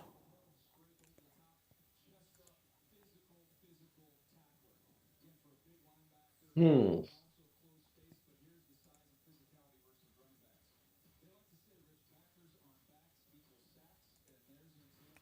looking at Johnny Wilson from Florida State. He's 6'6", 237. Wow. That's what your boy was talking about. So I see it. Matt says we need defensive weapons to win a Super Bowl in the NFL. That's the thing. See, I don't think people understand that there's 2 seasons in the NFL. That there's a regular season, which is high flying and everything and all that. But once playoffs happen, you got to be able to stop the run and you got to be able to run the football. And if you can't do those things, we didn't do either of them. We were horrendous at both. And that's why we get blown out. Yep. This is correct, sir. This is correct. Oscar, that's what I'm saying. We need a great D tackle and a linebacker free agency, and we're good. Yeah, I mean, we've got it. Okay, if we bring back Stephon Gilmore, and if Diggs comes back, in pretty good shape, and Bland takes another step, I think the change of Mike Zimmer, having been away for a year or two, that maybe he's got a fresh perspective, but we know that he likes his big defensive tackles that will plug the middle of the field. We know he loves linebackers and what they do, and he has his safeties playing downhill. So you will still have an aggressive defense. And the thing with Micah Parsons is he is really a Swiss Army knife type of a player. That if you can get a couple of big guys on there to be able to hold the line, I don't necessarily need them to be sackers, but they've got to be able to occupy space to keep the linebackers free. Then you can turn Micah Parsons loose and he'll be even more effective. And it's crazy that, I know Dorrance Armstrong had 7.5 sacks, but the question is, you have to look at that is how many of those were because Micah Parsons getting double and triple teamed? Yeah. When you have one guy who's demanding that much attention, everybody else should be feasting and getting a whole lot more than what they're getting. It's still Sam Williams with only 4 sacks. How is it we got a guy that's 260 pounds, 6'4", and can run a 4.46 40 and has Micah Parsons on the other side? How is it you're not beating somebody one-on-one? Yeah, exactly. Tall order: Eagles, New York, and Washington, who lurking in the shadow, really come out unless they win more games than they lose, or happy to get lucky and beat Dallas. Well, we do, in part of the thing too. We have to understand we always feast in our division. We always get about 5 victories in our division. So, with another 11 games, you go 500, you're a 10-win team.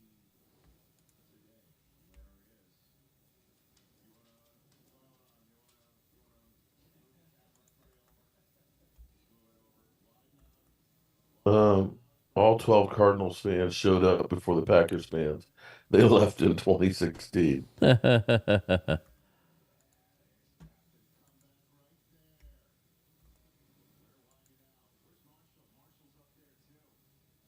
Dax Parsons needs help. Dallas Cowboys are a good team, just not a great team. That's the problem. We need just a little bit more to get us over the hump.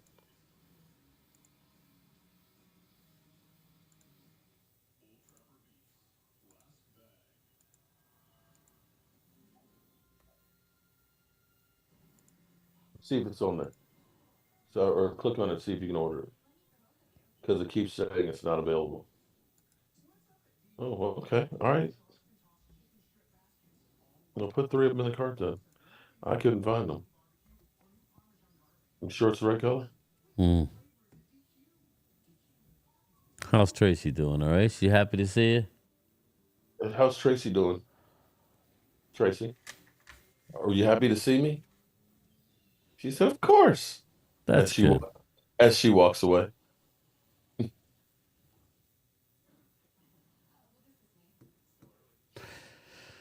All Dallas right. Cowboys said, "I want more Micah back to blitzing linebacker and sign a front 4 player. You guys spend more money to be a great team. Joneses are cheap." I don't know that they're cheap. I think Yeah, I don't. here's the thing. You don't get into cap hell every year by being cheap. You get into cap hell by making bad Yeah, contracts. yeah. They don't spend their Exactly. money well, okay? And that's the problem. The fact that you got Dak Prescott's contract, that you got 36 million in dead money right now, is because you screwed up with other contracts. Why do you sign a Jalen Smith, a guy that you know has a drop foot, to a year early contract? Why? Because they Why? thought they were getting the deal. That's why. Why do you sign Michael Gallup? You know what? Do you remember when they did that though? They signed him. Who was up for a contract? And they signed Jalen, and they said, "Oh, there's some." I mean, was it Dak about the piece of the pie? Wasn't that about Dak? Yeah, that was Dak. Yeah, remember? There's only so many pieces of the pie, or some shit that like about that, and they hurried up and signed him. It was ridiculous. Yeah, Meanwhile, he played 2 years, like more, not even. So and yeah, that's the thing that's crazy about it, that we keep doing that. So you signed him to a contract when right. you didn't have to. You still had another year on it. And with Michael Gallup, I want to me, I still am mystified on why they did Michael Gallup, because Michael Gallup, after his second season, his numbers were going downhill. Mm-hmm. It was, he had a great sophomore season. Hey, Sugar Daddy, how about this? How about, I think Micah will always move around, but in Mike Zimmer's scheme, he could play more in the A gap as a blitzing linebacker and sign Daniil Hunter. Would you like that, Sugar Daddy? Have Daniil on one side, have D-Law, he has another year or two, whatever, and we have Sam Williams. That's a decent rotation. So with Micah, with a young guy, give me Daniil Hunter. I would be happy with that. Yeah, that would be great. And he, of course, You has know? Okay, so Michael Gallup, 2018, 507 yards, 15.4, right? He came on the second half of the season. His second year was incredible. 1,100 yards, 16.8 per reception. Excuse me. God bless. Then his third year, he started going downhill. He dropped to 843 yards, dropped 2.5 yards per completion. And then the year that he got hurt and got paid, he dropped to 445 yards, 12.7, another 2 yards less per completion. And that's when we decided, let's pay him $13 million a year. And so then, of course, the next year it dropped to 424, and last year to 418 yards. So when you see the trend of him going downhill for 3 years, why do you sign him to a massive contract after he's injured? Yeah. And so that's $13 million. It is going to cost us over the next 2 years to say goodbye. There's no ifs, ands, or buts about it. That's why we can't sign other players. You would have been better off saying, Michael Gallup, you're coming back from injury. We'll give you a 1-year deal, and use that money and held on to Amari Cooper. Oh, I forgot. But then we wouldn't have had that 5th-round pick that we did such great things with. Anyway. NFL test electronic first downs. I mean, why are we waiting? League gauging interest of teams on whether to move forward with implementation. Where they put something in the ball. Yeah, they should have done that. We've been crying for that for how long? I would at least be happy with a play clock, so that way at least a buzzer. Yeah. Because how many times you sit there, like I'm at the game. I remember being at the first game of the year, and I'm sitting there behind Dak or behind the quarterback for the Giants, and he snaps the ball, and it's at 0. I'm like, it's at 0. It's not even close. But they give him an extra second, I guess. And it's like, why? 0 is 0, is it not? It's like in basketball. Once you release the ball before the light comes on, it's good. If not, it don't count. I don't understand why we got to play this stupid. But it's the NFL. Big time sport that has part-time officiating. We got lawyers, doctors, accountants, and... Gambled on. I love Matt's take here. Mozzie Smith needs to take time to develop and put some weight on so he can stop the run. He had weight. He was Dan Quinn told him to lose 30 pounds. 35 pounds. Oh, shit. Yeah, they told him go on a diet and lose some weight.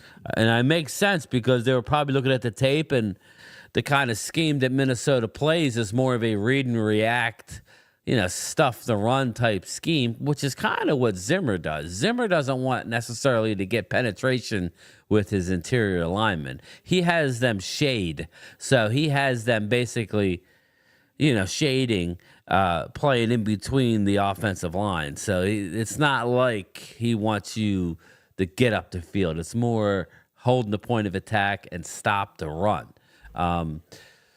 And they probably saw that he wasn't getting off the line. As, oh, well, maybe we can get some speed out of him by having him lose 30 pounds. No, wrong. But all right, here we go. We got the linebackers. Braswell. Yeah, Braswell out of Alabama.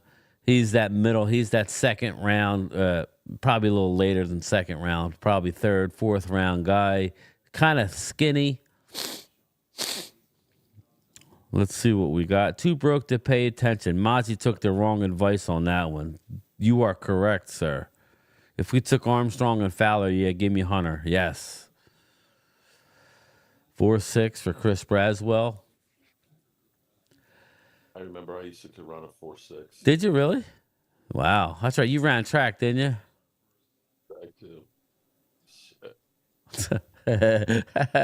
He's reminiscing.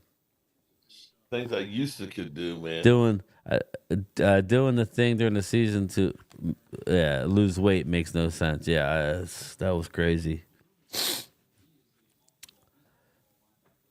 Matt says, I know football. I've been watching my whole life. That's what Skip Bayless says, too. I remember. Yeah, right. Well, I've been watching football. I've been covering football. It's like, but you ain't ever played It Skip. always feels like, oh, sorry. Somebody's watching you. I want to see Peyton Wilson, Jeremiah Trotter.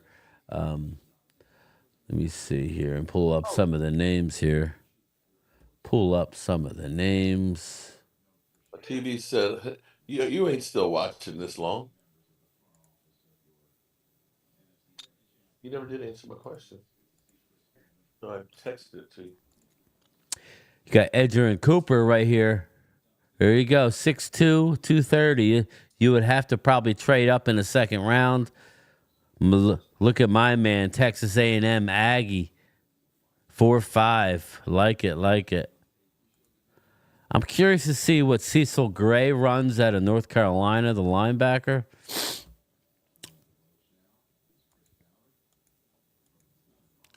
Very curious to see. Basically got Edger and Cooper, Cecil Gray, Jeremiah Trotter, Tyron Hopper, Peyton Wilson, Junior Colson, Jalen Ford, Tommy Eichenberg. I'm interested in this Notre Dame linebacker, Maris Liafu. So I'm just curious to see who's here. Here we go. Fifth look here. Kalen Deloche, 4'5". Huh? Oh, it's Tuesday. So is that the delivery day? Excuse me. To your parents' house.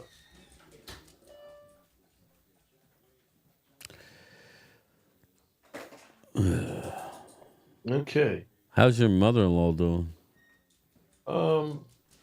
Getting there. Okay. Kansas State.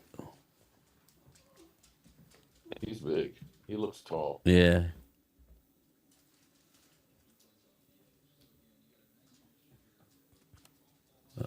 He looks more like an edge rusher than Yeah. I'm good right now. Than a Mike. You can eat it. Houston Gibbs.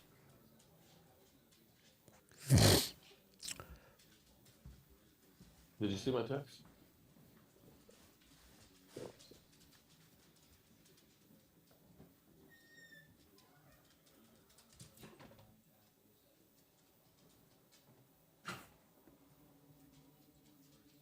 If they're just doing the 40s now, they're not going to get all these drills in by 8. Probably not. Huh? I doubt it.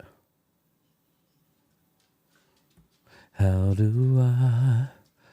Oh, here he goes. Cedric Gray. This is the guy I was talking about out of North Carolina. He kind of, they say he's got some Bruce Carter traits, so we'll see. Smooth, slow stride. He looks tall. Yeah. Got some muscle up top. Arms that can wrap around you. Pause. I'm curious to see Jeremiah Trotter Jr. run out of Clemson's. Yeah, Twiz, you don't like Fangio? You heard the Sills talk about it. I don't think Fangio's as bad as what Dan Saleo said, but it's a make or break year for all players in Philly. All are accountable for bad play. Nobody's beyond getting rid of, per Linda Conyers.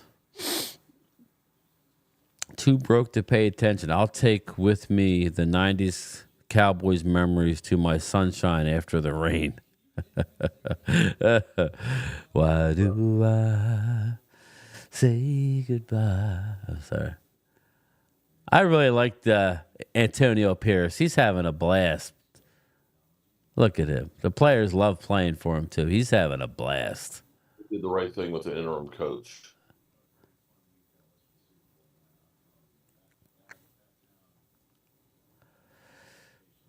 They Who we messed got up. here? Yeah. Matt, I can't remember his last name, was the coach and ended up taking him to the playoffs.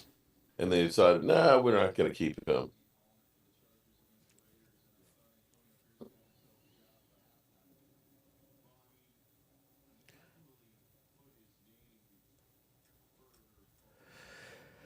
All right, who we got? Here he is. Here's the guy I was talking about out of Notre Dame.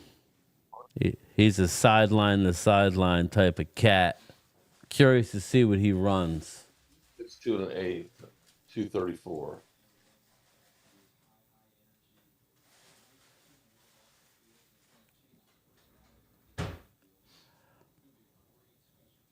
He looks fast, if anything.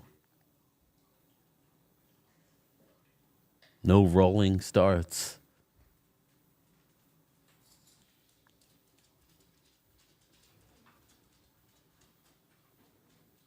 Oh, 4.6. 6'6", yeah. Have you seen Catboy with a stopwatch? He's there somewhere. You better be talking to somebody. That's all I know. I'm sure he's got a stopwatch. Wow, did you see that? Hey, Will, did you see that? We got to get him.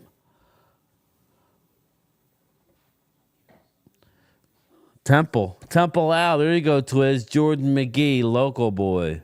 Alan Williams, I never want to hear Quincy Carter game. Oh, boy.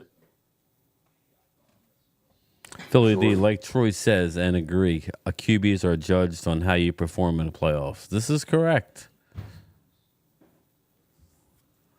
Okay, so Jalen Hurts has lost twice to Tampa Bay. What does that say? Yeah.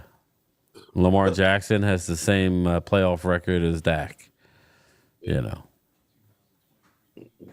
Justin Herbert's team gave up. Justin Herbert lost blew a 23-point lead in the playoffs. But I know what Twiz is going to say. Yeah, but Dak's had 8 years. Still the same, you know. Dak had Jason Garrett. Yeah, right. Y'all about to find out about Kellen Moore. Yeah.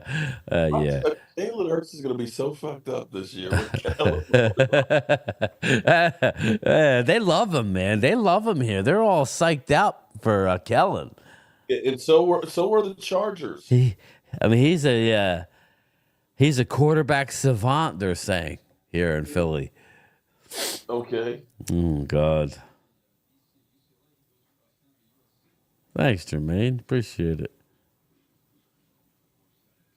Have fun at the boxing club, Jermaine. Devil Dog. QB can play great and lose in tournament, but you're not winning. If your QB plays bad. I got you.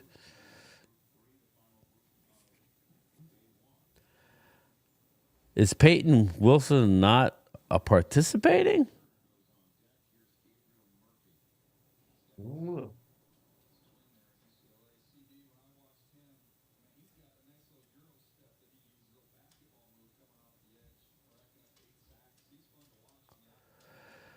Wow, he's moving. Well, not really. He looked faster than he was. I slightly disagree with you. Have more success in the regular season or playoffs. I think that's what you labeled as. If you happen to find both in person, then you have a franchise QB. I agree with that.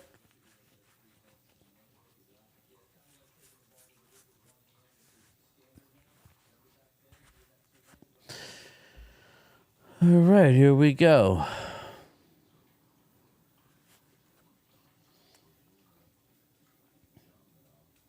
That's a good time for Cooper. Edger and Cooper, yeah, he's quick. Dallas Turner, this is a guy I think is going to slide. He's an edge rusher out of Alabama, but he's very, very athletic. He might hang with a Cooper here. He'd probably be a 4.6. I say 4.68. Man, no, I say 4.59. Oh, 4.4. Dallas Turner run a 4.4. That's a defense. He's listed as a linebacker, but he's a defensive end. He's an athlete, but I think he drops. Just because he doesn't have any pass rush moves. He does it on athleticism alone. But there he is.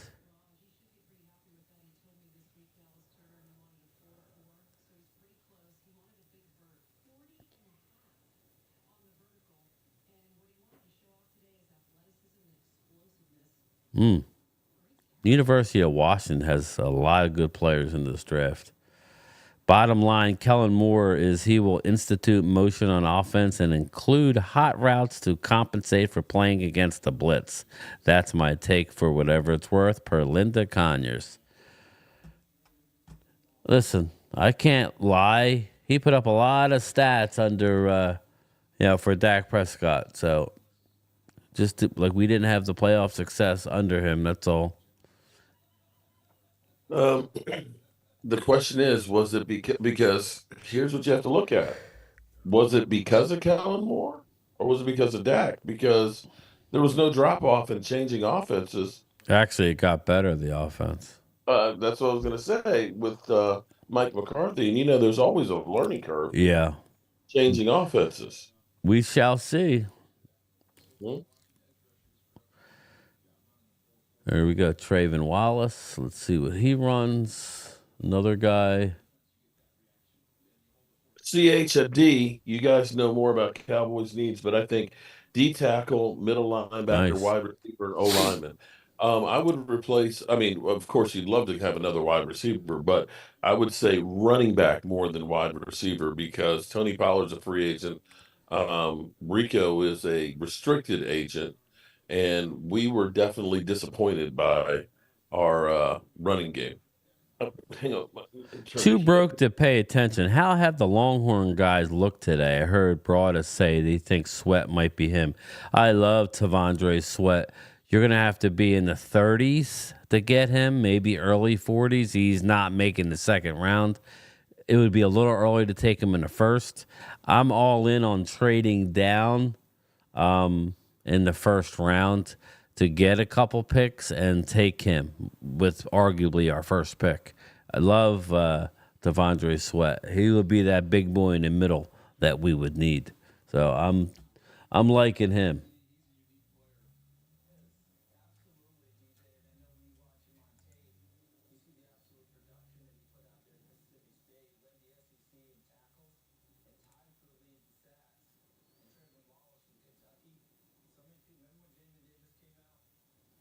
Oh, here he is, Peyton Wilson. This is the guy who's always injured, but he's very, very, very athletic. So we'll see what he runs here. Oh, and he just shit the bed. Rolling start. There we go. Here's that guy who's always injured, Peyton Wilson. Doing that. We got rid of Zeke because we were overpaid for him, and then we overpaid for Tony Pollard. So Dak is still learning. Be mindful. He has a lot of coaches. Well, they changed offenses, so if anything, you should look at it and say they should be better in year 2 of the Texas Coast offense. You should be able to tweak it, and you think that Brandon Cooks being in their second year will help too. Damn. Peyton Wilson. Yeah, that's the guy I was telling you about. Very athletic. He's the one that had the 10 surgeries. But the last 2 he's been fine.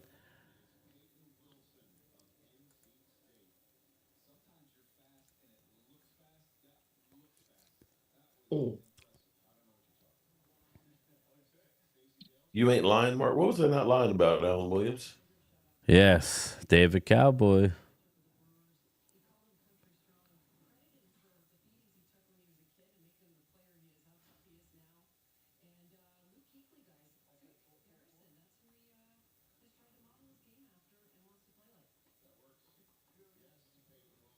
That's the best one of the backers, wasn't it?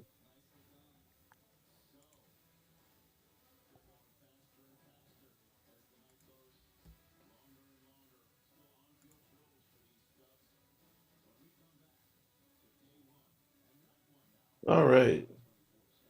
Cole's Cowboy, what's up? Jerry scared to put to be put on child support. There ain't no ordinance.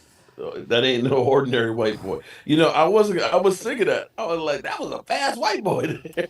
But I didn't want to say it. All I'm going to say is he had a lot of curly hair. So I'm just saying.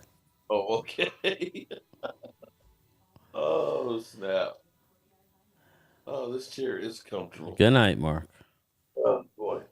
Well, listen, man. What do we got here? 7. Then we can wrap her up if we want. Yeah, and then I can go figure out what I'm going to eat for dinner. Yeah, I mean, yeah. Listen, we could wrap it up.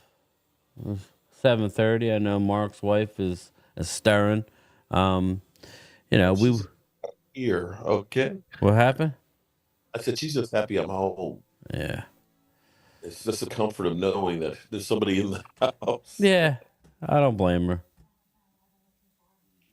Anything on your mother-in-law?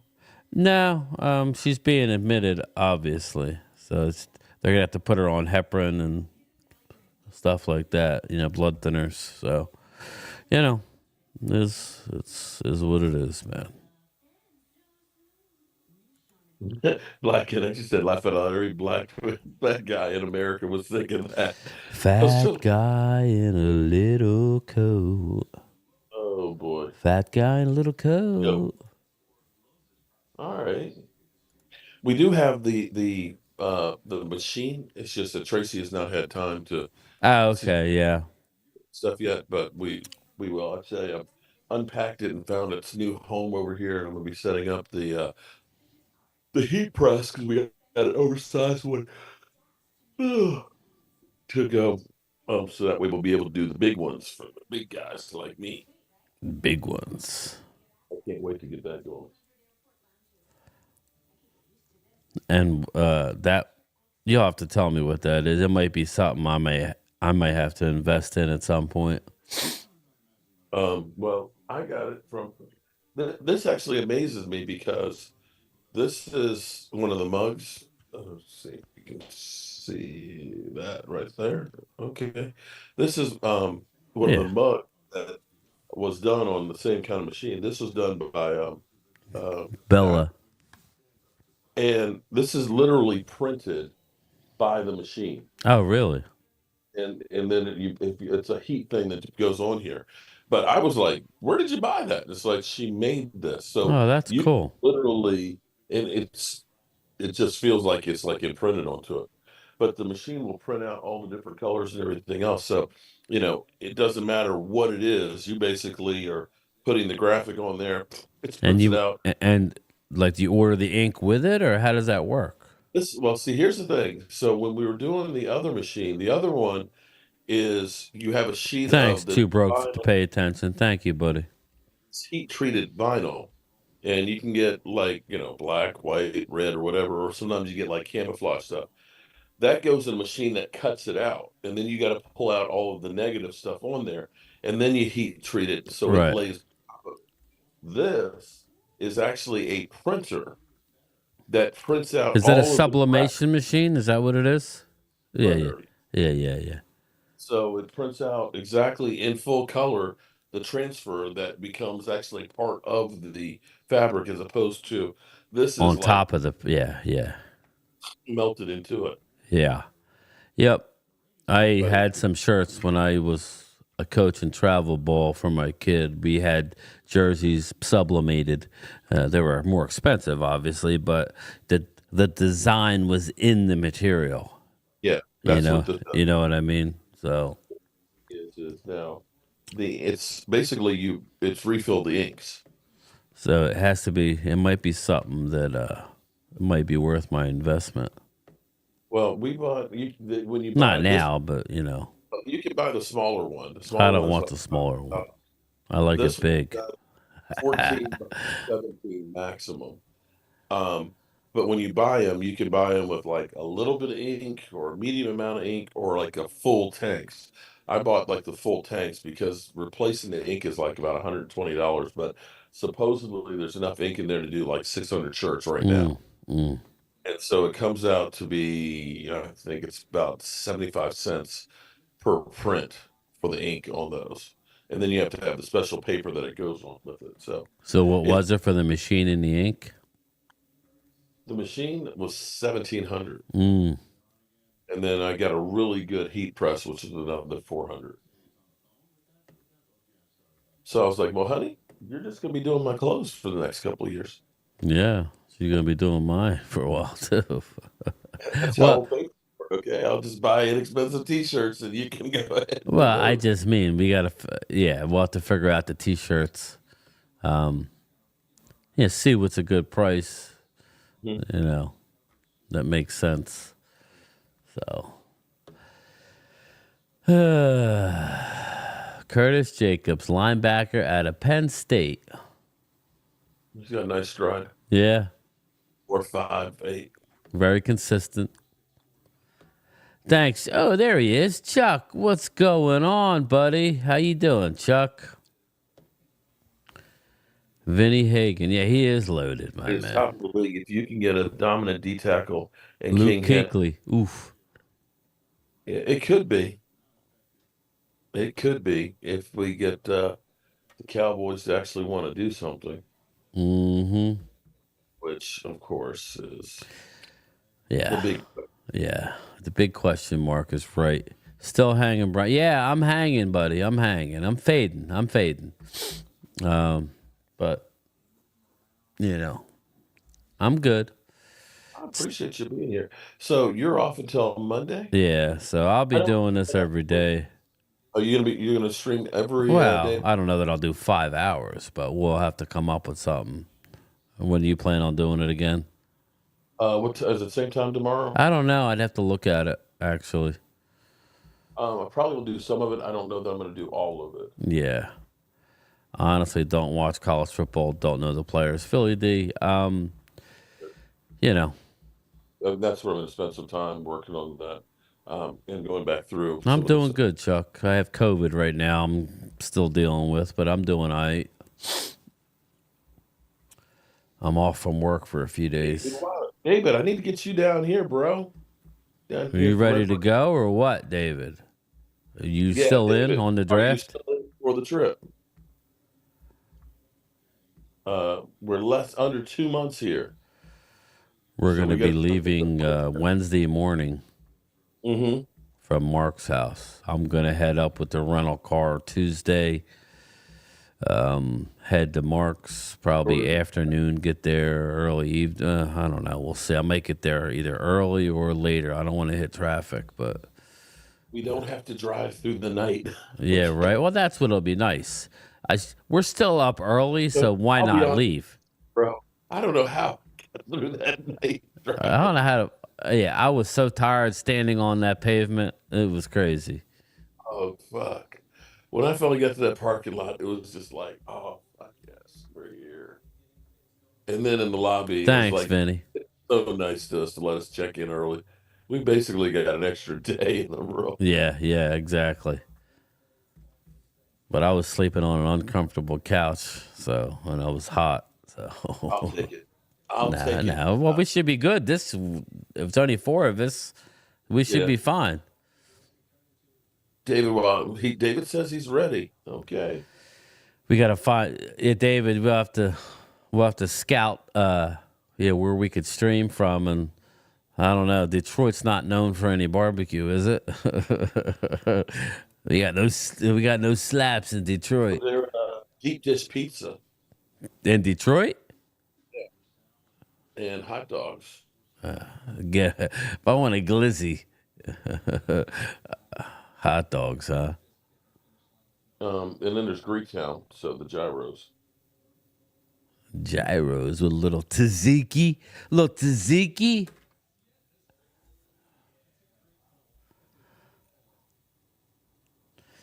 What's up, Coles Cowboys? What's up, man? You hanging in there? How's the channel going, bro? David Wiley. He's ready.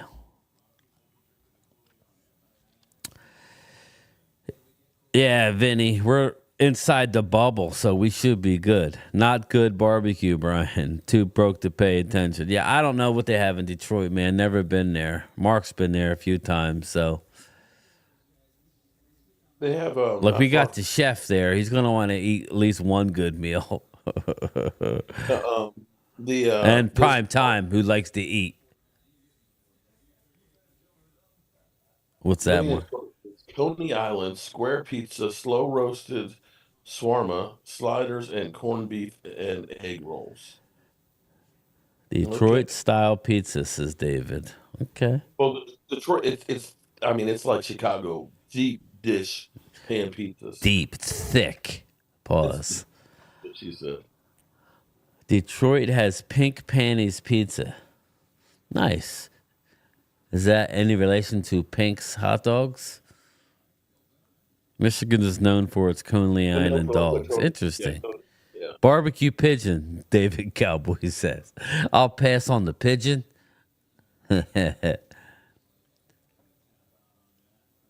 Whenever we would go, we were always staying at the Greektown Casino, Yeah. which was the only one that was there when we first started going. That was before the MGM opened up and Caesars and everything else. But Greektown had a casino. It was an old, dirty casino. But right beside it, it was a Greek restaurant that we'd always go to. And there was a pizza place. Whenever we'd get to Detroit on Wednesday, me and the kids, we'd always go to the pizza place, get the square pizza. And then we'd go to the Greek restaurant for breakfast because they had the best breakfast in town. You go for the tzatziki sauce. And then there's a hot dog place that's always like on ends drives and all that, where they got the foot long Coney Island dogs and stuff there. It's not Pink's, it's the Detroit's version of Pink's. Well, very interesting. Detroit known for the ballpark Frank. Yeah, I'm not okay. I'll have the pizza. I'll need to go all the way to Detroit for a damn glizzy and a warm, moist bun. Give me a Rosie O'Donnell or a Guadalajara from Pink's. Shoot, as long as it tastes good, bring on the pigeon. If we don't need sauce on, if not, we need sauce on standby. Street food, okay. Verner's Ginger Ale, okay. All right, Chuck. Trevor Wallace, 4.55. 2.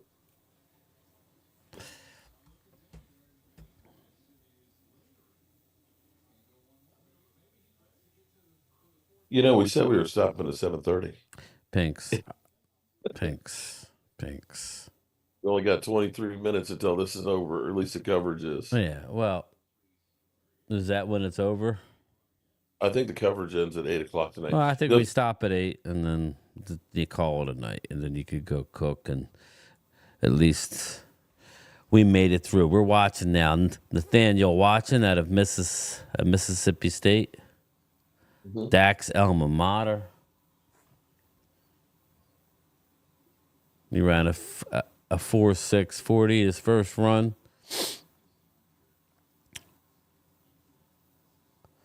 I have family up in Flint area. Okay, Chuck. Are they part of the Flint, Michigan water BS? Did they bring to drown? Do they still have water problems up there or what? Wilson coming up again. Yeah, David, I'm curious to see. Yeah, there he goes. I would take him. To me, that's an upside player. So I would take him in the second round. Absolutely. I don't know that he'll make it to us, but it all depends how his medicals went. I'm back, guys. Clemente. Oh, shit.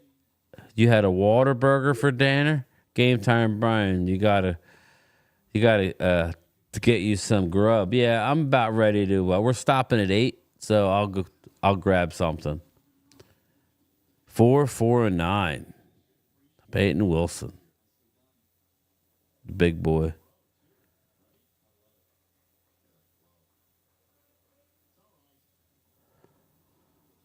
Wife says hello. Oh, to Clemente, tell her I said hi.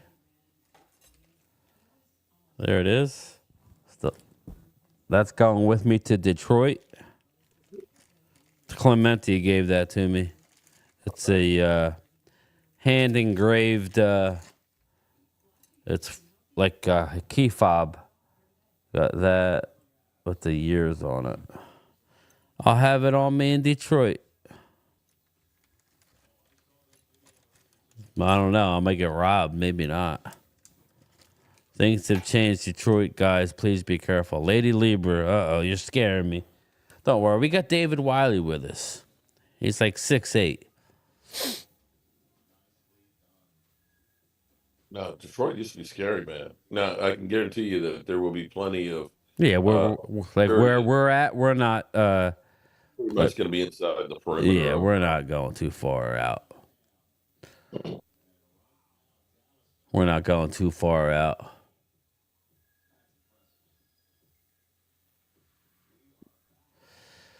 I will, Clemente. You know that. Things have changed in Detroit, guys. Please be careful. Yeah, I know.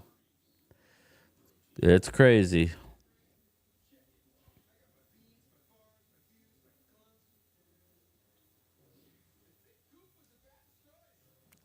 So much for that Dallas Turner dropping in the draft. That's all you see on Twitter. All because you ran a fast 40. He's the number one. This is where I like the combine cracks me up. What's up, CHD? Yeah, I don't think so. I'm not going to chance it. I could wear it around here. You know, it's crazy to me because I remember being at the draft in New York in, I think it was 2012, when Travis Frederick was drafted. At that time, because it was outside Radio Music, I was outside Radio City Music Hall, day one, and they had only 500 tickets that they sold. Better That pack was some it. heat. 500 tickets for fans. That was it. No, there Wow. was no Wow. draft party or anything like that. And then the next year it was Chicago. They actually was the first like draft festival, and they had, you know, the NFL experience and stuff. And that's when it all of a sudden started taking off. And I remember meeting Jay Tuck actually at the Detroit in 2016, because I was there the draft that Dak got drafted at. Nah, Crystal, I will be there. So you don't know if he's going, do you? He's the same hotel. He has a reservation, but he said he's 50-50 on whether or not he's going to go. Mm. So it's like, okay.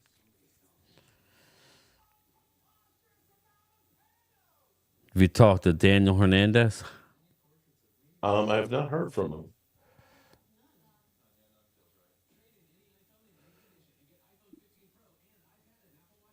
Downtown Detroit is great. Harold Williams. Yeah, Harold, I can't imagine. There's going to be a lot of police presence there. And we went to the draft last year. To get through the barricade, well, you know, it's not like people are like, oh, my God, did you see the Super Bowl parade? Mark will tell you. It's no different. We knew exactly where everything went down. Yeah, well, but the security for the locals to do it is totally different from when the NFL comes into town. It literally is like the president, not snipers on the buildings, but just how they cordoned everything off. Cars aren't allowed. They have metal detectors. You have to pass a couple different areas where you get through. Yeah, there's always going to be an idiot, but for the most part, it was good. I don't leave my house without my semi-automatic hole puncher.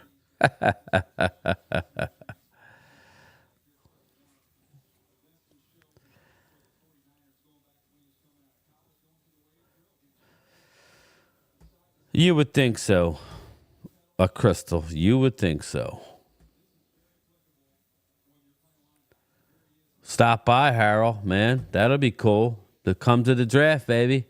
We're gonna have a meetup. We need to have a meetup. There's a couple people that aren't going that originally said they were going, so we'll see. Ultra Cowboy says they'll be there. We'll see.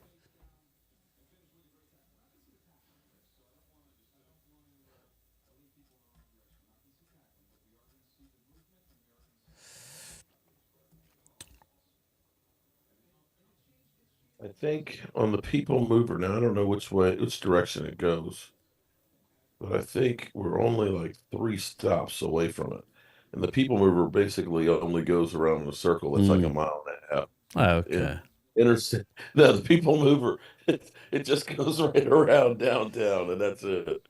But I think it's about a little less than a mile to the draft spot. So we can easily hump that. Depending on, it might be, depending. It might be. Hopefully, they're not too jammed up. I'm sure they will be, though.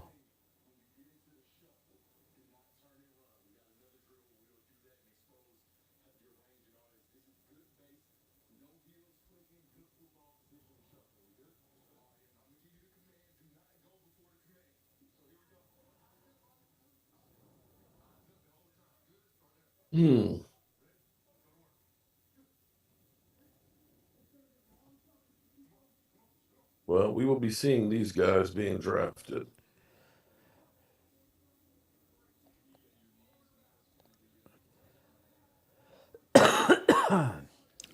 Doing the wave drill.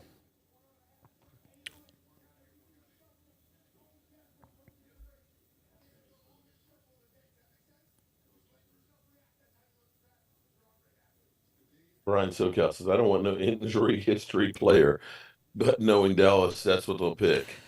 But, the one time you don't do that, and and this guy Peyton Wilson ends up having an unbelievable career, you're going to be upset. That's why you really have to do the medicals, and as long as he's fine now, it's 2 linebackers, Jalen Smith and Leighton Vander Esch with injury history. So, well, Leighton had a neck problem coming out. Peyton Wilson doesn't have a neck problem. yeah, well, Jalen Smith. Smith had a horrible knee, total. He has freaking like drop foot. You'll be wearing the Chris Jones jersey 95. Oh, we got a Kansas City Chief in the house. Definitely is. Well, we'll have to come up with a way to let everybody know where we're at. You guys, come hang out. We can get everybody's. Well, if we leave at like 9, 10 o'clock, we'll be there, 4 o'clock in the afternoon, check into our hotel, and we can go right to where the draft location is and check out all the sites and figure out exactly where to be. Maybe a little earlier than that, though, Mark. What's that? Leave a little earlier than that, or you want to wait till after rush hour? At 9 o'clock, that's after rush hour. That's why, okay. Or I'm just saying hypothetically. That would be like the latest you'd want to leave at, to me, is 9 o'clock. Because you want to be able to stop a couple times, Yeah. Point being, though, is if we're there 4 o'clock, check in the hotel. The draft isn't until the next night, so we got 24 hours of time to figure out where we're going to be and check it all out. And typically, if you're buying a Cowboys hat, you better buy it early, because the first year when I went to Chicago, it was like, I'll get one tomorrow. It's like they were just sold out. What do you mean, a hat? They have the draft hats, the official. I always buy them on Fanatics before I go. But it's different to say I bought one at the draft. Oh, fuck. Why? They charge you more? Yeah, okay. Of course. Yeah. It's kind of like if you buy stuff at the Super Bowl. Yeah. as official stadium gear. So it's like you had Well, only that's something different. Yeah. Because when we were at the draft last year, there was nothing that's really said draft. You know, I wish I had a Chris Jones Mississippi State jersey. Nice. Yeah, I hear CHD. I hear that Chris Jones is. It looks like they're going to try be able to re-sign him back in Kansas City. You know, winning teams do winning stuff. Philly D, me neither. Never shot a stapler. Maybe a nail gun. Mark can bring his nail gun. bringing no guns. Nail gun?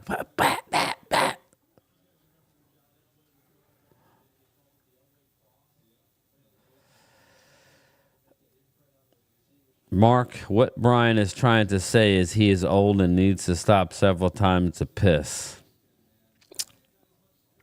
You know me, man. You know me. At least, listen, 7-hour drive from Mark's, probably 3 times. Get gas. You go once, probably 3 times. It's no problem to stop. But you know what I mean? That'll be fun. I mean, it'd be a lot closer than it was going to freaking Kansas City. What were we thinking? You don't know what you're missing, Philly D.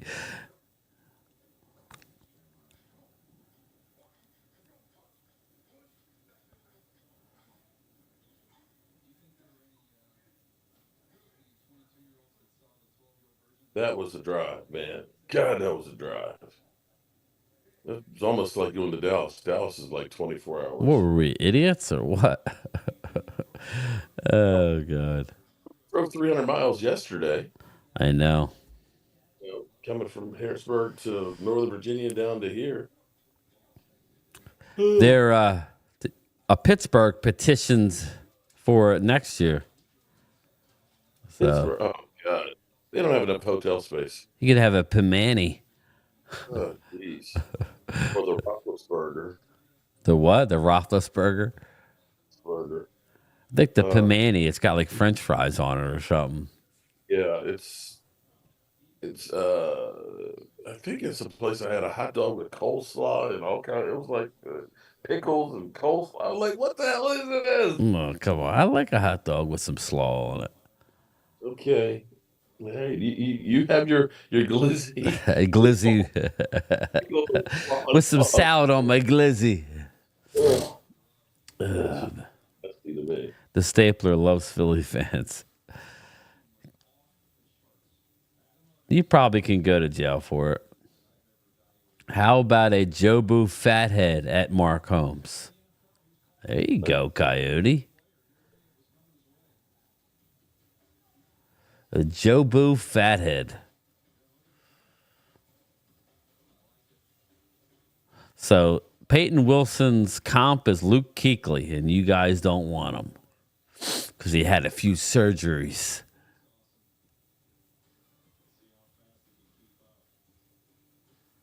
Peyton's leaving Luke Kuechly in the dust.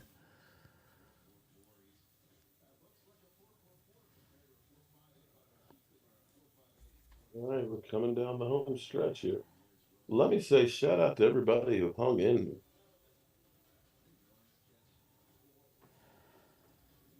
He looks like a caveman. He's the Geico caveman.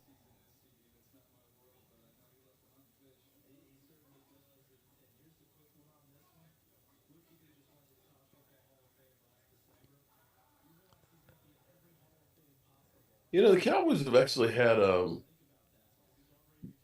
with the exception of Sean Lee, they have not done good at drafting linebackers.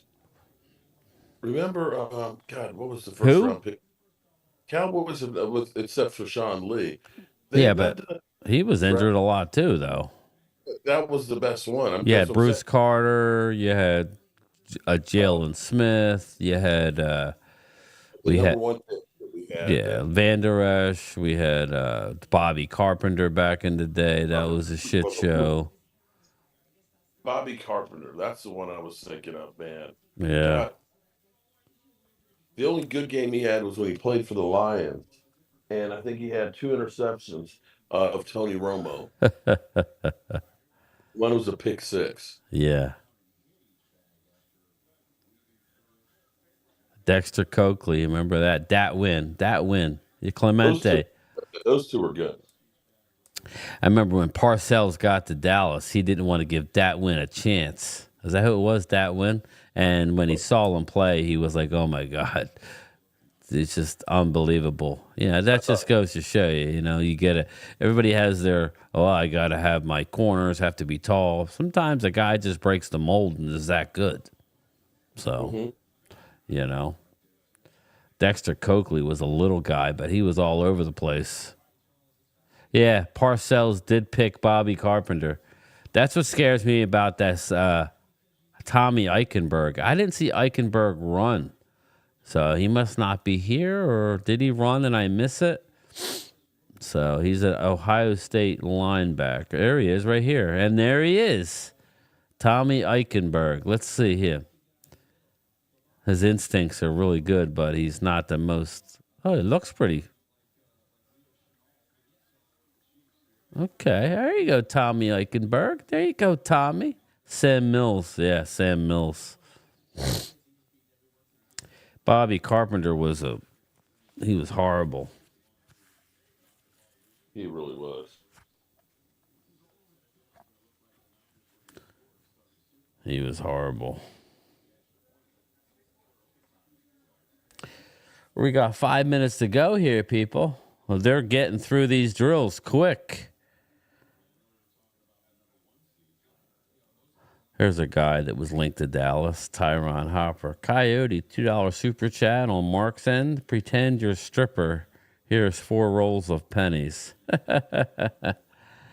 Thomas Garrett. We're about ready to wrap it up soon, but thank you for coming back, Thomas. Watching some of these linebackers.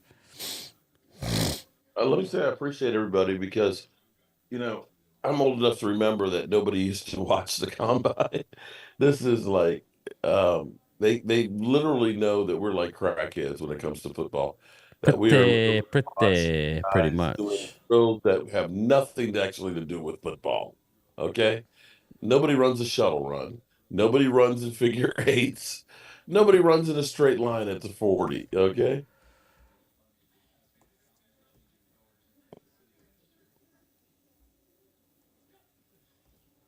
I think Jimmy Johnson never paid linebacker. He's always drafted the next guy. Yeah, we always had young linebackers. Remember when Ken Norton Jr. He was a stud, man. Yeah. Robert Jones, we drafted. You remember Robert Jones? I think he was out of Virginia Tech. Yeah. He's a bigger dude. Eugene Lockhart. There he is. I met Eugene at the old Hershey Hotel downtown Philly. Eugene Lockhart and Jim Jeffcoat. Now he was a lineman, but I remember meeting them when they were young players. Mm-hmm. I hear you, David Cowboy. You're in Florida, David? Yeah, man. That'd be nice to have the draft at my Benito Miami. The thing about when the NFL has things in Miami, it's kind of like the people who are from Miami. It's like, why are you here messing up my area? Really? Yeah, I will tell you, the friendliest people I have ever had at a Super Bowl are New Orleans and Detroit. New Orleans is the place to go for a Super Bowl. I ain't gonna lie to you, because once you get there, everything is right there. Yeah. The food is incredible. You got Bourbon Street, and I've never seen a place so trashed at 3 a.m. and spotless at 7 a.m. Nice. I don't know how they do that shit. Is you got drunk people passing out and throwing up and everything, and then you get up at 7 o'clock and it's like, where did it all go? Wow. They've got literally drive-through daiquiri places, and I'm kind of like, isn't that kind of like drinking and driving? Open container? Not in New Orleans. It's okay. And if you like Chuck, seafood, I haven't snorted any. What are you talking about? My nose is itchy, man. I got COVID. Give me a break. Come on, man. Leave Leave Brian alone. Wife gives me no crap when I'm on Game Time Brian channel, but Mark Holmes, I get the not him again. Clemente. Mark's pissy. Look at him. Look at him. Oh, God. Everybody always gives me a hard way to go. Goddamn snakes on no goddamn plane. Oh, yeah. Enough is enough. Yeah. I'm tired of these motherfuckers. Oh, yeah, that's it. Yeah. Here. You're out. That's the wrong word. That's Officer and the Gentleman there, I Mark. don't remember asking you a goddamn thing.